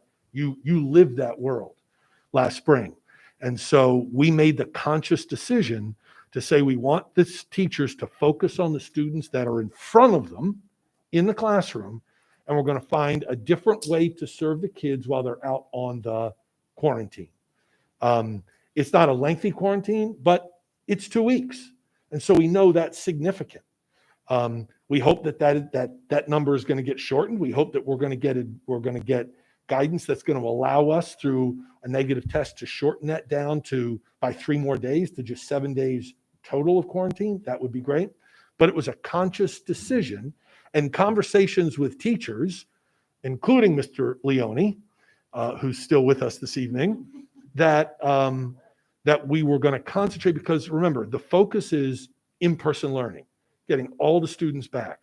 And we're trying to do everything we can to concentrate the teachers' efforts with the students that are in front of them. We knew we were going to have positive cases, and with positive cases come quarantine, and we know that we want to and should be serving those students as well as possible. So that's the reason for the decision to not tell that teacher that they're now going to have to open up into a hybrid classroom every time a student is on quarantine. The focus is the core students that are in that class. We hope that there are few and far between quarantine cases. That's not the case right now, but we're hoping that is going to level off some and begin to drop, because now we're at a point where we're getting to our first 2-week period. So students are coming off of those roles and more are coming on. So we're hoping that things level off and then drop off for us. Okay, so I guess my next question, and I'm not sure because we've had this conversation a lot, when it comes to work missed, obviously, even if the student gets the assignments at the same time as their peers, there's definitely a learning difference that I would argue inhibits the student from being able to, complete their assignments as successfully as their peers who are in school. So is there going to be, mandated more lenience for those quarantining students on those same assignments that, since they're not in Yes. school? So the answer is yes. And it's just like if you were absent short of COVID, right? That's not quarantine. If you're absent because you're not feeling well, then you would have time, if it's an excused absence, you would have time to make that up with that teacher, whatever that assignment or assignments are. So the same holds true for the students that are in quarantine. We also have the ability, what has started now a week ago, for the secondary students is the tutoring. That was very popular last year, and that's now up and running. So those secondary students not only have the ability to check in with somebody during the day and check their bright space and do that work, but they also now, with the school year open, have the ability to check in with and get some additional help in very specific content areas through the evening tutoring. Okay. And we're encouraging the students to take advantage of that. All of that said, none of this is ideal. All of that said, we want students in class with their teachers. We are having to come up with ways to support students in a changing environment, in an unsettling environment, and a less than ideal environment. So there's no question, there's no great answer here to how you best support the students and allow the teachers continue to do their work with the students that are in that classroom. Okay. All right. Well, that assuages any worries I have if I unfortunately would have to quarantine. My last question, and I don't entirely expect you to be able to answer this. This is kind of like a hybrid question that I would prefer Dr. K to be able to answer as well. But as I sent everyone on the dais an article from the New York Times, it stated that a booster was recommended for now sensitive groups. I'm assuming, just by what the past has told us, that will then be extended over the course of the next year, if we're still living in this crazy time, to regular people, just as the vaccine started out for sensitive groups and then moved to general population. So I'm wondering, in that scenario, how will the boosters affect data collection? That being said, will we get to a point where having that first dose from May of 2020, I'm just stating a random time, or I guess 2021, will put you in a separate category that it is now, and then it'll be, oh, you need to have a booster? Or even will we take into consideration when you were vaccinated, not just the fact that you were vaccinated, as those new developments come out? So all questions that I can't answer.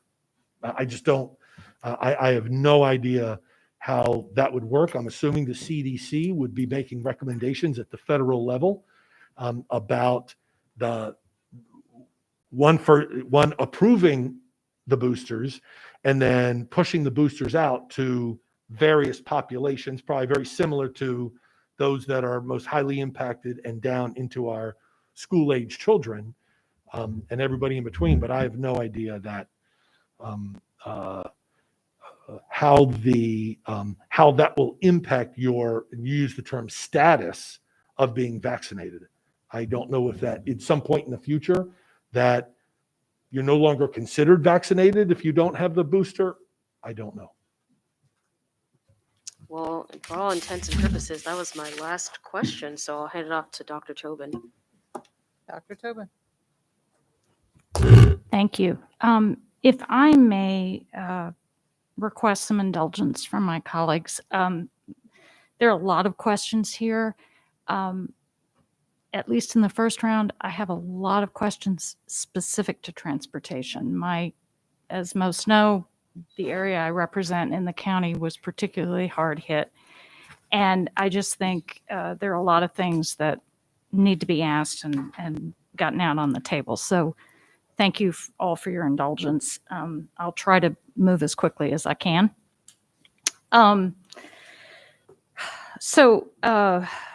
Dr. Arlotto, obviously this is difficult amidst the frustrations that we've heard and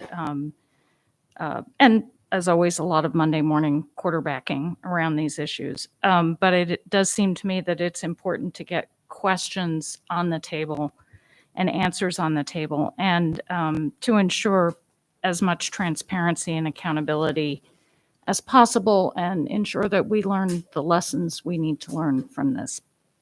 So I sort of have three areas I want to ask about. The first has to do with what actions were taken prior to the start of school to mitigate this problem. You have noted that we knew there was a bus driver shortage. And we also, again, had the benefit of the fact that a number of school systems opened somewhat ahead of us, and we had seen this problem play out. In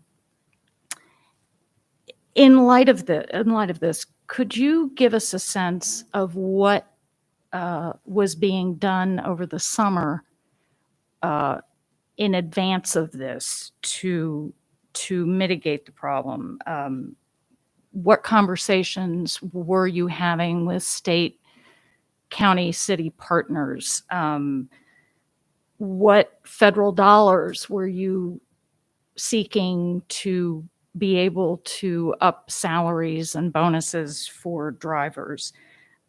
What efforts were being made around renegotiating contracts? Obviously, these are all contractors, for the most part, we've worked with for a long time. Was historical data being analyzed that could give us a sense of which contractors were likely the most vulnerable to the shortages? And how was the equity lens applied also to determine which communities might be the most impacted, had the greatest need for transportation, might have the biggest problem? So if you could give us a sense of what was going on prior to the start of the school year to Certainly. mitigate So this. you've asked many questions. Yes. So the bottom line is that the focus for us over the summer working with contractors was hiring drivers. Period. The focus was hiring drivers. Was I reviewing historical data on the number of drivers hired by the various 19 different companies that we have contracts with? The answer is no, I was not doing that. But I was not elbow to elbow with the transportation team. Mm-hmm. So the focus was, we knew that there was a shortage nationwide. We didn't know how acute it was going to be in specifically Anne Arundel County. So the focus over the summer months was talking with the contractors and assisting them any way we could in hiring drivers. The contractors, my understanding is, really didn't know how acute the problem was until we got right up to the school year. Many of their drivers, of course, don't work during the summer months. Some do, but most of them do not work during the summer months. So and this is the historic part of it, is we do have an issue with drivers. We've had for many, our contractors for many years. That's not new. This year is particularly acute because of COVID. However, until the buses are ready to start running the week before school, the contractors really don't know how many people are going to return. And the bus driver that's going to choose not to return, or anybody, not just a bus driver, but an employee, will many times wait until the very final moment to then let their employer know, oh yeah, I'm not coming back. So it puts the contractor in a difficult position, and it puts us in a difficult position. What I can tell you is, and I've shared this with the board and with the public, is one of the things that I should have done is I should have insisted at least the week before for the contractors to tell us more definitively, tell me what you do know, and if it doesn't change from this point to Wednesday the 8th when we start, what routes do you plan to impact? Because we don't assign routes, only to our buses, of course, right? So to make that point well understood, the contractors hire the drivers and they decide that if you and I are drivers, which bus number we're going to be on, what routes we're going to run.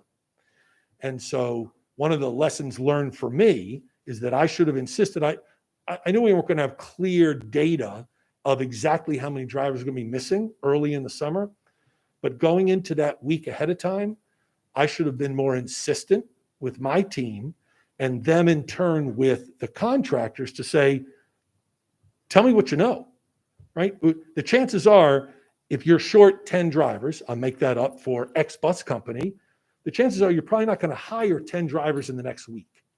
Who do you have in the queue? How far along are they in the queue? And if this holds true to the end of, until the beginning of the school year on the 8th, what routes do you plan on impacting the most? And that's the conversation that I did not have with my team. And I should have insisted, and I should have had that, and I should have insisted that of our team with the contractors. Thank you. So is that something we can, moving forward, put into contractual terms or requirements that we expect our contractors by a certain time to be able to give us definitive? I mean, it seems that if the worst that happens, and we move it up even say 2 or 3 weeks ahead of that, that we have a more conservative estimate than it turns out that we have. That's Right. a better position. You're to be in. 100% correct. Yes. So the answer is yes, that we need to ensure that we get ahead of this sooner. If nothing more, and actually most importantly, is to then communicate it, right? Because the problem solving has been going on. I believe my team, along with the contractors, have been working to solve the problem. As we have discussed in the past, the contractors want to run the routes, because if they don't run the routes, they don't get paid. Yes, to be Right? fair, there is, I mean, to make this clear, there is a penalty, right? Correct. So that it's a double whammy, right? Mhm. It is, you don't get paid for running X route. And because you didn't run X route, there is a penalty built into the contract that you'll have to, there's a penalty for you for not running that route. So it's sort of a double whammy. So I believe our contractors want to do the right thing. They're in the business to transport students safely. They bid on the contracts in the open bid process, so they know they have the contractual obligation to do this work. But we will absolutely be having those conversations and mandates earlier from them, so that at the very least, and the most important, is that we can communicate that with families. And with regard to reviewing historical data, that's not something I would expect you would do. I would expect the transportation department would do. But the point is that it's pretty clear that there are contractors and routes that have been particularly hard hit in this. And the suggestion I've heard is that some routes are simply harder to fill, that it's harder. And so if that's the case, and given that much of that seems to have hit Annapolis and the Annapolis cluster, are there ways also to make those contracts more attractive? Find a way to recognize where the weak spots are and respond accordingly. Yeah, it's a good question. I don't have a response. I would sit down and learn more about that contracting process and what we can build in. I don't, so I would have to learn more about that for myself with my team. Right.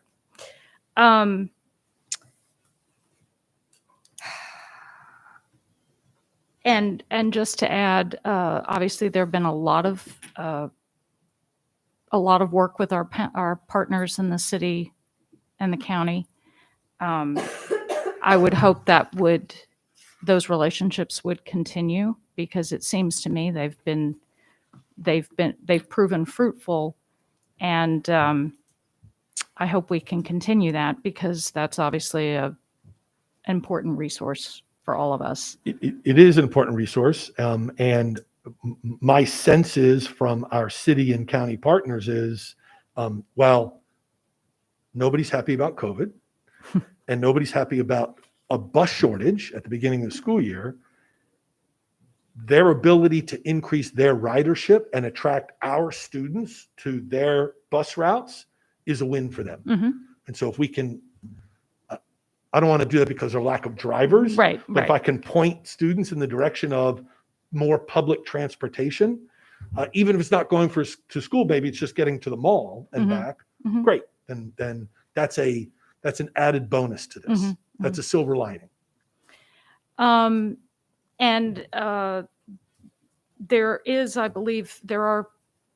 So now to what's currently happening,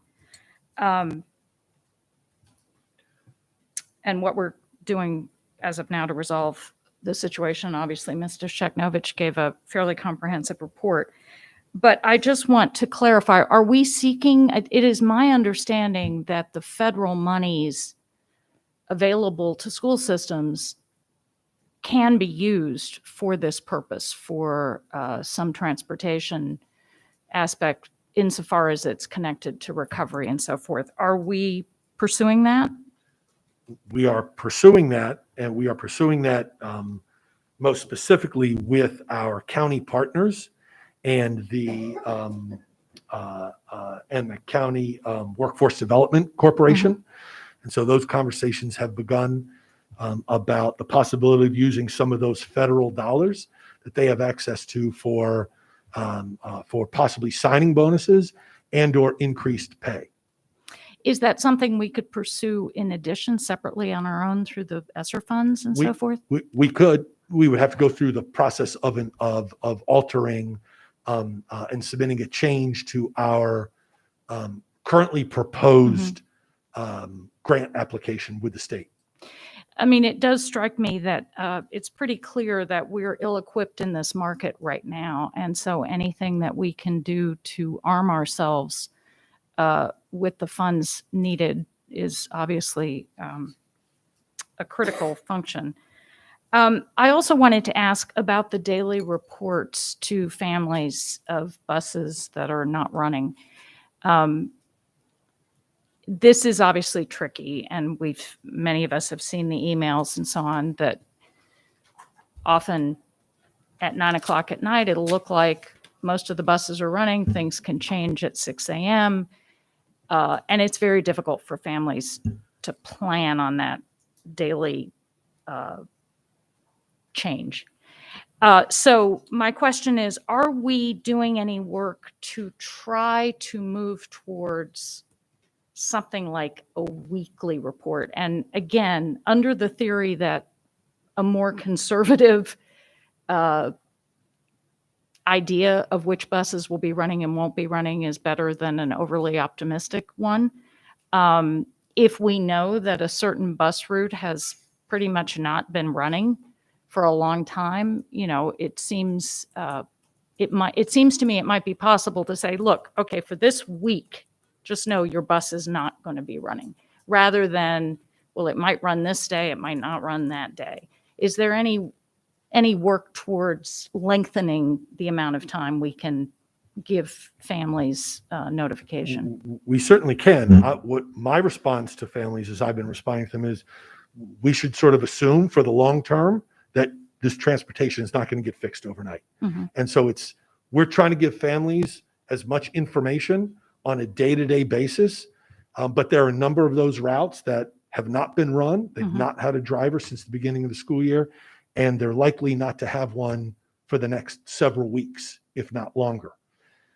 That said, where we do have drivers, and you heard Mr. Cheknovich say there are some drivers in the queue that become available, and they're the ones that are going to get assigned to those routes that have been underserved the longest.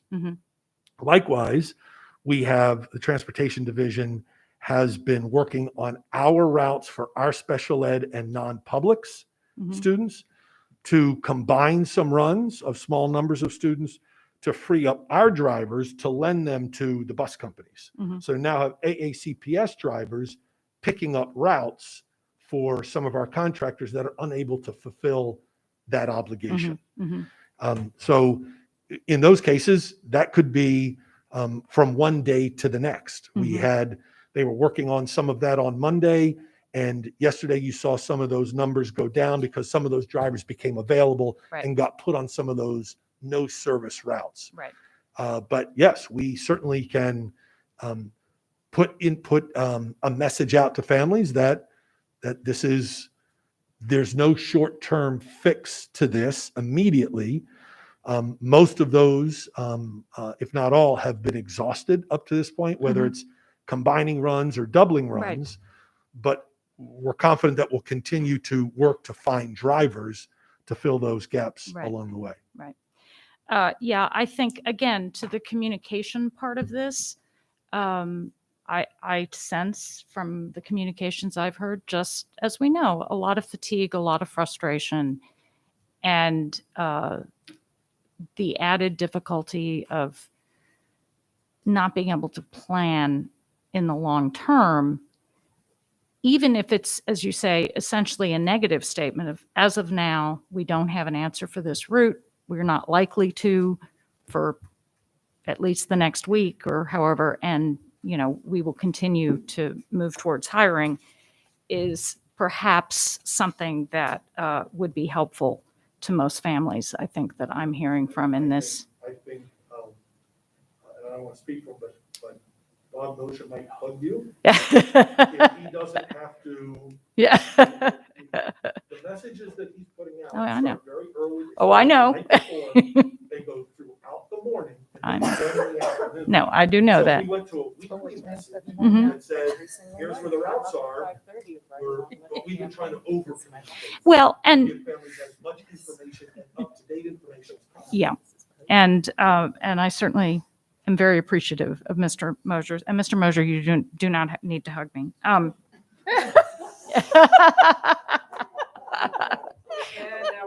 Yeah, sorry.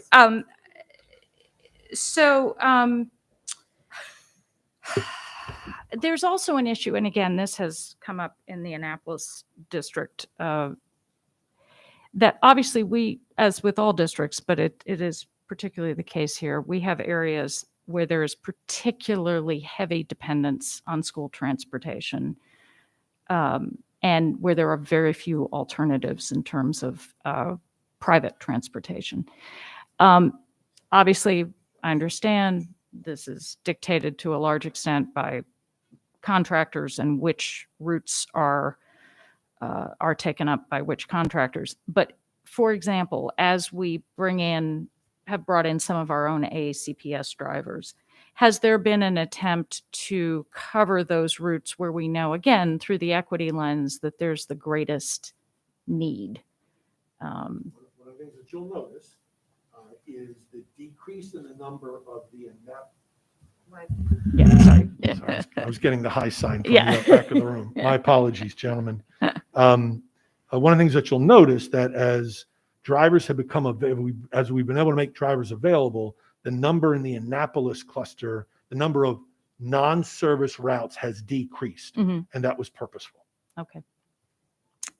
And finally, with regard to the current situation, have you taken steps to improve staff performance in the transportation department and accountability measures? In the immediate, the answer is no. Okay. No. It's an ongoing process as it is with all of our departments, all those that we have responsibility for. So it's an ongoing process in transportation as it is, again, in all those. But in the immediate, is the question, have I instituted something new with regard to accountability in the past 2 weeks with transportation? I have not. Okay. Finally, with regard to the future, I think we know, again, Mr. Sheknovich alluded to this in his report. We know that many of the underlying causes of this crisis have been brewing probably for decades, in the form of significant and severe under-resourcing of transportation. And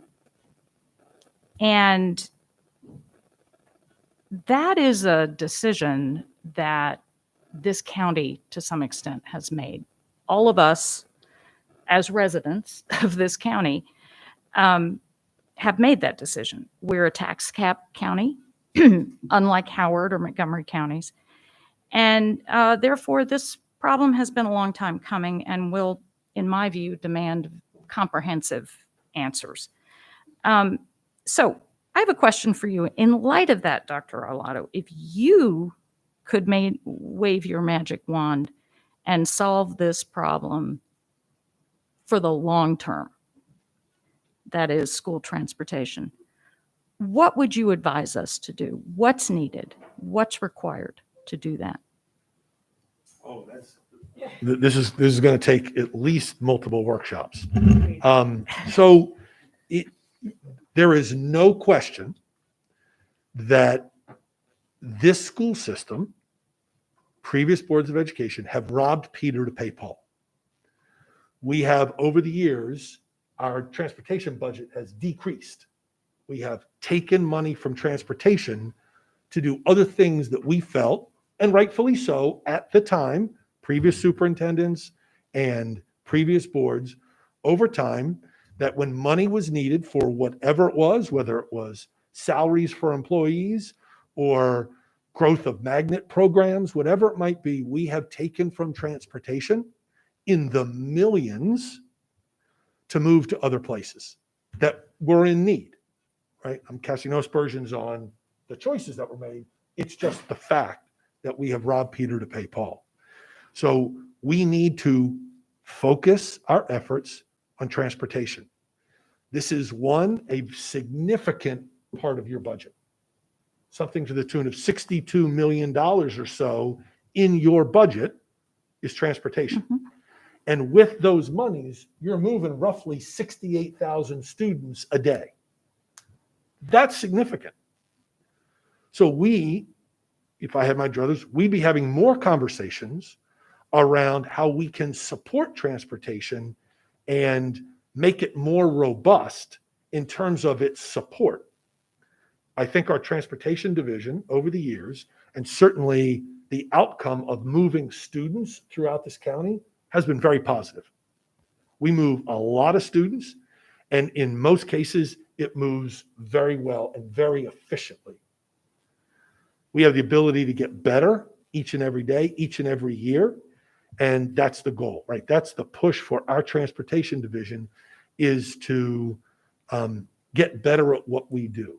That was the reason that my team wanted to invest in the software. And we got the board's commitment to do that several years ago, where the software helps bring us to another level. That's an example. But as you saw in the Prismatic report, for example, we have no place to work on our buses. We don't have a lift. So we have to, we have some mechanics, a mechanic, is that right? We have a mechanic that works on buses and does some of the rudimentary upkeep of our buses. But anything beyond that has to get contracted out to a company that has a lift and can put a bus up in the air and do the heavy work. We need to have a place for our mechanic, multiple mechanics to work in an appropriate place that can appropriately serve those buses that are ours. And we have neglected that. And Prismatic pointed out very, very clearly, and our team completely agrees. That's a place where we need to put money and time and effort so that we can do a better job in supporting our buses. So that's just off the top of my head. But there's no question that we have taken money from transportation over the years. And we need to refocus those efforts on the work that they do and supporting the work that they do. The fact that we have Prismatic recommended and this board supported hiring additional folks. We haven't done that in our transportation division in years and decades. And now we've added 6 total people, 7 or 5 right now. And in some some managerial and GIS and technical areas that we didn't have before. This is going to make us better. And this is going to, as I said, we want to get better every day. We want to get better every year. And that's going to help us do that. So we have to invest in it. We have to say this is important and that we have to invest in it. Now, does that all of a sudden create drivers? No, right? I mean, getting back to your point, which is, right, how do you get out of it? Does all of that said help create drivers?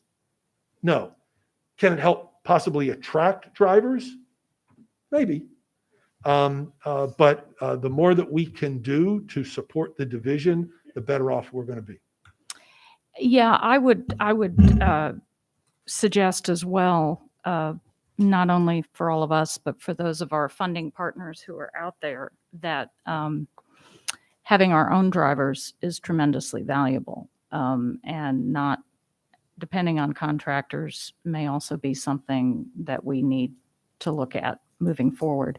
And finally, I would just add, and I think this is pretty obvious to everyone, all the great work of our teachers that was being talked about, and I've had the chance to do some school tours, and I can certainly attest to that, is for nothing if kids can't get to school. And so, and the most immediate barrier to getting to school is transportation. And so, insofar as equity is one of our most essential principles, it would seem to me that investing in transportation and learning the lessons of this and rectifying whatever problems lie behind it is essential to realizing that mission. So thank you for letting me take that time.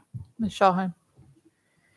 Yes, thank you. To piggyback on what Dr. Tobin was saying, or what Dr. Lotto was saying about the additional staff, I thought we approved 7 positions. Do we know which 2 are outstanding in transportation? I don't. I mean, do we? Yes. I don't know what they are. I'd have to ask the team. Mr. Shekovich, which 2 are outstanding?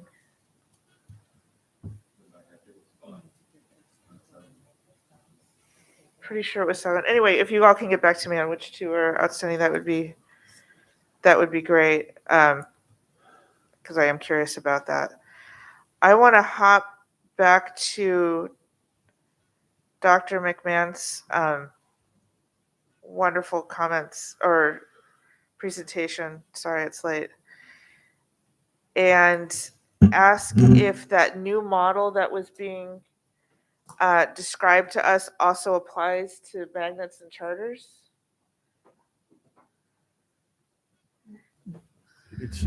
I'm going to attempt to answer that question. So yes, it applies to magnets, because magnets are part of whole schools. So if a magnet student is out on quarantine, then they'll have that same contact and access.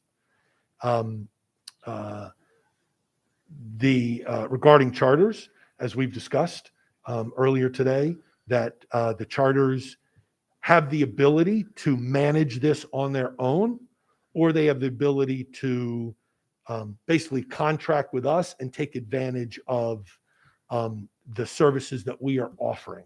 My understanding is that now all of our charters have chosen to send their students, their quarantine students, to us meaning our group, our academic group for the virtual support, both asynchronous and synchronous. So they have the ability, if they wanted to manage that on their own. My understanding is that all the charters now are sort of on board with us, and they'll be accessing the same. Their students will be their quarantine students will be supported the same way. Okay, great. I want to touch on the virtual academy, and I've been getting a lot of questions about worried parents, mostly parents from the children who are unvaccinatable, who are 11 and younger, really still quite concerned about the exposure and all of that. And so I wanted to know if, now that we're up and running, if there's going to be any exceptions to continue to admit people to the virtual academy, if that is still shut for this year. So if you can touch on that. Yes, ma'am. So that door's shut for this year. I suspect that it's going to grow into the future. We purposefully limited the number so that we could manage it well, but also understand that the State Board of Education and the then state superintendent made it abundantly clear that school systems could not build extensive virtual options, that we were required to bring students back 5 days a week, full-time learning.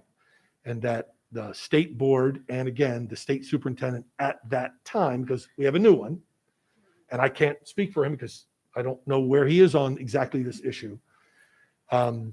But the previous state superintendent made it abundantly clear that in our reopening plans, that we could build a virtual option for a limited number of students for this school year. Again, I suspect that that is going to grow because there is a growing demand. There will be a growing demand in the future for that virtual space. I suspect that our numbers will grow over time. Okay. Thank you for that. Dr. Tobin hit on a lot of thoughts I had about transportation, and I want to continue to peel away the layers of that onion over time, because I think it's a massive one. And at this point, I don't believe, shocking to some, I don't think I have any more questions at this moment. You don't have to. We're good. Thank you. Yes. Thank you. Mr. Silkworth. Thank you. I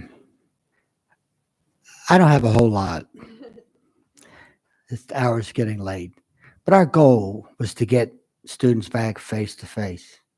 And that's something that we all talked about in a positive way. We knew we would have challenges, but our visits have shown that that has been accomplished. That's a great accomplishment. We talked about getting back to a sense of normalcy. Well, I've had the pleasure to announce football, girls, boys soccer, field hockey on multiple occasions. I have soccer for girls and boys tomorrow night at North County. And I'm here to report that that has been as normal as it could have been. I mean, the experience for the kids has been marvelous. I can't say the results for our football games have been what I might have wanted them to be. But the bottom line is, it has been so great to see the students, coaches, parents in the stands enjoying those games. It was also great to see what we saw when we visited schools. So from that standpoint, I am very, very, very pleased. I probably do have one question. It's a clarification question. But I wanted to make that point that the opening has been, as they would say from Northeast Middle, it's been clawsome. So having said that, just clarification for me as far as the vaccine, and I don't want to say vaccine mandate because for me it's a vaccine choice. Because it's my understanding that staff, teachers and staff, and athletes have the choice between the vaccine or the testing. And the testing is being provided, no cost to anybody. So I guess my question is just clarification about it's athletes only. Are we going to be moving towards other student groups at some point in time? So thank you for the question. And I would, let me re-echo your thoughts on what I said earlier. Despite the difficulties that we are going through because of the times that we're in, our students just have done a fabulous job of a return to school, as have our teachers and all of our support staff and administrators. They really just have, it's been impressive for those of you that have joined me on visits. And again, visiting 28 schools and seeing it at all levels and kinds of schools, it really has been impressive. So thank you for the question. So our plan is for, and as you know, for our employees to have that choice, and for our student athletes. So there's no plan at this time to expand that beyond our student athletes. And there's a number of reasons for that. Our focus is keeping schools open, right? We've gotten them open, as I said in my comments, and now we want to do everything we can to keep them open. And we have seen over time, both last year and certainly this fall with the fall sports, we've seen a number of positive cases and subsequent quarantines that have had to occur that have negatively impacted teams, right? Their ability to compete, their ability to be, even to have the whole team go on a quarantine. Luckily, that's not been a large number, but it's been a couple, and it impacts those students. And so I want them to compete. I want them to, just like I want them to finish their school year in fine fashion, I want them to compete and finish their seasons in fine fashion. We've seen a number of impacts of COVID on the teams. And now that school is open, wasn't so much of a problem in the early part of in the middle of August when we were just starting practices, because those students weren't returning to a classroom. Now they're student athletes. So what could be spread possibly within or acquired in athletics can now carry into the classroom and could negatively impact the classroom. So by giving them that choice, we stand a greater chance for them each of those teams to compete and complete their season and also not negatively impact the schoolhouse, because that's where they are during the day. And contact tracing a student athlete in August to contact tracing a student athlete now is night and day, because now that high school student is going into the school building and visiting 4 classes a day, 8 classes over 2 days, and the contact tracing becomes that much more difficult, and the tentacles reach and impact more students. So that was our thinking. I've had this conversation with the other superintendents around the state. As you may have read in the media, there's several of the school districts immediately around us have already announced similarly regarding their student athletes. And I suspect just about all of them will, based on the conversations I've had with the superintendents. This will be a topic of conversation at our Friday morning meeting. That said, I want to address Mrs. Corkadell was asking the question about MPSSA earlier. Right now, MPSSAA has been silent on this issue. So they have been silent on the issue of requiring vaccinations or testing for student athletes. I don't know where this will go, but right now I just want to answer that question because you asked that earlier, Dr. Kalyana Raman. Right now they've been silent on that issue. There's been no direction from MPSSAA on the vaccine issue. I hope that answers your question. Thank you, sir. Yes, sir. Guess I'm on. Just a few questions, Dr. Arlotto. So if I understand this correctly, as we move into this next phase of virtual support for quarantine students, students will work with a teacher other than their own teacher and get some instruction and assignments, and then when they go out of their quarantine, their grades will go to their teacher. Yes, ma'am. Okay, That's correct. if I understand that correctly, the That's right. question is, just based on what I've seen, some things I've observed in the past, is there professional development around for teachers around how they're going to incorporate that into because normally a classroom everyone has the same assignments, they're graded on that. So is that going to be difficult? Are we anticipating any difficulty or confusion for teachers? So we'll always anticipate difficulty and confusion. That's just the best way to operate. So we will, again, let me go back to something I said to Ms. Amasori. This is not ideal, right? Mm-hmm. We're trying to make lemonade here out of lemons. It's not ideal.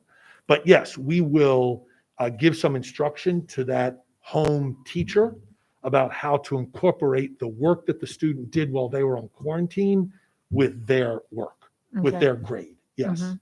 Okay, because I assume, that they're not going to get the same exact instruction that the kids in the classroom are. Right, but it's going to be pretty similar. As Mm-hmm. you have visited classrooms and you've gone from one second grade and you visited 2 or 3 second grades in the same building, Mm-hmm. you've most likely seen that on that day, they're probably on the same lesson or something they're close to. Mm-hmm.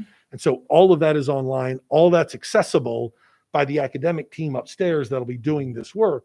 So they know where the students in second grade at this calendar point about where they should be. Okay. And you said no hybrid because teachers had difficulty giving attention to classroom and screen. Is it not a better scenario for students at home to be to observe class? In other words, the teacher wouldn't give attention to the screen and the classroom, but the student at home can observe their classroom. And I'm not suggesting that is the best. I'm just asking the question is. So we discussed it. I know the academic team discussed it, and the short answer is no, that we felt it best that, again, the focus is the return of students into the classroom, and we want to focus on those students. We know we're going to have students that are quarantined. Mhm. That's the unfortunate circumstance, but we all knew the risk. We agreed that the risk was worth the reward to get students back into school. So we'll do the best we can to support them during that period that they're quarantined. And so, no, it was discussed, do we let the students, first it was, do we just let them go hybrid? Mm-hmm. And we don't think that's the best route because that was not the best route last spring. Mm-hmm. And do we let them just sort of beam in and sort of watch the class? I don't know how much they're getting out of that if they don't get the chance to ask questions and participate. And so we think that this is the best model going.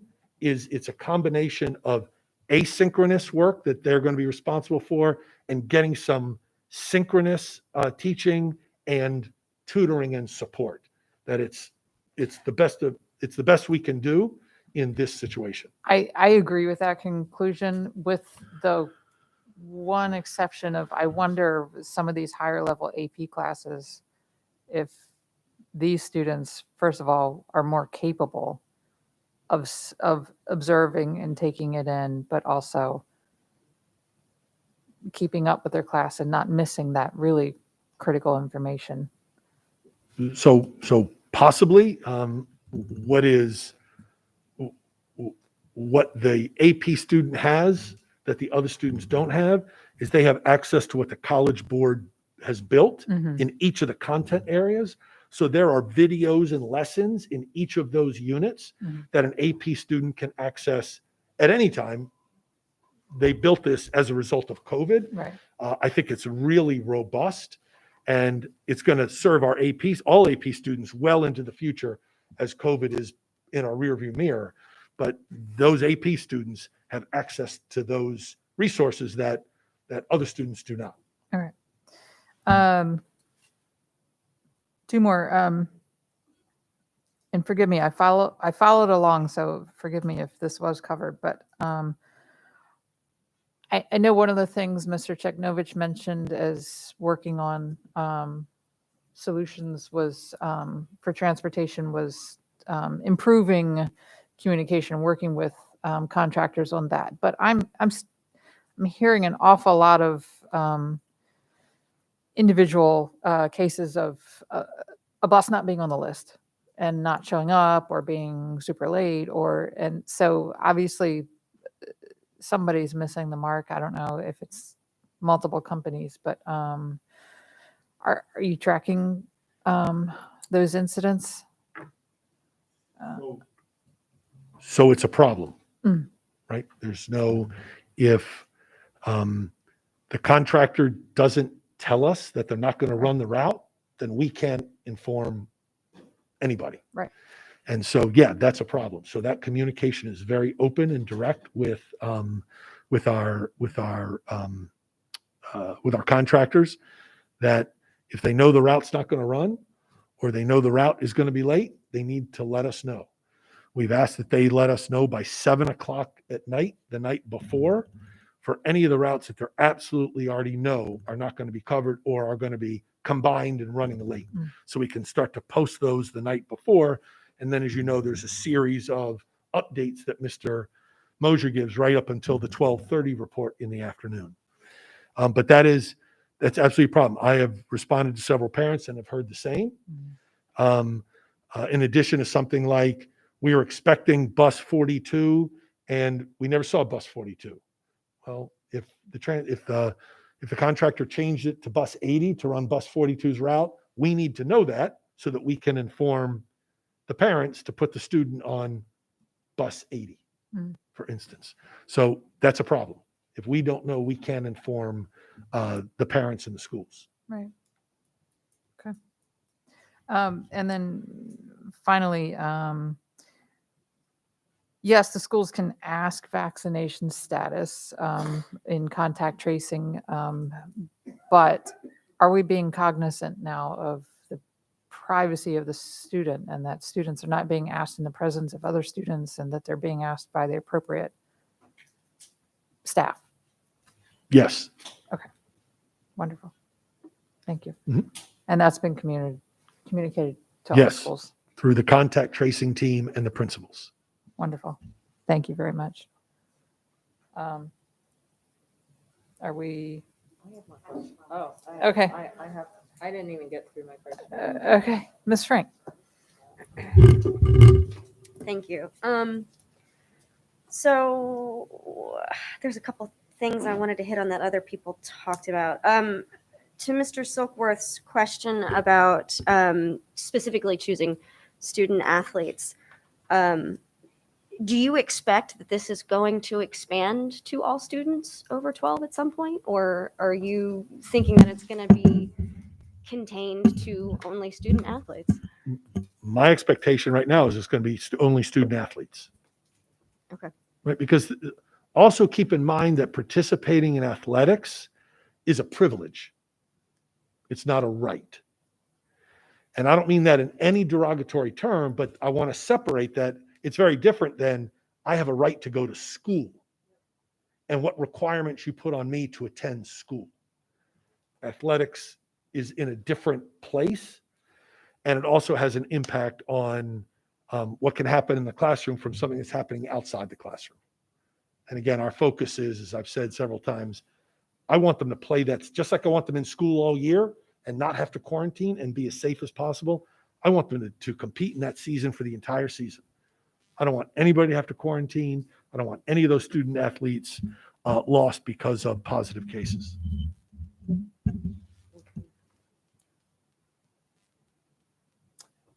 I do have some concerns with, I know that there will be some student athletes that do not either get vaccinated or follow these requirements. And in specific school systems, I do believe they have to recruit student athletes And I do worry about certain programs. I've had a couple of folks reach out from Glen Burnie to say that they are sometimes having to actively recruit athletes. Do you believe that this will diminish the sports team to a point where some teams will no longer be able to play because they don't have enough athletes? So am I worried about it? Yes, right? Because I don't want that to happen. Do you believe that it will? Do I believe that it will? My gut tells me no. I think we've had a fairly high success rate. You heard Dr. K talk about at least our high school students up to the age of 18 are at a higher rate of vaccination than those that are 18 to, I think you said 32, something like that. And so I think our high school students are pretty cognizant of it. And I think those student athletes would do anything with their parent permission, of course, right? I'm not discounting the parents, but I think our young student athletes want to participate. They love their sport, and I think they would do anything they could to want to do that. And that included last spring wearing masks and being as distant as possible because they wanted to compete. And now we know that the vaccine, or at least weekly testing, is those one or the other are a much better security blanket to them being able to stay in their sport. All right. I'm going to bounce around to a couple other things that I was thinking about as well. When we're talking about the employee vaccinations, some folks that I know of have mentioned, I think tonight, that we have folks who are close to retirement. Are we offering employee buyouts or anything like that? No, ma'am. Are we having any conversations about that? No. No, I'm not at this time. No, I'm not focused on buyout incentives. No. Okay. And then when we talk about who is discussing vaccine status with students, students do have we can ask these questions of a student. What is their right, and what are their rights when we ask those questions? Do we know that? Yes, they can refuse to answer the question. Okay. So if asked, have you been vaccinated? The student can say nothing. Are they made aware of that? I don't know. It's a good question. I don't know if they've been read rights to that extent. Mirandize them? Right. Because the contact tracing team, what the contact tracing wants to do is rule that child out so they don't have to quarantine. That's their sole purpose for going through the process and asking that very direct question. Because if they're vaccinated, then the contact tracing team's done talking to them. Go back to class, go back to practice. You're vaccinated. I don't have to quarantine you. So our contact tracing team is not looking to delve into the private lives of our children or their families. They're really not. They're trying to accomplish a task that they've been given. And their task is, if they can, rule that child out. Because if we can't rule them out, our direction from the Department of Health is we have to rule them in, and they're going to have to quarantine. And we don't want to have to do that. So if they share that information with us, great, then we can rule them out. But they have the ability to say, no, I don't want to answer that. Or my parents have asked me not to answer that question. Okay. Now I have to rule them in, and they're going to have to quarantine if they're a close contact. Okay. Yeah, I do know that some folks are worried about announcing their status to anyone. I mean, even on this board, we saw, people calling other people out for their vaccine status. So I think, I think there are valid concerns about wanting specific health questions shared with people that are strangers, essentially. And I do understand that. But also, let me go back to, if you don't mind me reiterating, the contact tracing team is asking the question so that they can rule that child out from having to quarantine. I don't want them to miss class. I don't want them to miss any part of their athletic season. And so they're asking for the right reasons. And we do legally have the ability to ask that question. But I appreciate you bringing it up, because I want to reiterate that for parents that maybe have those concerns, that it's simply to best protect your child, the child that we're talking about that's possibly a close contact, that is in the contact tracing pipeline, that we want to be able to rule them out. And that information gives us, frees that child from having to quarantine. Yeah, I will say a lot of the legal aspects of this are still gray area. I would agree with that. They make me a little nervous as to what we can do. There's very little guidance. There are, some memos from the AG, and those are much appreciated, but they're not comprehensive. And this came out in a pretty short amount of time, and to try to chew this over is very difficult. And to try to wrap my head around, is there a motion here? I don't know what the motion would be, because I don't feel like I have enough information to make a call tonight on what should be done, or what as a board how we should proceed. So I really am struggling with that part of it. I don't know that I have a motion or not, but I'm trying to soak it in right now. So perhaps by the end of this, I might. I don't know. But either way, I would like to have a continuance of this conversation at our next meeting if there are no motions to come out of this tonight. So thank you. Oh, sorry, Ms. Corkadell. I know. When we're after 11, that's okay. That's even more okay than adorable. Okay. Really quick. Just really quick on the transportation. I think I would be very remiss, because although we started off with Annapolis at the highest, we're now at me. And I've got a little bit more of the unique roadside that does limit how we get that back. But, us focusing on what we have in front of us is clearly needs to continue to be the number one on this. So just two things, though. I think I do want to just go back on one narrow aspect of this, of the hindsight. So we as a board, of course, we're responsible for the what and whys, and then the staff, Dr. Arlotto, oversees the how. But ultimately, this board and the Board of Education is accountable for everything that this school does. And what the residents have not heard yet is any board member expressing their accountability and responsibility. So I just want to personally do that on behalf of the board, but as me, as your elected representative. There were a lot of bell marks that Dr. Arlotto alluded to, and I'm not going to sit here and give a whole bunch of reasons why, because it's a complex, it's an enterprise level issue, but I know I'm accountable, and that's for me, not just our board and our superintendent to carry that burden. We're the ones who, over him, and just like he was saying with his staff, has to be accountable. So I'm going to step up and be the first one to say that I know I have accountability and responsibility for this too.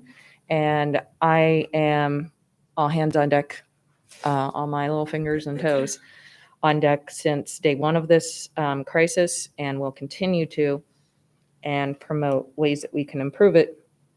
There is one aspect of state law, Ms. Ortiz. I'm so sorry. But I just wanted to bring to your attention, I'm not asking you to testify, but if you did want to reply, then I guess a microphone would be appropriate.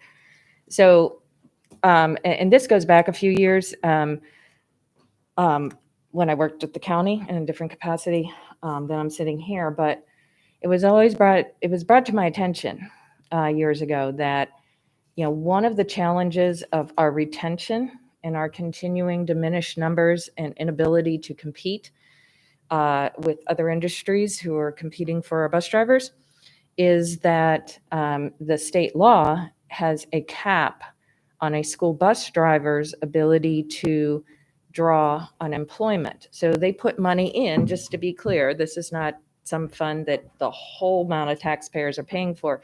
In a regular year, non-federal injected dollars, you would have 10 weeks.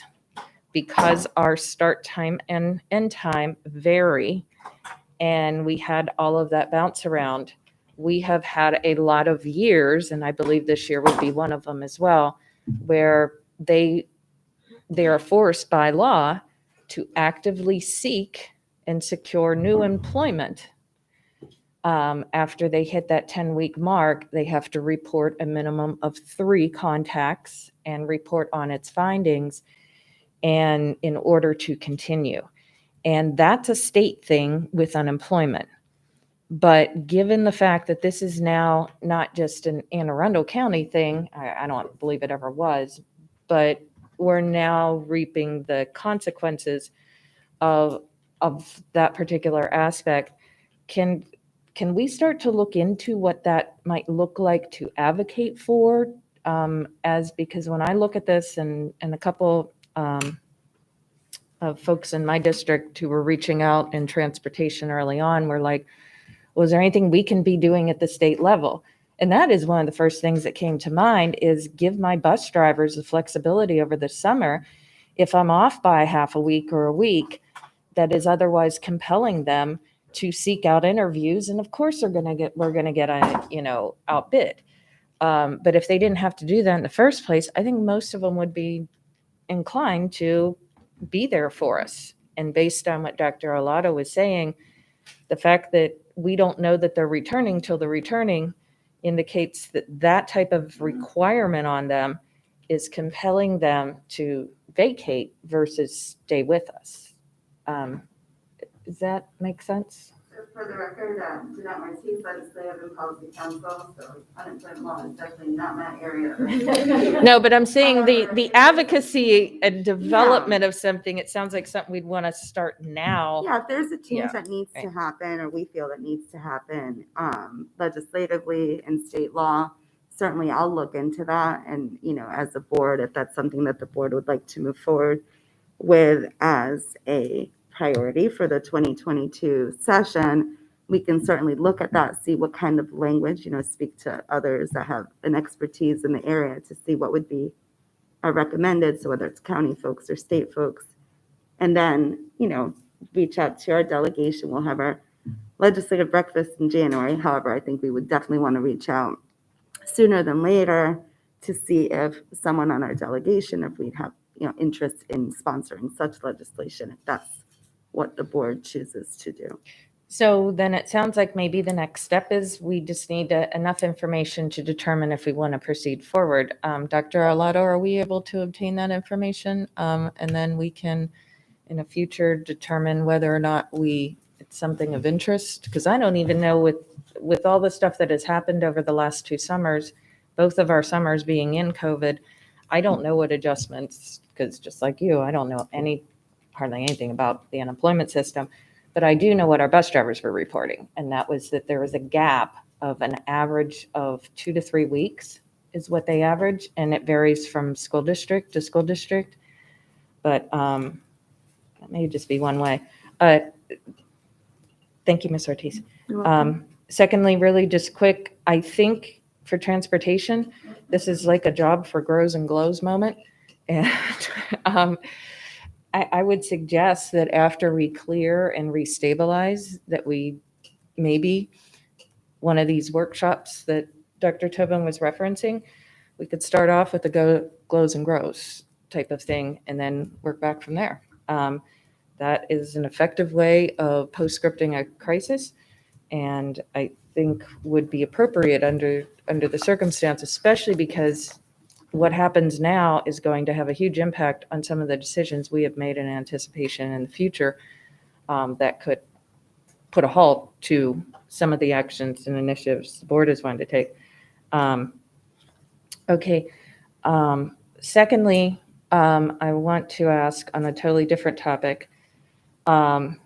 So as this is going down with the testing of positive and kids quarantining and everything, and in the course of discussions, and whether purposefully or inadvertently, I'm seeing an increase in reports of bullying and targeting based on very biased assumptions. Some of them are clearly not in alignment with our political bias section in the bullying. as well as some of the others as it relates to people's health conditions. And it sounds like it has a potential of growing. And with so much mythical information, all the myth busting that is going to be necessary at the staff level, at the student level, I am just going to say, colleagues, I am extremely concerned about this. I mean, at the adult level, it's well, I know that they are a political party X, Y, or Z, so I'm going to make a presumption about their vaccination status, about how they feel about everything. And it's systemic, and it is reaching into environments that it shouldn't. And people are sharing that as rumors. And as the one person pointed out, I've got several reports of it. So I've got to say there's some, very much validity in the concern, or at least the perception. And we know bullying is a perception issue, not a factual issue necessarily. If the person perceives that they are being bullied and it's identifiable, then that's bullying, right? We don't go to the bully and say, oh, well, she didn't mean it. No, no, they do. They always mean it. And it's an action. It's not a person, So we're seeing that. We've seen this here in our own board. We've seen this in our school system. And we've got some staff that are very hesitant to discuss it with administrators because they feel that if they're in the wrong category, that other bad things will happen too. I think our students are very hesitant too. They're engaging in kids who they haven't seen in a few years, in some cases not at all. And so, when you get the call in or all of a sudden Johnny's not there for X amount of days, and, athlete B now cannot be up on the soccer field as a result of it, what ensues thereafter, and the reports that I'm hearing. And, we, as much policy as we have in place, the social media, it's still happening. It's happening with the adults. It's happening in our environment here. And I've been the target of it too. And it's not very pleasant. So what are we doing, Dr. Arlotto, to maybe make our staff more aware? Because our students, especially our younger ones, that's a staff problem. That's not a student problem first, because a young kid, a first grader, does not have the resources and tools and maturity to necessarily know how to address it. We've got to rely on our kids, on our staff to do that. And I'm just very concerned when I hear that it's happening at all levels. Who's manning it? I know we have strategies in place, but we are now in a position where we have new definitions and new terminology that now need to be mapped back to those policies. And nobody should ever feel compelled to have to defend themselves by using their own personal health information as a defense.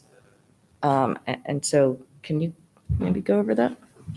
So I'll be very honest. I'm not sure that I quite understand the full question that you're asking. I want to know what we are. So we're not seeing a spike in bullying among students or staff. We've not gotten any reports that there's any kind of spike happening in the schools. But certainly, as you are alluding to, I believe, if I'm understanding, that the environment is right for it to be happening. You've heard it happening. It's unfortunately occurred to you. We're not seeing it in the schools at this time. Doesn't mean that we're not going to see it. And so we're going to continue the course of working with our students and staff, with our unity days, with building relationships, rebuilding relationships for those students that you said haven't been together in some time or have never been introduced.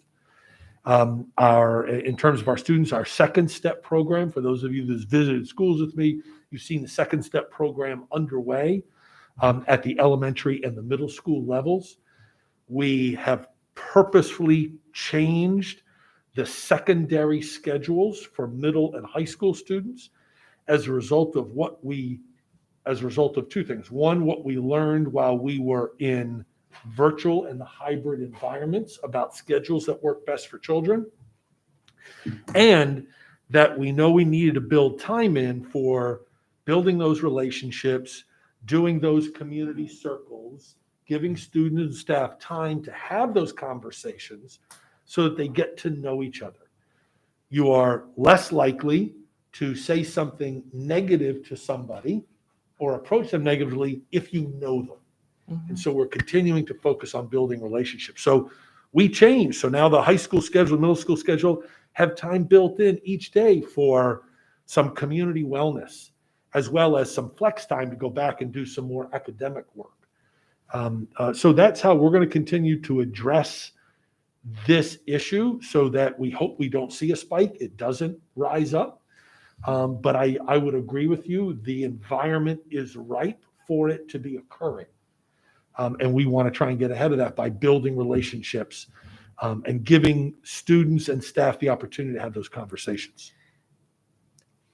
It occurs to me that it may be helpful if we could maybe, one of the things that I didn't see, I guess, when I was returning to the schools and touring like many of our colleagues did with yourself and the staff, was I didn't see the posters I used to see about bullying reporting.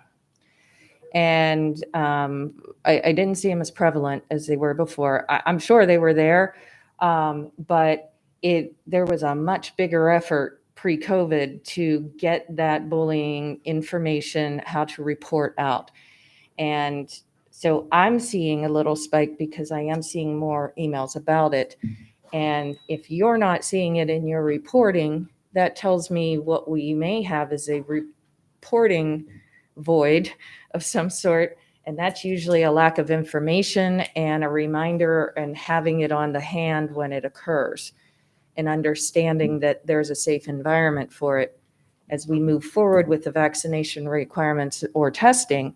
And, if we're doing this stuff in the schools, it's just going to be a matter of time before kids see other kids in lines, and staff sees other staff in lines for weekly testing. That'll eventually matriculate into a label. And as anybody that knows me knows that I hate identity politics. I hate identity labels because we are all unique. And there is a necessity of it in the schools for certain capacities.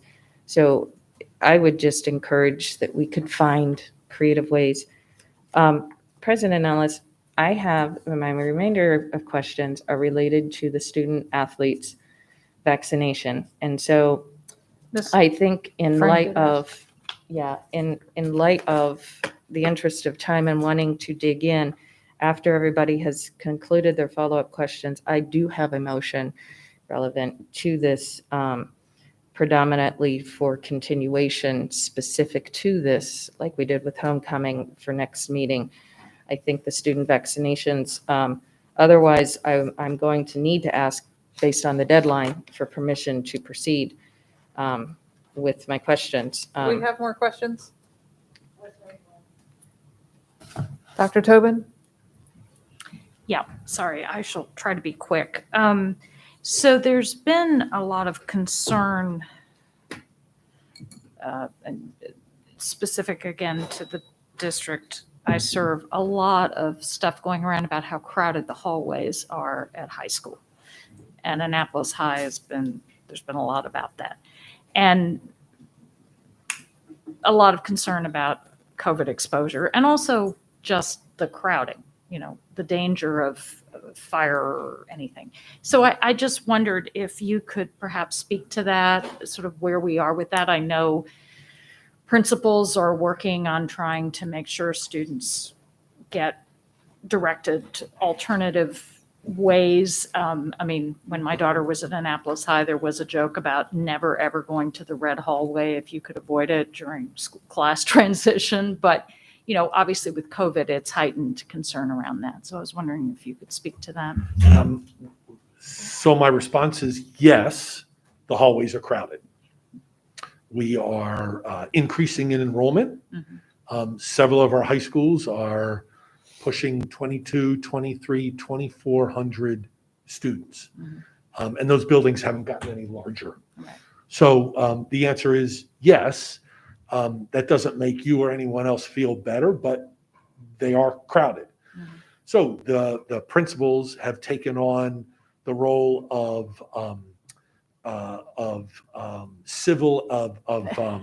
industrial engineering and directing traffic.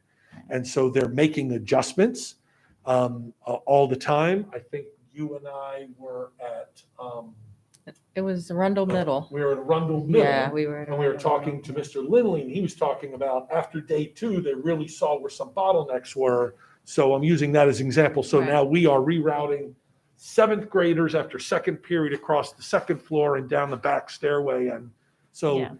I say that with no specificity other than it's not uncommon at the beginning of the year in any school, particularly middle schools and high schools, for students to get used to the flow of movement and for principals to make adjustments as needed.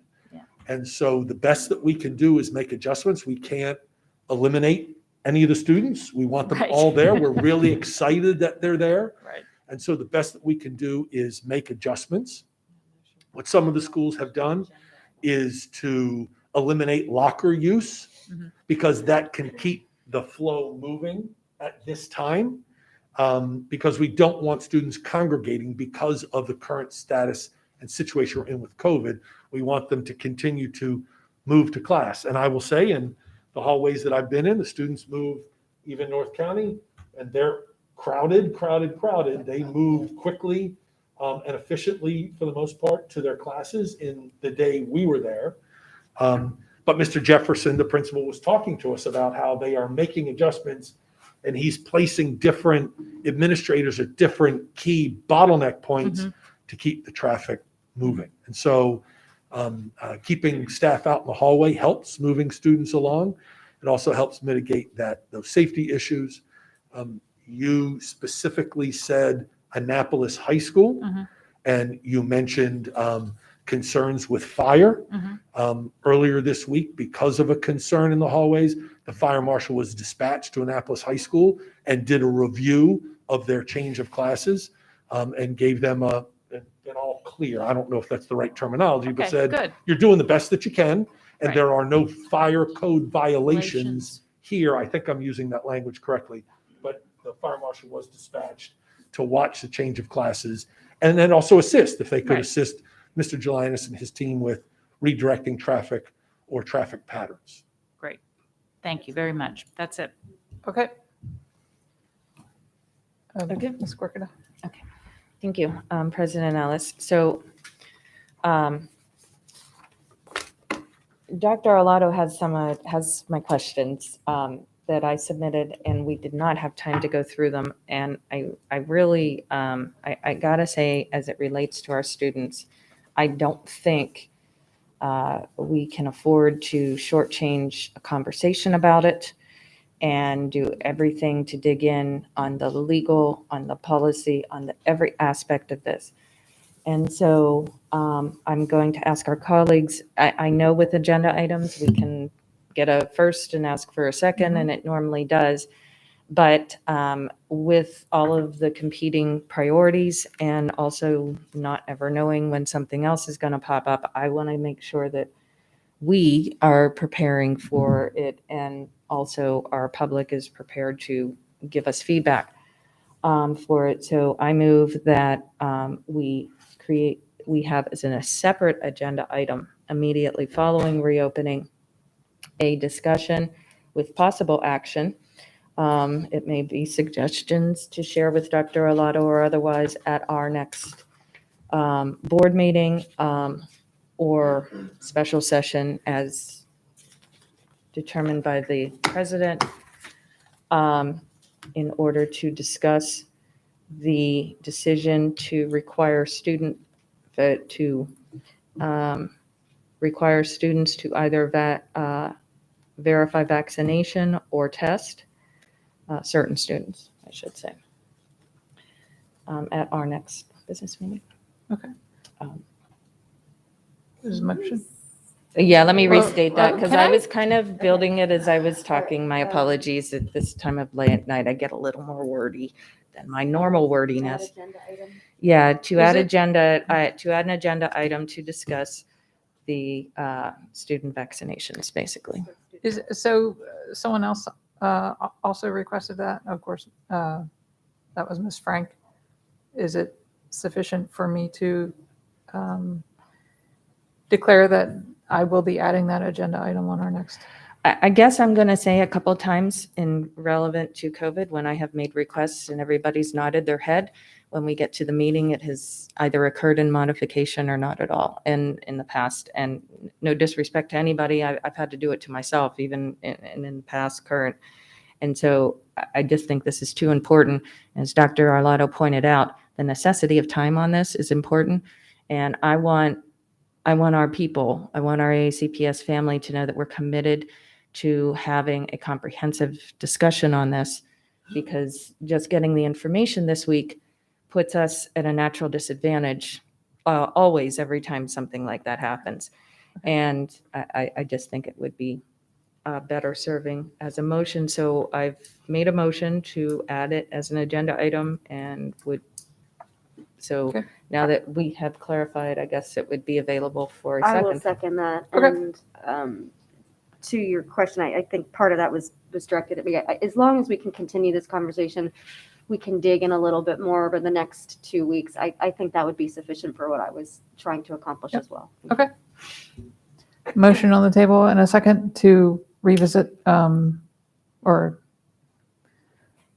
revisit the vaccinate or test mandate for some of our students on our next agenda. We have a I motion asked on the that. table, Yeah. so yeah. It's a motion now. Yeah, it was. Yeah. No worries. I was just saying, no, we already put it. Right. Right. I asked for that clarification and we have a motion on the table. So we're going to vote on the motion unless there's any discussion. Any discussion? I see no lights. Can we vote? Ms. Howe? So hopefully I captured your words well. So Ms. eloquent that Corkett, they Ms. were. Corkett, I'll move that the board as a separate agenda item following the reopening item at our next board meeting or special session determined by our board president to discuss the student requirement of vaccinations.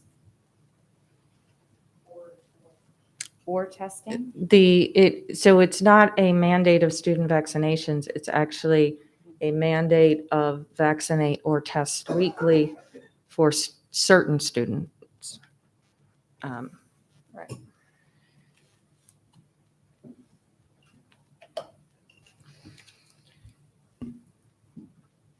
Ms. Frank? Yeah, I also just want to mention that I think part of the reason that this is appropriate is so that the public can weigh in because it will be on the agenda and they'll have advance notice. And then also so that they know that the conversation is going to continue. They don't always know ahead of time what our agenda is going to say. But in this moment, we're ensuring that, okay, we still have questions. We're ensuring that this is going to continue to be discussed. So I do think it is appropriate in this particular instance. Thank you. Okay. Are we ready to vote? Do you want me to restate based on the suggestion? Sure. Ms. Corkett will move that the board, as a separate agenda item following the reopening report at our next board meeting or special session determined by our board president, to discuss the mandate of vaccinations or testing of certain students. Ms. Corkett, is that fine? I'm fine with that. Thank you so much for reiterating it. That's perfect. Thank you. Ms. Frank? Aye. Ms. Corkett? Aye. Ms. Omasori? Aye. Dr. Tobin? Aye. Ms. Shulhan? Aye. Mr. Silkworth? Aye. Ms. Ellis? Aye. Motion passes 7-0. Okay, I believe that closes out opening of schools update. Thank you. Thank you. Yes, thank you so much. Do I have interest among board members to postpone item 6.02 to our next meeting? I've become aware we have many high school students who are still tuned in. I'm willing to make a motion for the president if it's necessary, but I agree, we can't keep our kids up on the one thing, or we could flip it around too. Yeah, could we amend? Yeah, could we? Yeah, we can amend, but we do need a supermajority because we already passed it, so we would just Right. need, We would need. the. Because we need to More have than- this by October 4th. Yeah. No, The this board is budget the. priority thing. Oh, that's the budget priority. That's next. the Okay, I'm priorities, sorry. not Yeah. That's what we're tabling. Yeah. Not the capital budget Got it. No, or I'd be fine amending or postponing. postponing, yeah. Okay, so. Yeah. Is there a motion to postpone? Yeah, so move to postpone item 6.02 to the next public business meeting of the Board of Education. Okay. Is there a Second. Second? All right. Any discussion? All right. Ms. Howe? Ms. Frank? Aye. Ms. Corkadell? Aye. Ms. Omasori? Aye. Dr. Tobin? Aye. Ms. Schallheim? Aye. Mr. Silkworth? Aye. Ms. Ellis? Aye. Motion passes 7-0. Okay, item 6.03. Fall 2021 homecoming dances. Dr. Alato, a press release went out on Monday with the decision to at least postpone homecoming dances this school year. Is there anything you can share with us about what went into that decision? Yes, ma'am. Thank you, Madam President, members of the board. So it's important to understand that that decision was not made lightly, and it was certainly not made in a vacuum in my office. While it is believed by some, as you heard testimony, that this was a snap decision made at the last minute, I assure you that it was not. This is a decision that came and recommendation that came to me from the high school principals. The high school principals have been talking about this under the leadership of the Office of School Performance for since the summer months. We knew homecoming was on the calendar. We knew that we wanted to get ahead of it and have a conversation and ask the principals for their advice about how they believe it can best move forward for this fall, given the circumstances. And quite frankly, at the time they began their conversations, the circumstances weren't what they are now in terms of the COVID numbers and the variant, the Delta variant. So with that, a number of meetings were had among the high school principals. I asked that they engage their different schools have different functioning SGAs, student advisories. They may have a homecoming planning committee, whatever their conduit is to get student input. I asked that they talk with their students and get some input about what they felt was best for homecoming. And the recommendation that came to me is, as I had adopted and moved forward with, which was to allow the other activities that are associated with at each school and their traditions and the football game and the homecoming court and those sorts of things. But we believed, the high school principals believe, and I support their recommendation, that at this time to really, it will be difficult to have an engaging and fun dance that the students want, that the principals want to put on for the students. It's been their tradition. We know the importance of it. I'm a former high school principal. We know the importance of homecoming, that homecoming week, and certainly the dance for the students. With all of that, I'm going to go back to something that I've said several times during this meeting. which is our focus first, was to get the schools open 5 days a week. Our focus now, and will continue to be, keeping them open. And if that means making some difficult decisions around things that we normally do or have always done, but that may contribute to us not being open 5 days a week through the full school year. And I don't know that a homecoming dance will be a super spreader event. I have no crystal ball. But I know that it has a potential more so than not having a dance. And I want those students happy and healthy in school every day. So I appreciated the high school principals working with the Office of School Performance and Mrs. Jackson to come forward with this recommendation, that they decided on the events that they would have during their homecoming week and to celebrate homecoming, and that we would focus on another point in the year where we could do a dance for the students. So again, I support that recommendation of the high school principals. And that was the information that I put out earlier this week. Thank you for clarifying. Ms. Shawheim? Thank you. Were all principals involved from every high school involved in that decision? Yes. And it's my understanding that some surrounding counties are moving forward and doing it outside. In the discussions over the summer up until this point, was that a topic that came up a lot in the principal's deliberations on whether or not to move forward? My understand, I was not part of any of those conversations. They're professionals and I let them do their work. But I don't believe that it was to use those. It was not an extensive conversation around conducting outdoor dances. Not something the principals were comfortable with. And so I don't believe that it was, my understanding is it was not extensive conversations, no, around outdoor dances or around an outdoor dance. Okay. I also understand, through social media that some groups are already planning things on their own, and this raises some equity concerns. But I have a question about dances in general, because it's been a hot minute since I've been to a high school dance. Is there a charge for admission to our dances? Yes. What is Students that? buy tickets. And what is that charge generally? Varies from school to school. $20? Is that the average?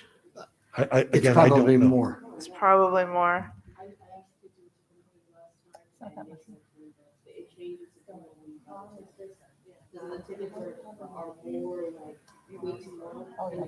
And they have the price at the end. Okay.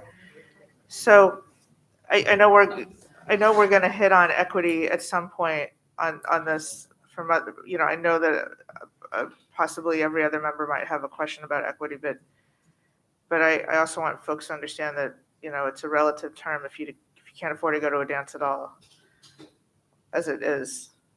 That's not a judgment as to whether or not how this conversation goes. It's just, or where I might land, or what I just want to put that on the table and into the universe. So if you don't mind me putting something into the universe Please. as well on that topic, Please. is that the high school principals know and understand that they've got students that might not be able to afford a ticket to homecoming or prom. And so they set aside monies. Oh, they do. And so they buy tickets for students so that they can get to prom, Great. help or homecoming, or help them get a dress, as an example, or a tie, but high school principals are very, very well equipped at doing that and supporting students that don't have the money to buy a ticket. They don't want to leave a student out because of money. That makes me very happy. I just didn't know how this goes because I'm a fifth grader, and it's been 1990. Let's not go there. Early 90s since I last was at a dance. And I skipped my prom to see Depeche Mode in the 13th row, and I don't regret that decision. I'll have you know. Miss So- Schauheim, for me, it was 1967. So anyway, so that makes me happy. I'm sure I will have more questions about. No, I'll ask one more right now about hypothetical outdoor environments. Do all of our high schools have an outdoor environment that the perimeter can be contained? I understand that sometimes back doors are used to sneak in friends and cafetoriums and the like. If it's in a stadium, I'm just picturing Severna Park because that's the closest one to my house. It's also in my district. That it's that it's gated and that there's a way in and a way out. Or if we're just talking, and not about homecoming specifically, but about events this year in general, and their ability to be outside, or all the perimeters of all the high school stadiums a controlled environment so that there isn't people entering from different points that shouldn't be. So all of the high schools have a stadium. Okay. All the stadiums have stands and a fence.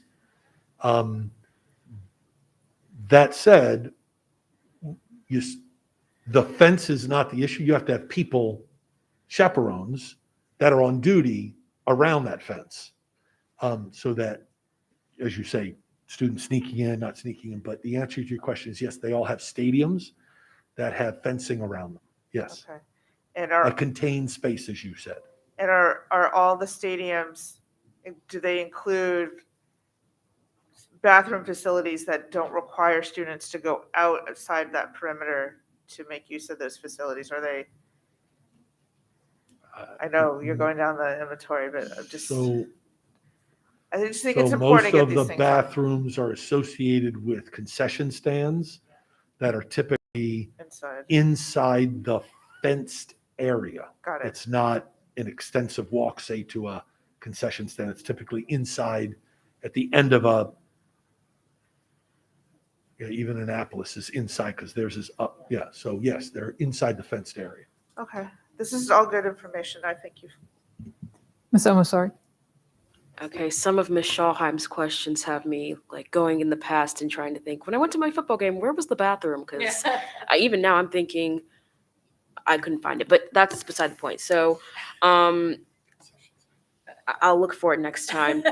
So I think that ironically enough, I have the hugest I guess thing to lose here since I'm the only current high schooler on the board, obviously, and which is why it was a little unsettling for many of the commenters to say that everyone on the board got to have a high school experience because I'm the only one on the board who has gotten that slashed in half. This is going to be a kind of a deposition here for you, Dr. Lott. I'm not going to lie, because most of these questions are ones that I've been kind of hurled at while walking in the halls and being on social media. And before I ask these questions, I want to make it known that a lot of the arguments that I heard were riddled with logical fallacies and were riddled with unfair comparisons or irrelevant comparisons that don't really help with the issue at hand.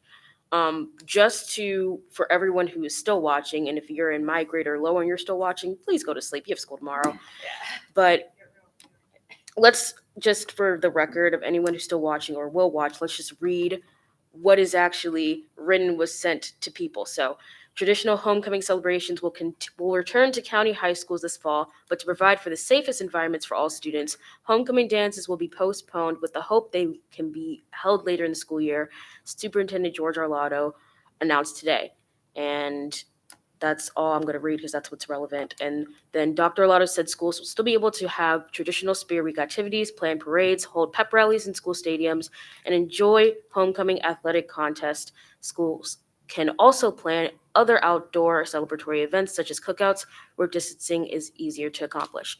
So before I go into the questions, there's a lot of, I don't know how because we've all read the same information, but there's a lot of misinformation about what you have actually said to the public. So a lot of people are saying homecoming is canceled. homecoming isn't canceled, it is postponed. The dance. The dance. So that goes to my next bullet, which is that we won't have any of our homecoming activities. You will have your homecoming activities. You'll have your football game. You'll have your spirit week. You'll even have your rallies, as stated at the last paragraph of the announcement.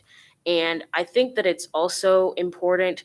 I'm sure everyone on the board and on the dais realizes this, but to those who don't, who aren't part of the Board of Education, that this decision is your wheelhouse. It's the superintendent's office. And just personally for me, when it would come to possibly trying to overstep into that lane, I wouldn't be very comfortable unless there was a lot of research to suggest that that should be a step I personally should take. So going into the questions, a lot of what students have said, I actually put out a question and answer about this exact topic earlier today, is that what's the difference between a homecoming dance and the proximity that many of the students are in when it comes to lunch without mask, when it comes to being in the halls, which again is a logical fallacy because two wrongs don't really make a right. But seeing as though this is a question I've heard ad nauseum the past couple of days, I would like for you to be able to answer it, since every time I'm asked it, I don't have an answer that satisfies people. Sure. So we can't, it's a good question. And you heard many people in their testimony tonight similarly say, well, Raven Stadium is packed. So what's the difference? Why can't you have a dance? And so there are several differences. Using your example, say the packed lunch, is that we need to give students time to eat lunch during the day. That's really mandatory. A dance is not necessarily mandatory. And so we want to present lunches in as safe a manner as we can for the students. And the dance is that extra piece that, again, I don't know is going to be a super spreader. I certainly hope that it would never be that way. But the difference is that the dance can be optional. Eating lunch is not optional. And also the activity that goes around a dance is very different than the activity in the lunchroom, right? So in the cafeteria, when you're sitting and eating, it's a pretty stagnant environment. I would say a high school dance is just the opposite. And the proximity to dancing is different than the proximity to you and I sitting across the lunchroom table. And so all of those play into a decision to say, I think we can do lunches more safely than we can do a dance with, and some high schools have 600, 700, 800 students at their homecoming dance. And so those are all parts of the thinking and reasoning why I would separate lunches from the activity of a high school homecoming dance. I agree. So my next question would be, because I actually got a number of texts from people at Savrota Park, for instance, who had a plethora of different ideas as to how to orchestrate an outside event. And so I know that you touched on a little bit of this question with President Ellis beginning before you were able to speak, but was the idea of an outside dance something that you entertained, or was the goal always, do we hold it now or do we hold it later? So again, I wasn't part of the direct conversations with the principals and the leadership from the Office of School Performance. My understanding is that it was not extensive conversations around doing an outdoor dance. I would interpret that as principals were not really in favor of that, so they didn't really speak to it directly and start planning for it. Because there are a lot of, that'll have to be very nuanced to do an outdoor dance in terms of chaperoning, in terms of weather. Some of our homecomings are in mid to late October. Things could get chilly on a Saturday evening for a dance and could be uncomfortable. And so there were logistics, I'm assuming there are logistics that concern the principals. So I don't believe it was an extensive conversation at all. regarding conducting outdoor dances. So principals didn't bring up that possibility to you, but in that same line of thinking, you didn't bring up that possibility to them to Correct. consider? Right. Okay. They did. That was not part of the recommendation that was brought forward to me. Correct. And out of the principals that you spoke to, how large of the group was dissenting on that opinion? Because I'm assuming it wasn't unanimous, or was it? I don't know. You mean on outdoor? On choosing to postpone homecoming. I think I want to say it was unanimous, but Really? I don't have the figures. Is that accurate, Mrs. Jackson? Okay. Well, that kind of changes things. At least for me, maybe not for others. So I guess, I don't know if you'd be able to answer this, but let's say a hypothetical, because this is something that I was worried about, knowing that most of the day staff at schools, because they see how crowded all of these classrooms, lunchrooms, and hallways are, they spend a lot of their day contact tracing. So for an event like this, homecoming, let's just entertain this hypothetical. What would the plan for contact tracing be if it were to be held outside? If a kid or a number of children test positive, like, what do we do when it comes to choosing what attendees to quarantine, or is that kind of thrown out the window since it's outside? Oh, no. We have to contact trace outside. If we have a positive case at a football game and you were sitting in the stands and you came up, you were tested positive, we would contact trace with you and say, who are you sitting around? Who's sitting behind you and next to you and in proximity? Did you go to the concession stand? Did you talk to somebody at the concession stand? When you went to the bathroom, I know you'll figure out where it is, but if you went to the bathroom in your hypothetical, was there anybody in the bathroom with you that you were in close proximity to? Those are the questions that contact tracers will ask. And so the same approach would be at the dance. You can imagine the difficulty in contact tracing in the dance. And I believe this was a significant part of the conversation that the principals had. All right, so I'm going to start over. It is contact tracing is not easy, and you can imagine the difficulty in doing contact tracing as a result of a dance. Whether it's indoors or outdoors, you can imagine the difficulty in doing contact tracing for a large dance. All right, so, because that kind of makes me think about, let's say a couple of kids are positive, that's God knows how many kids having to quarantine just because of one dance. Of course, I'm not suggesting that I'm like a psychic or a medium and that I can tell it's going to be a super sweater. So, oh gosh, you just made me forget my question. So in terms of the homecoming dance, one of the bigger, I wouldn't call it bigger questions, but one of the questions that I'm usually getting is that, so if we postpone it, which is what this is just postponing, it's not canceled. Are we postponing with the hope that it could be held inside, or would it be, let's say we wait until the spring, it would just be held outside already, so it wouldn't really make a difference if we held it outside now or later? Or are we only going to be able to have a homecoming if it can be held inside?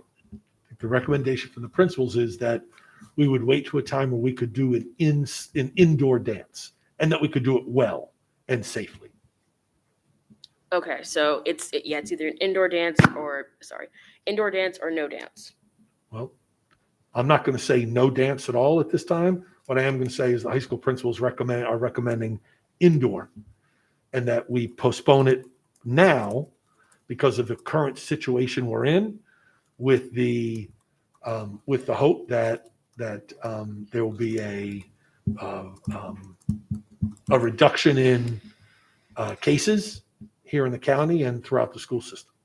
All right, and I guess before, because I want other people to be able to ask their questions, I'd be remiss if I didn't mention that I think Ms. Corkadell mentioned this a little earlier and had emailed to all of us.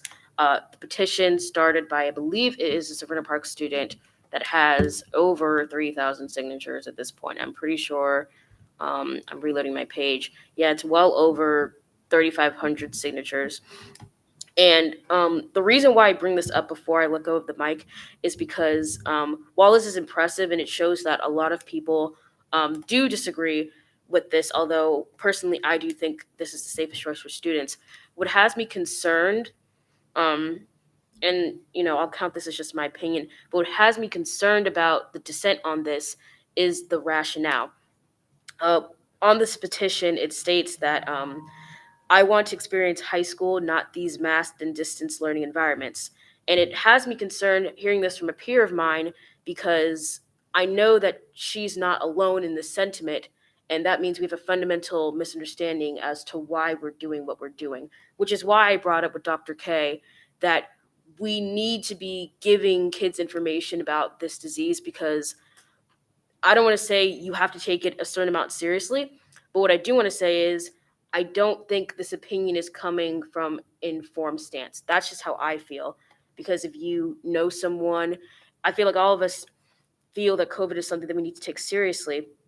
And so understanding why we have these masks, why we stay social distance, why we're doing the things that we do is fundamental to surviving this period of time, which I feel isn't the case for all of our students, and dare I say maybe a large majority of them, if they feel this way so vehemently about something as simple as a dance when we have all the other activities we have available to us this fall.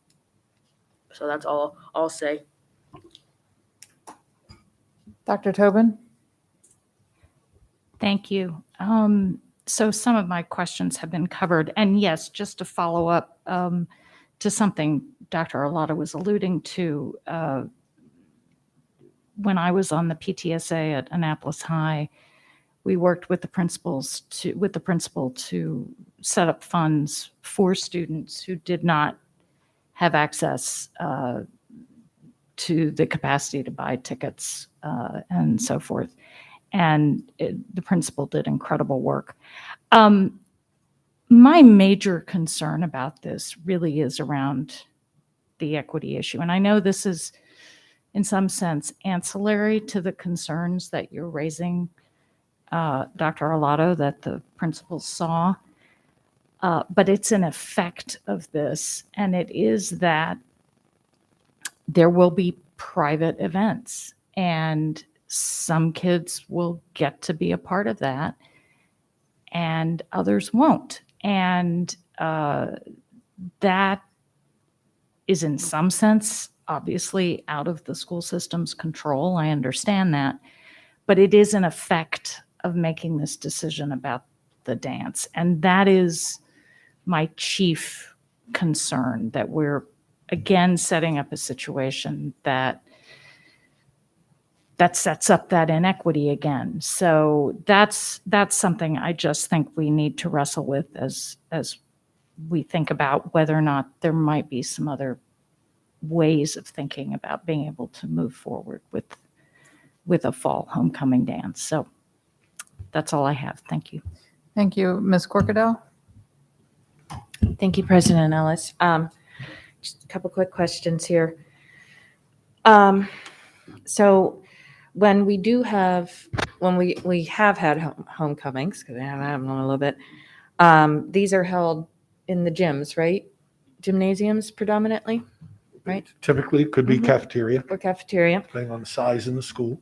And then how many, what's the occupancy of those? Like how many would what's the maximum amount of students? I mean, it clearly isn't the entire school body that can attend. Right. So how many tickets on average? I mean, obviously it varies. Yeah, so I don't know. But is it a varies. few hundred? I mean, are we talking about a couple hundred? Are we talking about a couple thousand? We're not talking about a couple thousand. Okay. We're typically talking Yeah, I know. 500, I 600, know. 700 tickets.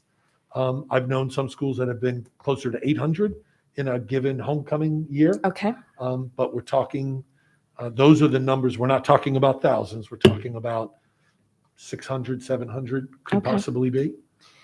And then how many chaperones do they typically, like how much we've got staff and we normally have volunteers in that combination, but roughly how many Don't know. for our average school would we Don't know entail? unless Mr. I mean, it's the principals asked I for mean, we have enough volunteers among people the, used to they be asked for principals volunteers and among the volunteers teachers. around here. Like, and their somebody staff. should be able to tell me. Well, they do ask for volunteers, and I would suggest What's the healthy 20, number?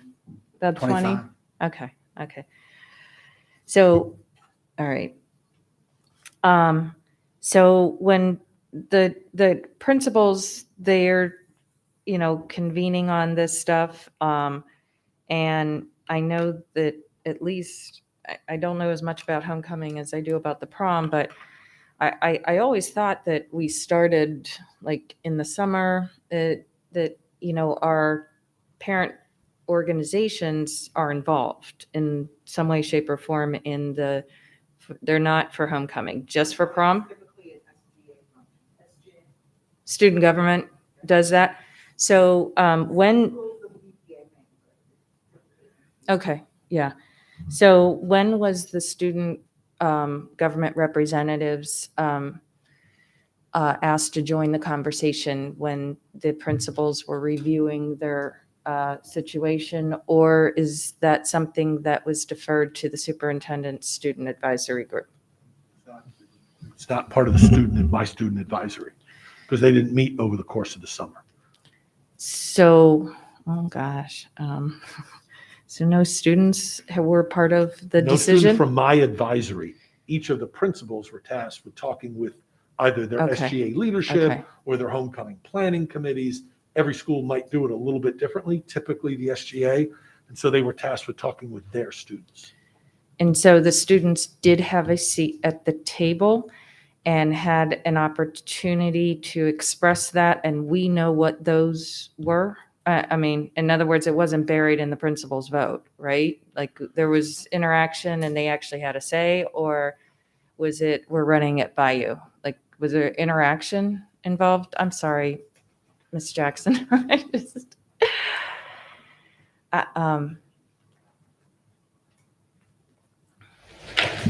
For the record, Monique Jackson, Deputy Superintendent for Student and School Support. And I want to emphasize the word student in that title, because we do recognize the contributions of our students. And so, yes, students were consulted. But in a world in which adults make decisions in the best interests of children, I ask my children what they want for dinner, but I make the ultimate decision. Our principals did consult with their students and brought that back to our Office of School Performance.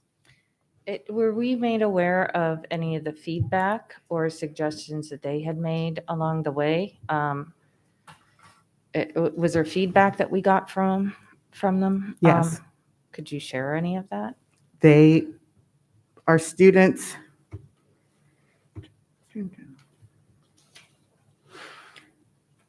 the students emphatically said that they wanted to have a spirit week, a pep rally, football game, and other traditional activities. Students did say that they wanted homecoming dance if allowed, and had many options that they suggested. As some of you were saying, did they suggest options? Students would prefer to wait until a later date for a dance if masks would be required or significant distancing measures are in place. I'm sorry, I just didn't hear it. If masks are required?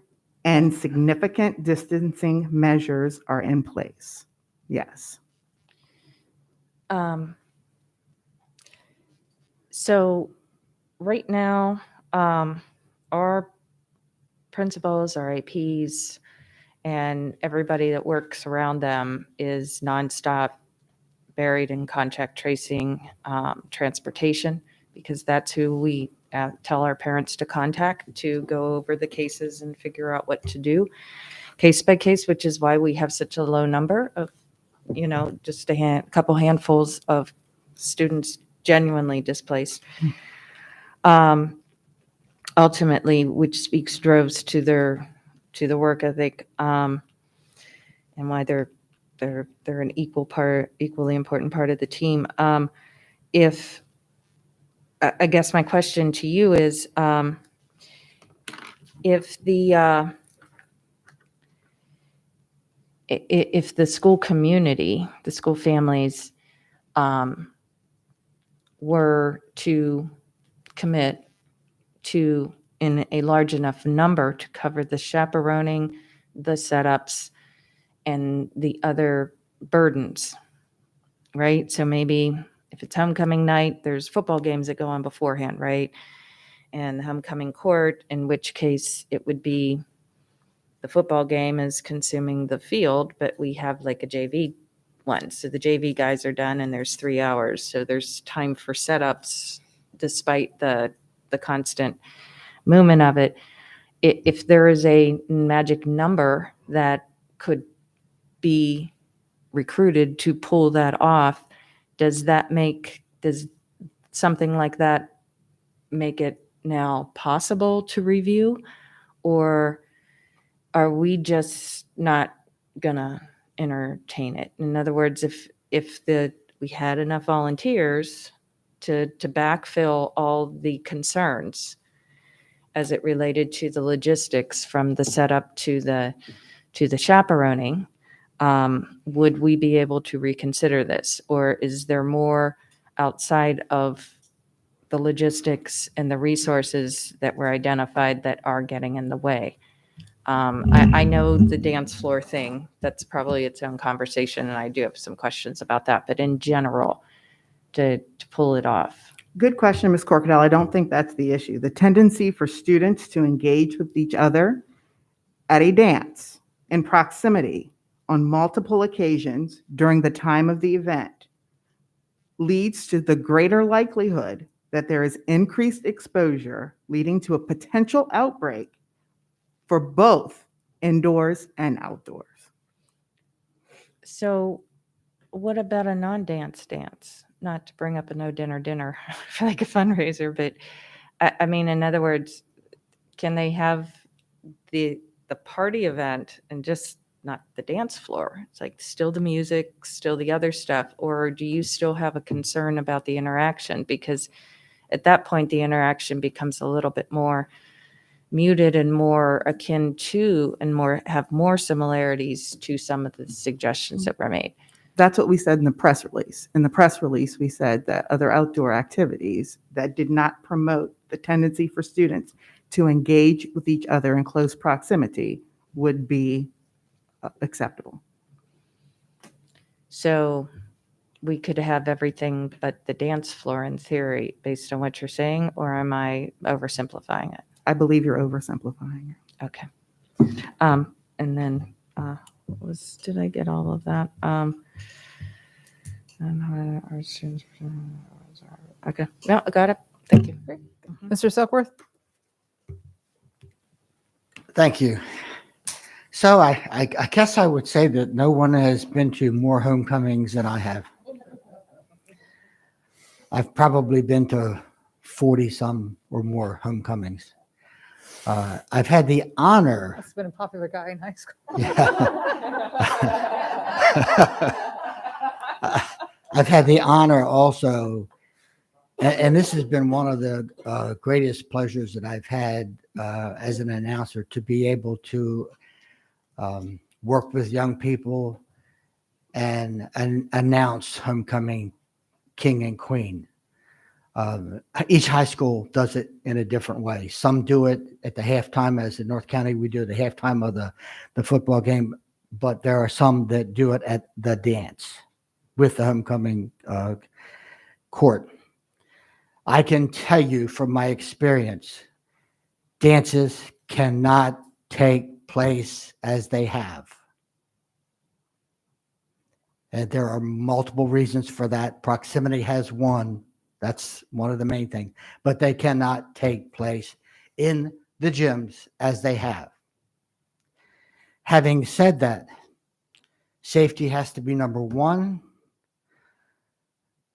I understand that particularly for some of our young female students, that it's their dream, a lifelong dream, to be crowned homecoming queen. And there's some of them that's from the time that they're a little girl, that's just their dream.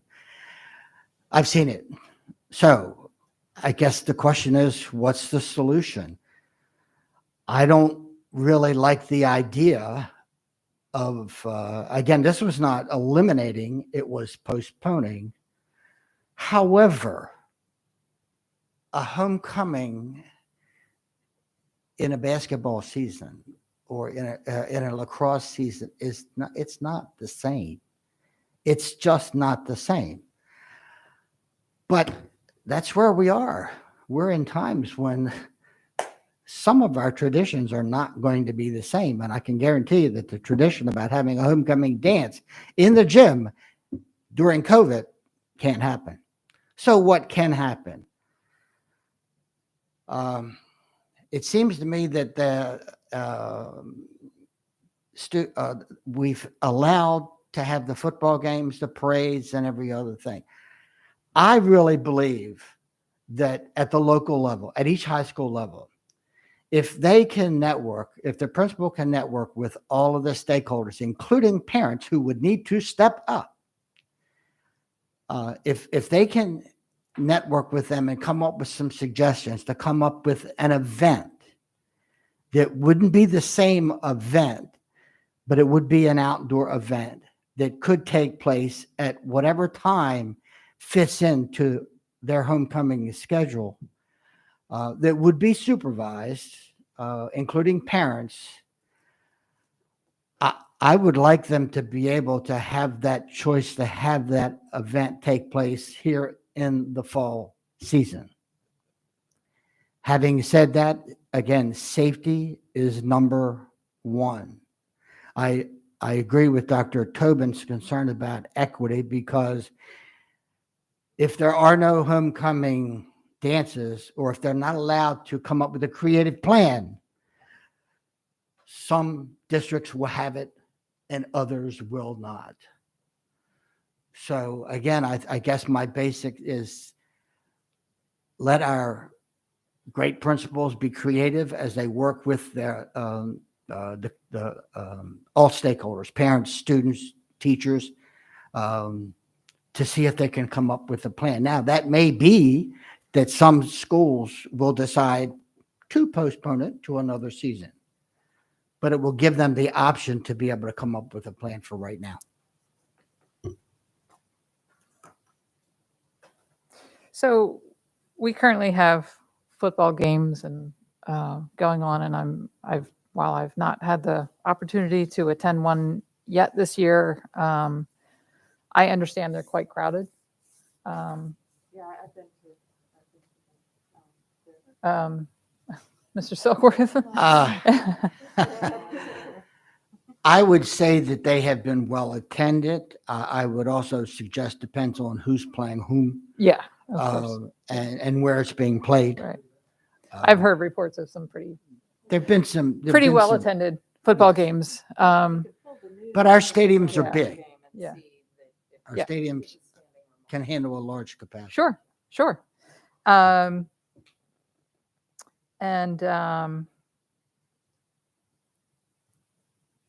Yeah, I have to say, I agree with Mr. Silkworth that a dance later in the year is not homecoming. It's not how it's going to feel. It's not how it's going to be perceived by the students. I mean, our Panthers have Snowco, winter dance. It's not the same thing as homecoming. And I'm extremely concerned about the equity here. I've raised this concern with our last homecoming and with our last two proms. This homecoming this fall will happen for some of our fortunate students whose parents decide to put together a private event, and they will dress up and they'll have pictures, and it's going to be during homecoming week. And I look, a lot of this is hard. Everything's been hard over the last year and a half. And I worry about putting too much burden on staff in the school system. but I worry greatly about taking yet another thing from our students.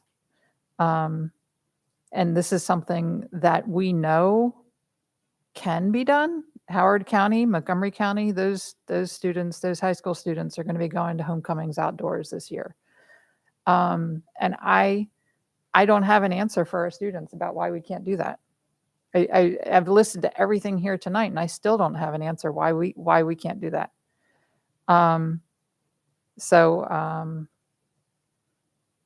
that reason, I move that the board authorize all 2021 homecoming dances to take place outdoors on high school grounds on the dates originally planned for each school or as soon after as practicable, and that a rain date be planned for each school's dance to minimize weather-related interference with these events unless state or local mandates legally prohibit such an event from being held. Second. And I say as soon after as practicable because I believe some of these original homecoming dates may be as soon as this weekend. Not sure. I think I heard Saverna Park might be. So, yeah, I got to take a stand on this one. Ms. Schalheim, I think I saw yours first. So I do have a question that goes to the whole outside event scenario. But before that, all the principals agreed, right? Every single one. There was no dissent, no principal that said like, no, I'd rather just move forward. Okay. Okay. I have a question about the outdoor events and the perimeter. Would there be? You said that there would be having to be chaperones like all around the perimeter at all these stadiums. Is that an accurate statement? Well, I don't know if it's accurate or not because we've never done outdoor homecoming. So I have nothing to base it on. Okay. I would suggest, however, that yes, you'll need chaperones to make sure that the environment is safe for the students. I'm our priority was to open, to finally be open. We all heard people screaming about this daily, last year up until we were in hybrid and then continuing on because of the space that was limited in hybrid. So I struggle with that. Maybe it's because I didn't really attend dances. I was the goth girl. But I understand their importance, and I think I understand their importance to some students, though I didn't share that in my high school experience. But I also want to point out that, and I don't know where I am, but like this is Dr. Arlotto's decision because this is under daily school operations. And I know that we've wandered into his lane before, and it's always painful to wander into his lane. It's something I don't like to do. It's something I don't want to do. It muddies our job a little bit because he's essentially the board's employee, and I can't then evaluate something that I've taken away or wandered into his lane to do. So I struggle with this a lot.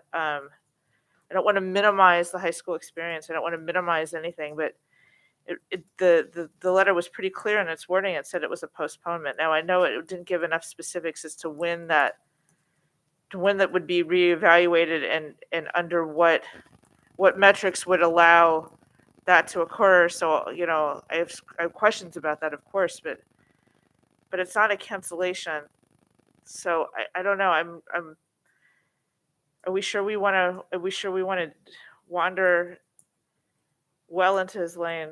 And that's the question in my head right now. Thank you. Ms. Omasori?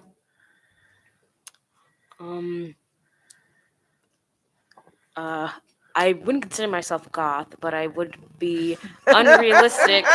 I would be unrealistic if I didn't state that I am also not one of those kids currently who go to homecoming.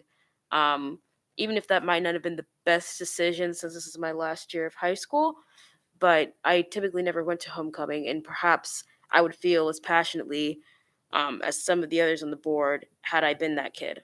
And I have friends who are those kids. Um,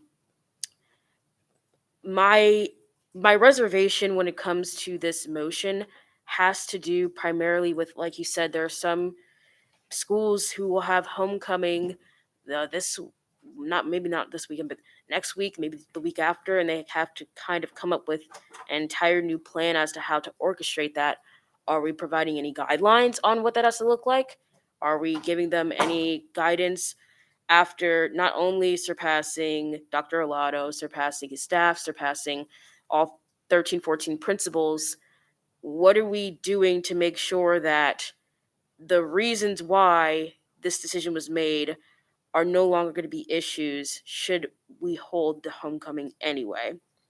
Because personally, I wouldn't find a dance that fun if I had to be 3 feet apart from everyone, if I had to wear a mask, I've seen a couple of ideas saying to not get to wear high heels or any of the fancy dress shoes because I can't mess up the turf. I mean, just all those different things where, yes, some might feel that if you have a dance later on, if you postpone homecoming until the spring semester, then it's not a homecoming dance, but having to social distance and wear a mask and not do the fun things you do at dances kind of sullies that experience as well. So I'm just wondering, with this motion, is there anything to keep the students safe besides just putting it outside instead of a cafeteria or auditorium? So that's a question for me. Okay. We definitely have crowded events going on outdoors now. And so I don't see a justification for this one particular event being cut when we have all these other things going on. We are and I appreciate your honesty. I know there's a lot of kids that don't typically go to the dances, but for those students that it really truly matters to, this will be half their high school experience, half of their time at high school where they didn't have homecomings. If we take away 2 years of homecomings, we have seniors this year who this is very, very important to them. As far as the logistics, no, I don't think that we should be putting all of the specifics and details into a motion, but there certainly are people who can be consulted because they're already planned in Howard County and Montgomery County. So if some guidance is needed, I'm sure there's staff that can check in and see how they're running things. So on the Howard and Montgomery County front, as well as I that one, Howard County is not the same size as us, and as someone in public comment already said, that Montgomery County spent a number of numerous times discussing how they wanted to hold this, which is in both cases not something that we matched them in. So I don't know if it's personally to me worth it to compare us to either of those counties. But besides that, I do understand that there are students who haven't gotten to have a homecoming, but to that extra point, this isn't a cancellation. So it's not to say that students won't get to have one, right? And also, by no circumstance am I asking for you to put guidelines in motion. Of course not. I was just wondering if that was going to be a step we take in order to make it more safe. I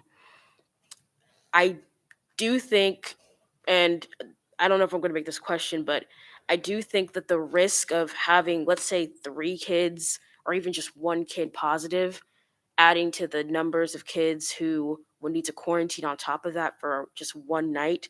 Because homecoming, well, people might be mad at me when I say this. I might get my head cut off tomorrow morning. But homecoming is one night, and it isn't going to be the defining part. Or if it is the defining part of your high school experience, then you did not have a good time in high school. What I will say, and that's just off the cuff my opinion, what I will say is that although those football games are very, very well attended, I don't know, and I've gone to, I think, both home games at Arundel this season. We were nowhere near the number of like 500 people, 600 people in the stadium. No way. And I think that kind of, maybe to others it might not add a difference, but I think it adds a little bit of a difference to how this homecoming will go. So I still have my reservations when it comes to having homecoming at this point, unless, I don't know, we'd have more time to talk about it. But since we won't meet again until early October, I don't know if that's feasible either. Ms. Corkadell? Thank you, President Ellis. I'm not going to suppose to promulgate whether or not to make any type of judgment calls on why a student might feel it's important or not, because all of our students' aspirations and goals are important to us, because it's important to them and they're part of our family. But in general here, I gotta say, when we talk about safety, there's an action-reaction situation, and it's equity, but it's also our ability to control the safety in the environment. And if anybody thinks for a minute that the Early Heights facility and that, LaFontaine and Michael's and whichever ones are still open around here are not going to be getting micro versions that will not have our chaperones, will not have our suggestions of masks and social distancing, and will not be reporting to the schools what they were up to, but will return on that Monday, that following Monday. And the after parties that the kids will backfill will contain substances that we do not want them participating in. And because they will be scattered out, the likelihood of the drinking and driving under the influence. This is one of our hotspot target areas. And I guess for those who were not overly engaged in homecoming, I mean, I wasn't, but my daughter, I mean, she was in her freshman year in the court, not the queen. I don't think that was her aspiration personally, but it's not just about that. It's a rite of passage. But most importantly, one of the reasons why we want to support this occurring in the school is because what will happen if it happens elsewhere. And we talk about wanting to make sure our children are as safe as possible, and what will happen if, well, I can have one event with safety protocols put into place in an outdoor environment with a rain date or whatever, and have the non-dance or whatever those details that those people are able to work out. That's the how.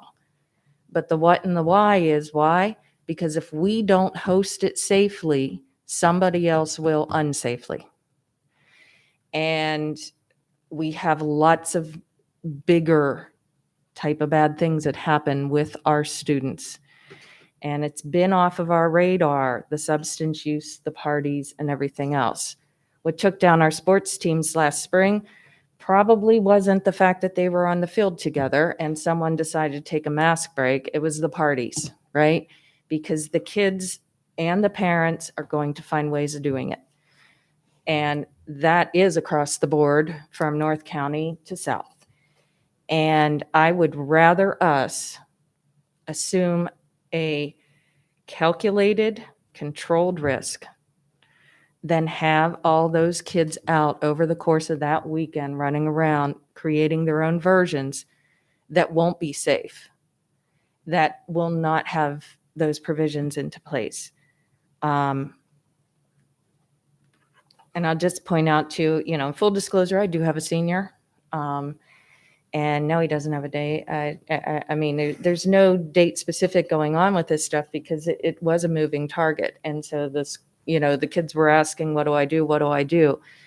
Well, we've got kids who've been saving for several years for their dresses. And the dresses had to be ordered because of supply chain issues all the way back in August. And I would suspect, if I were to take a guess, that we've got probably about a third of those ladies who want to go to that dance, and the dresses are already ordered without return.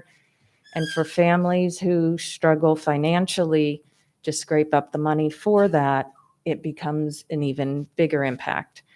And then secondly, if we were to have this, then we do have control over the equity component, because we know that all of our schools will be able to host similar experiences. And when we get to like a Crofton, for example, they're not in full capacity yet. So I know, it is going to be an easier lift for some of the districts versus others. As it relates to duties and the what and why and how, I will say that COVID has placed us all in a little bit different positions than we've normally been in. And we have, as a team, made these decisions together. Having read the memo on Monday as a parent, when I put my parent hat on, I will share with the public tonight that it just seemed like we needed to have a further discussion about it. So I am thankful that we were able to do that. I think Ms. Ellis's motion, just like any other motion, and I know I don't have agreement with our superintendent on this, but if something turns out not plausible, then it's not plausible. And then we come back and we say to the person who wanted to do it that here's what's getting in the way, and we work it through. That's what teams do. And this is a situation where I think we should be making a consideration for this. And I am right now, like Ms. Ellis said, I'm not seeing enough there to quantify the absolute no on that dance component. So I'm inclined right now to be supporting this. If at the very least to have a better role and a more substantive role in playing and ensuring safety, a safe way for these to be conducted. Okay, thank you. Mhm. Dr. Tobin.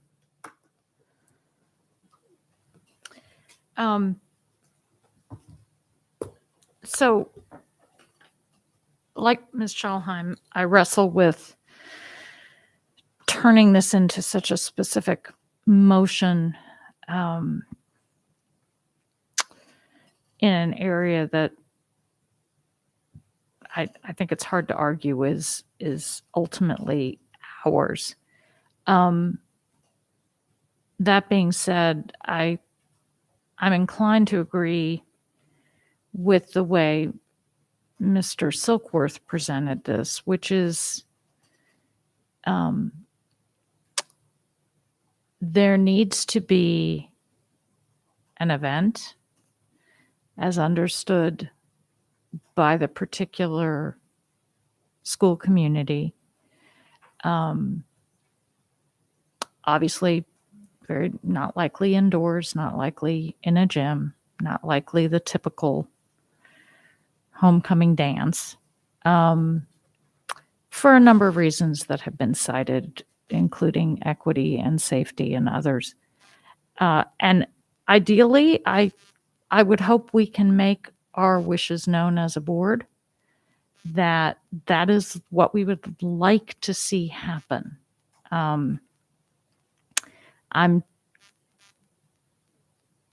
just not sure I'm comfortable with exerting such a specific motion on this. I think that that has other potential outcomes that I'm not comfortable with. So I'm still wrestling with it, but that's kind of where I am. So thank you. Ms. Frank? This is now the third school year that's been affected with cancellations and school closures and things like case rate and quarantine.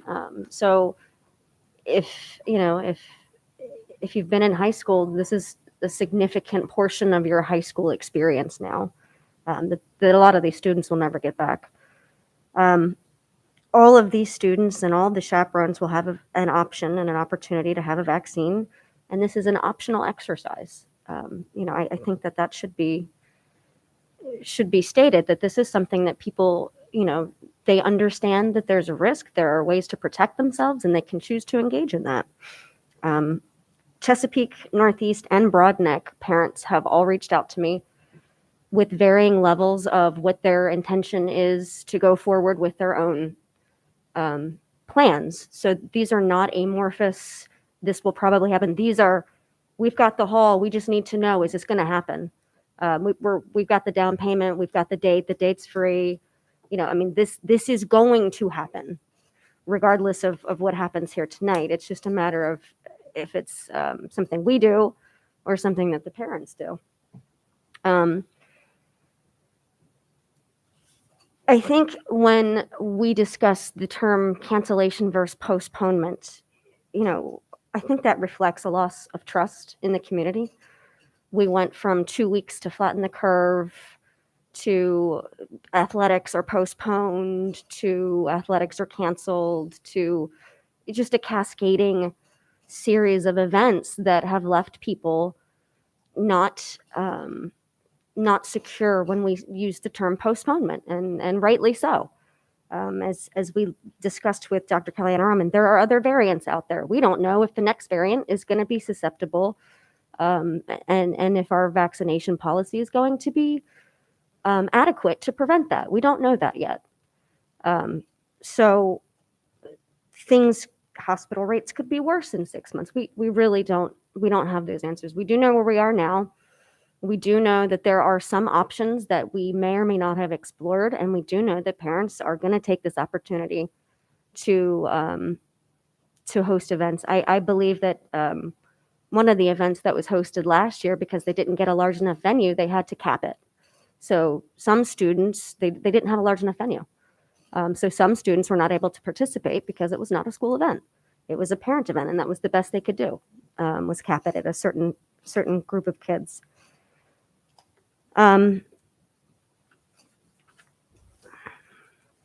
So I will be supporting this. Excuse me, I have a cold.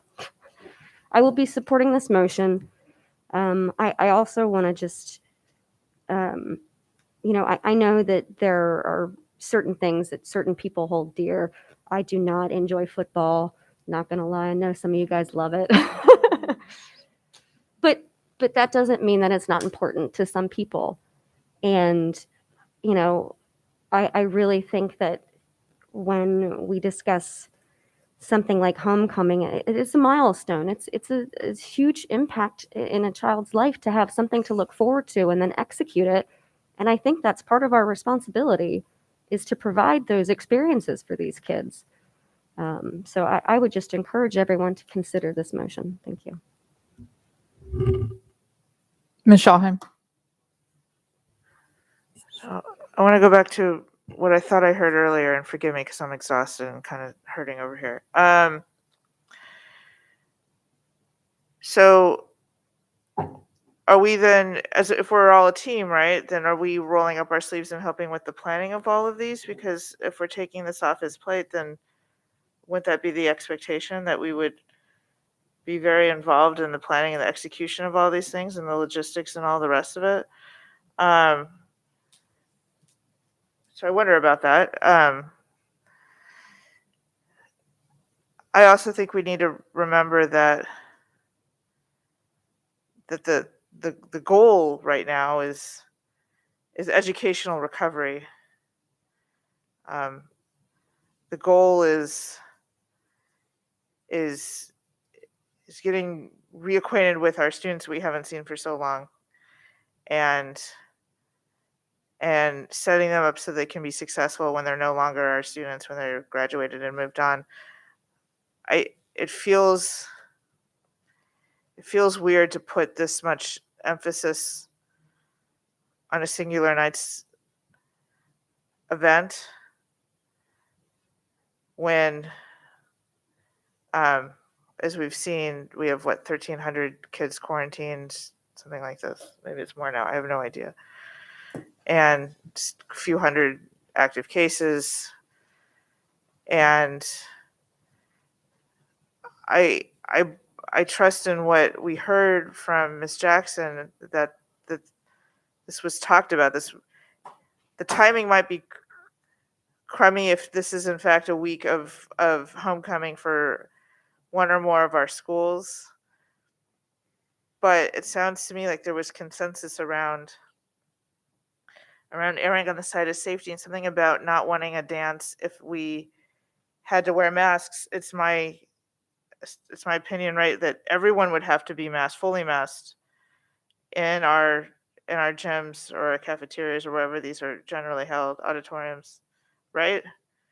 So then is that going against the wishes of what the pool of students that inform this decision is? I'm not sure. So I would just rather reserve the rare moments that we weave so far out of our lane to be for other things. I just don't think I can get there, y'all. Not with the wording of this motion, not how it's been presented. Ms. Corkadell? I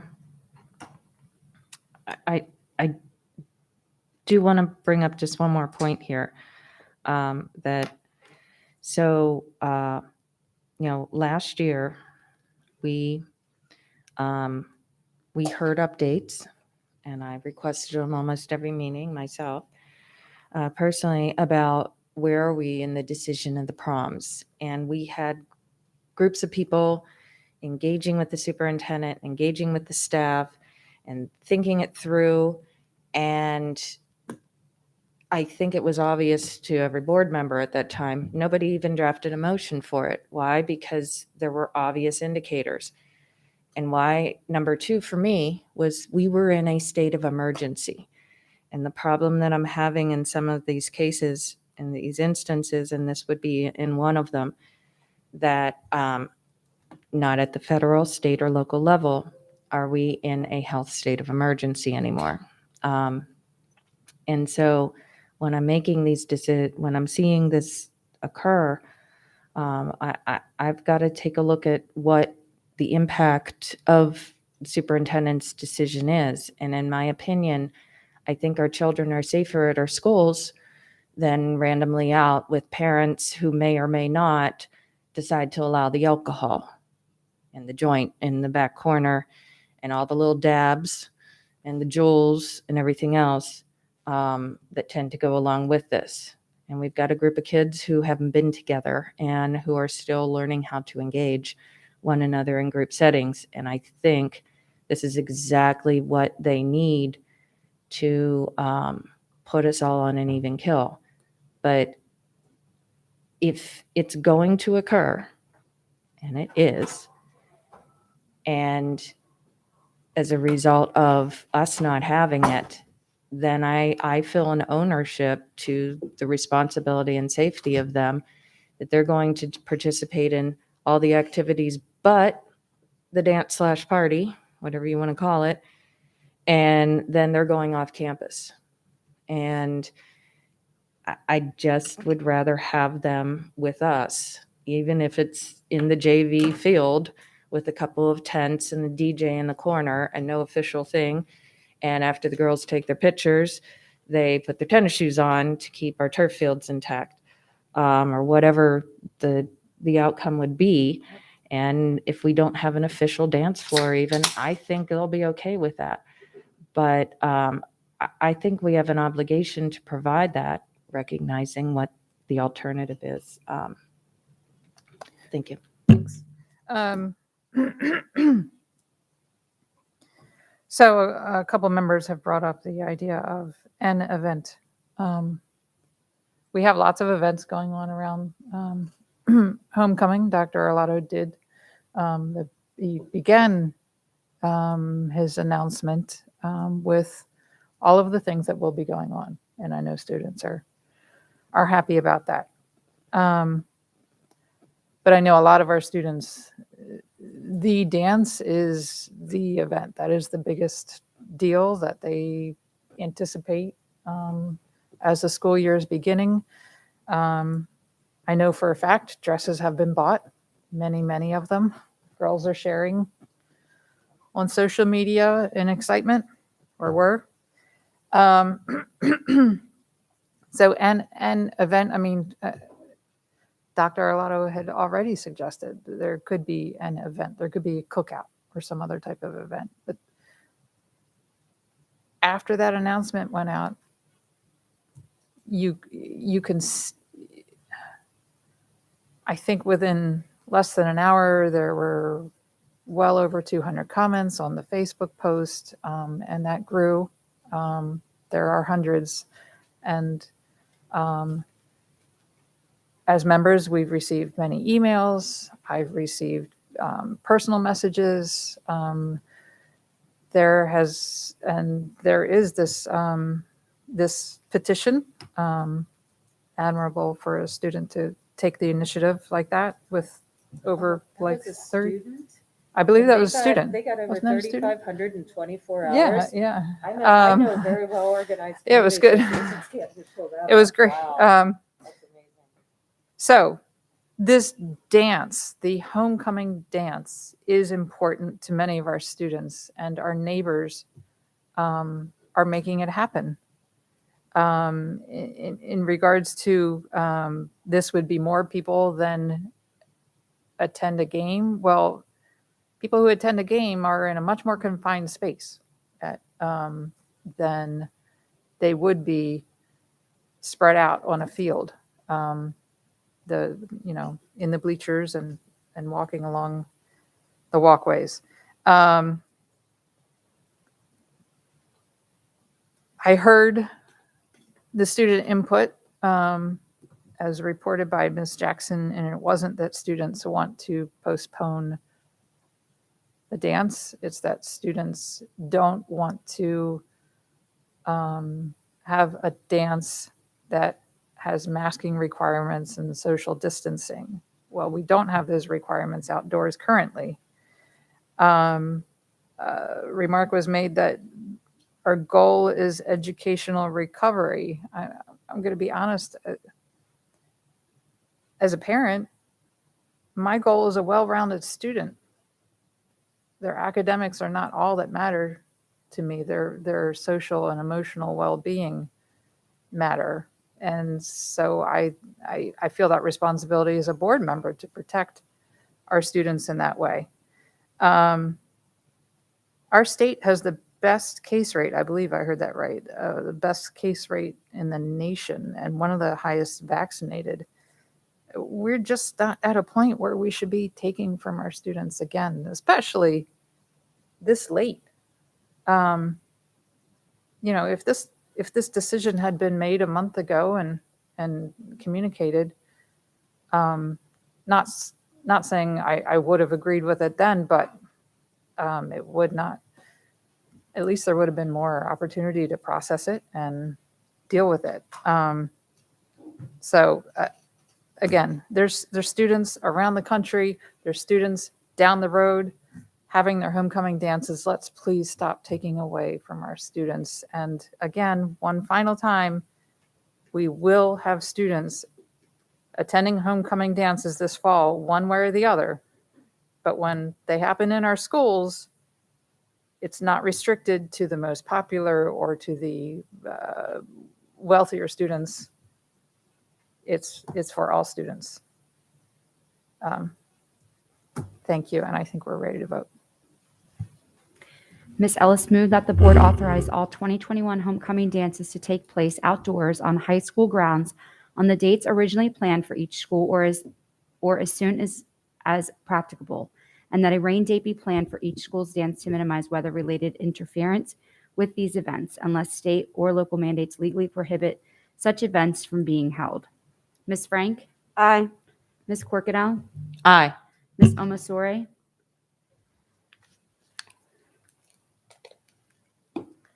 Yeah, I can't in good faith effort go against Dr. Arlotto and all 13 principals, so no.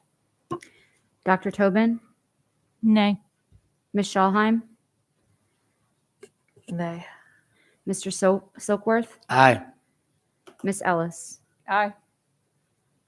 4-3, motion fails.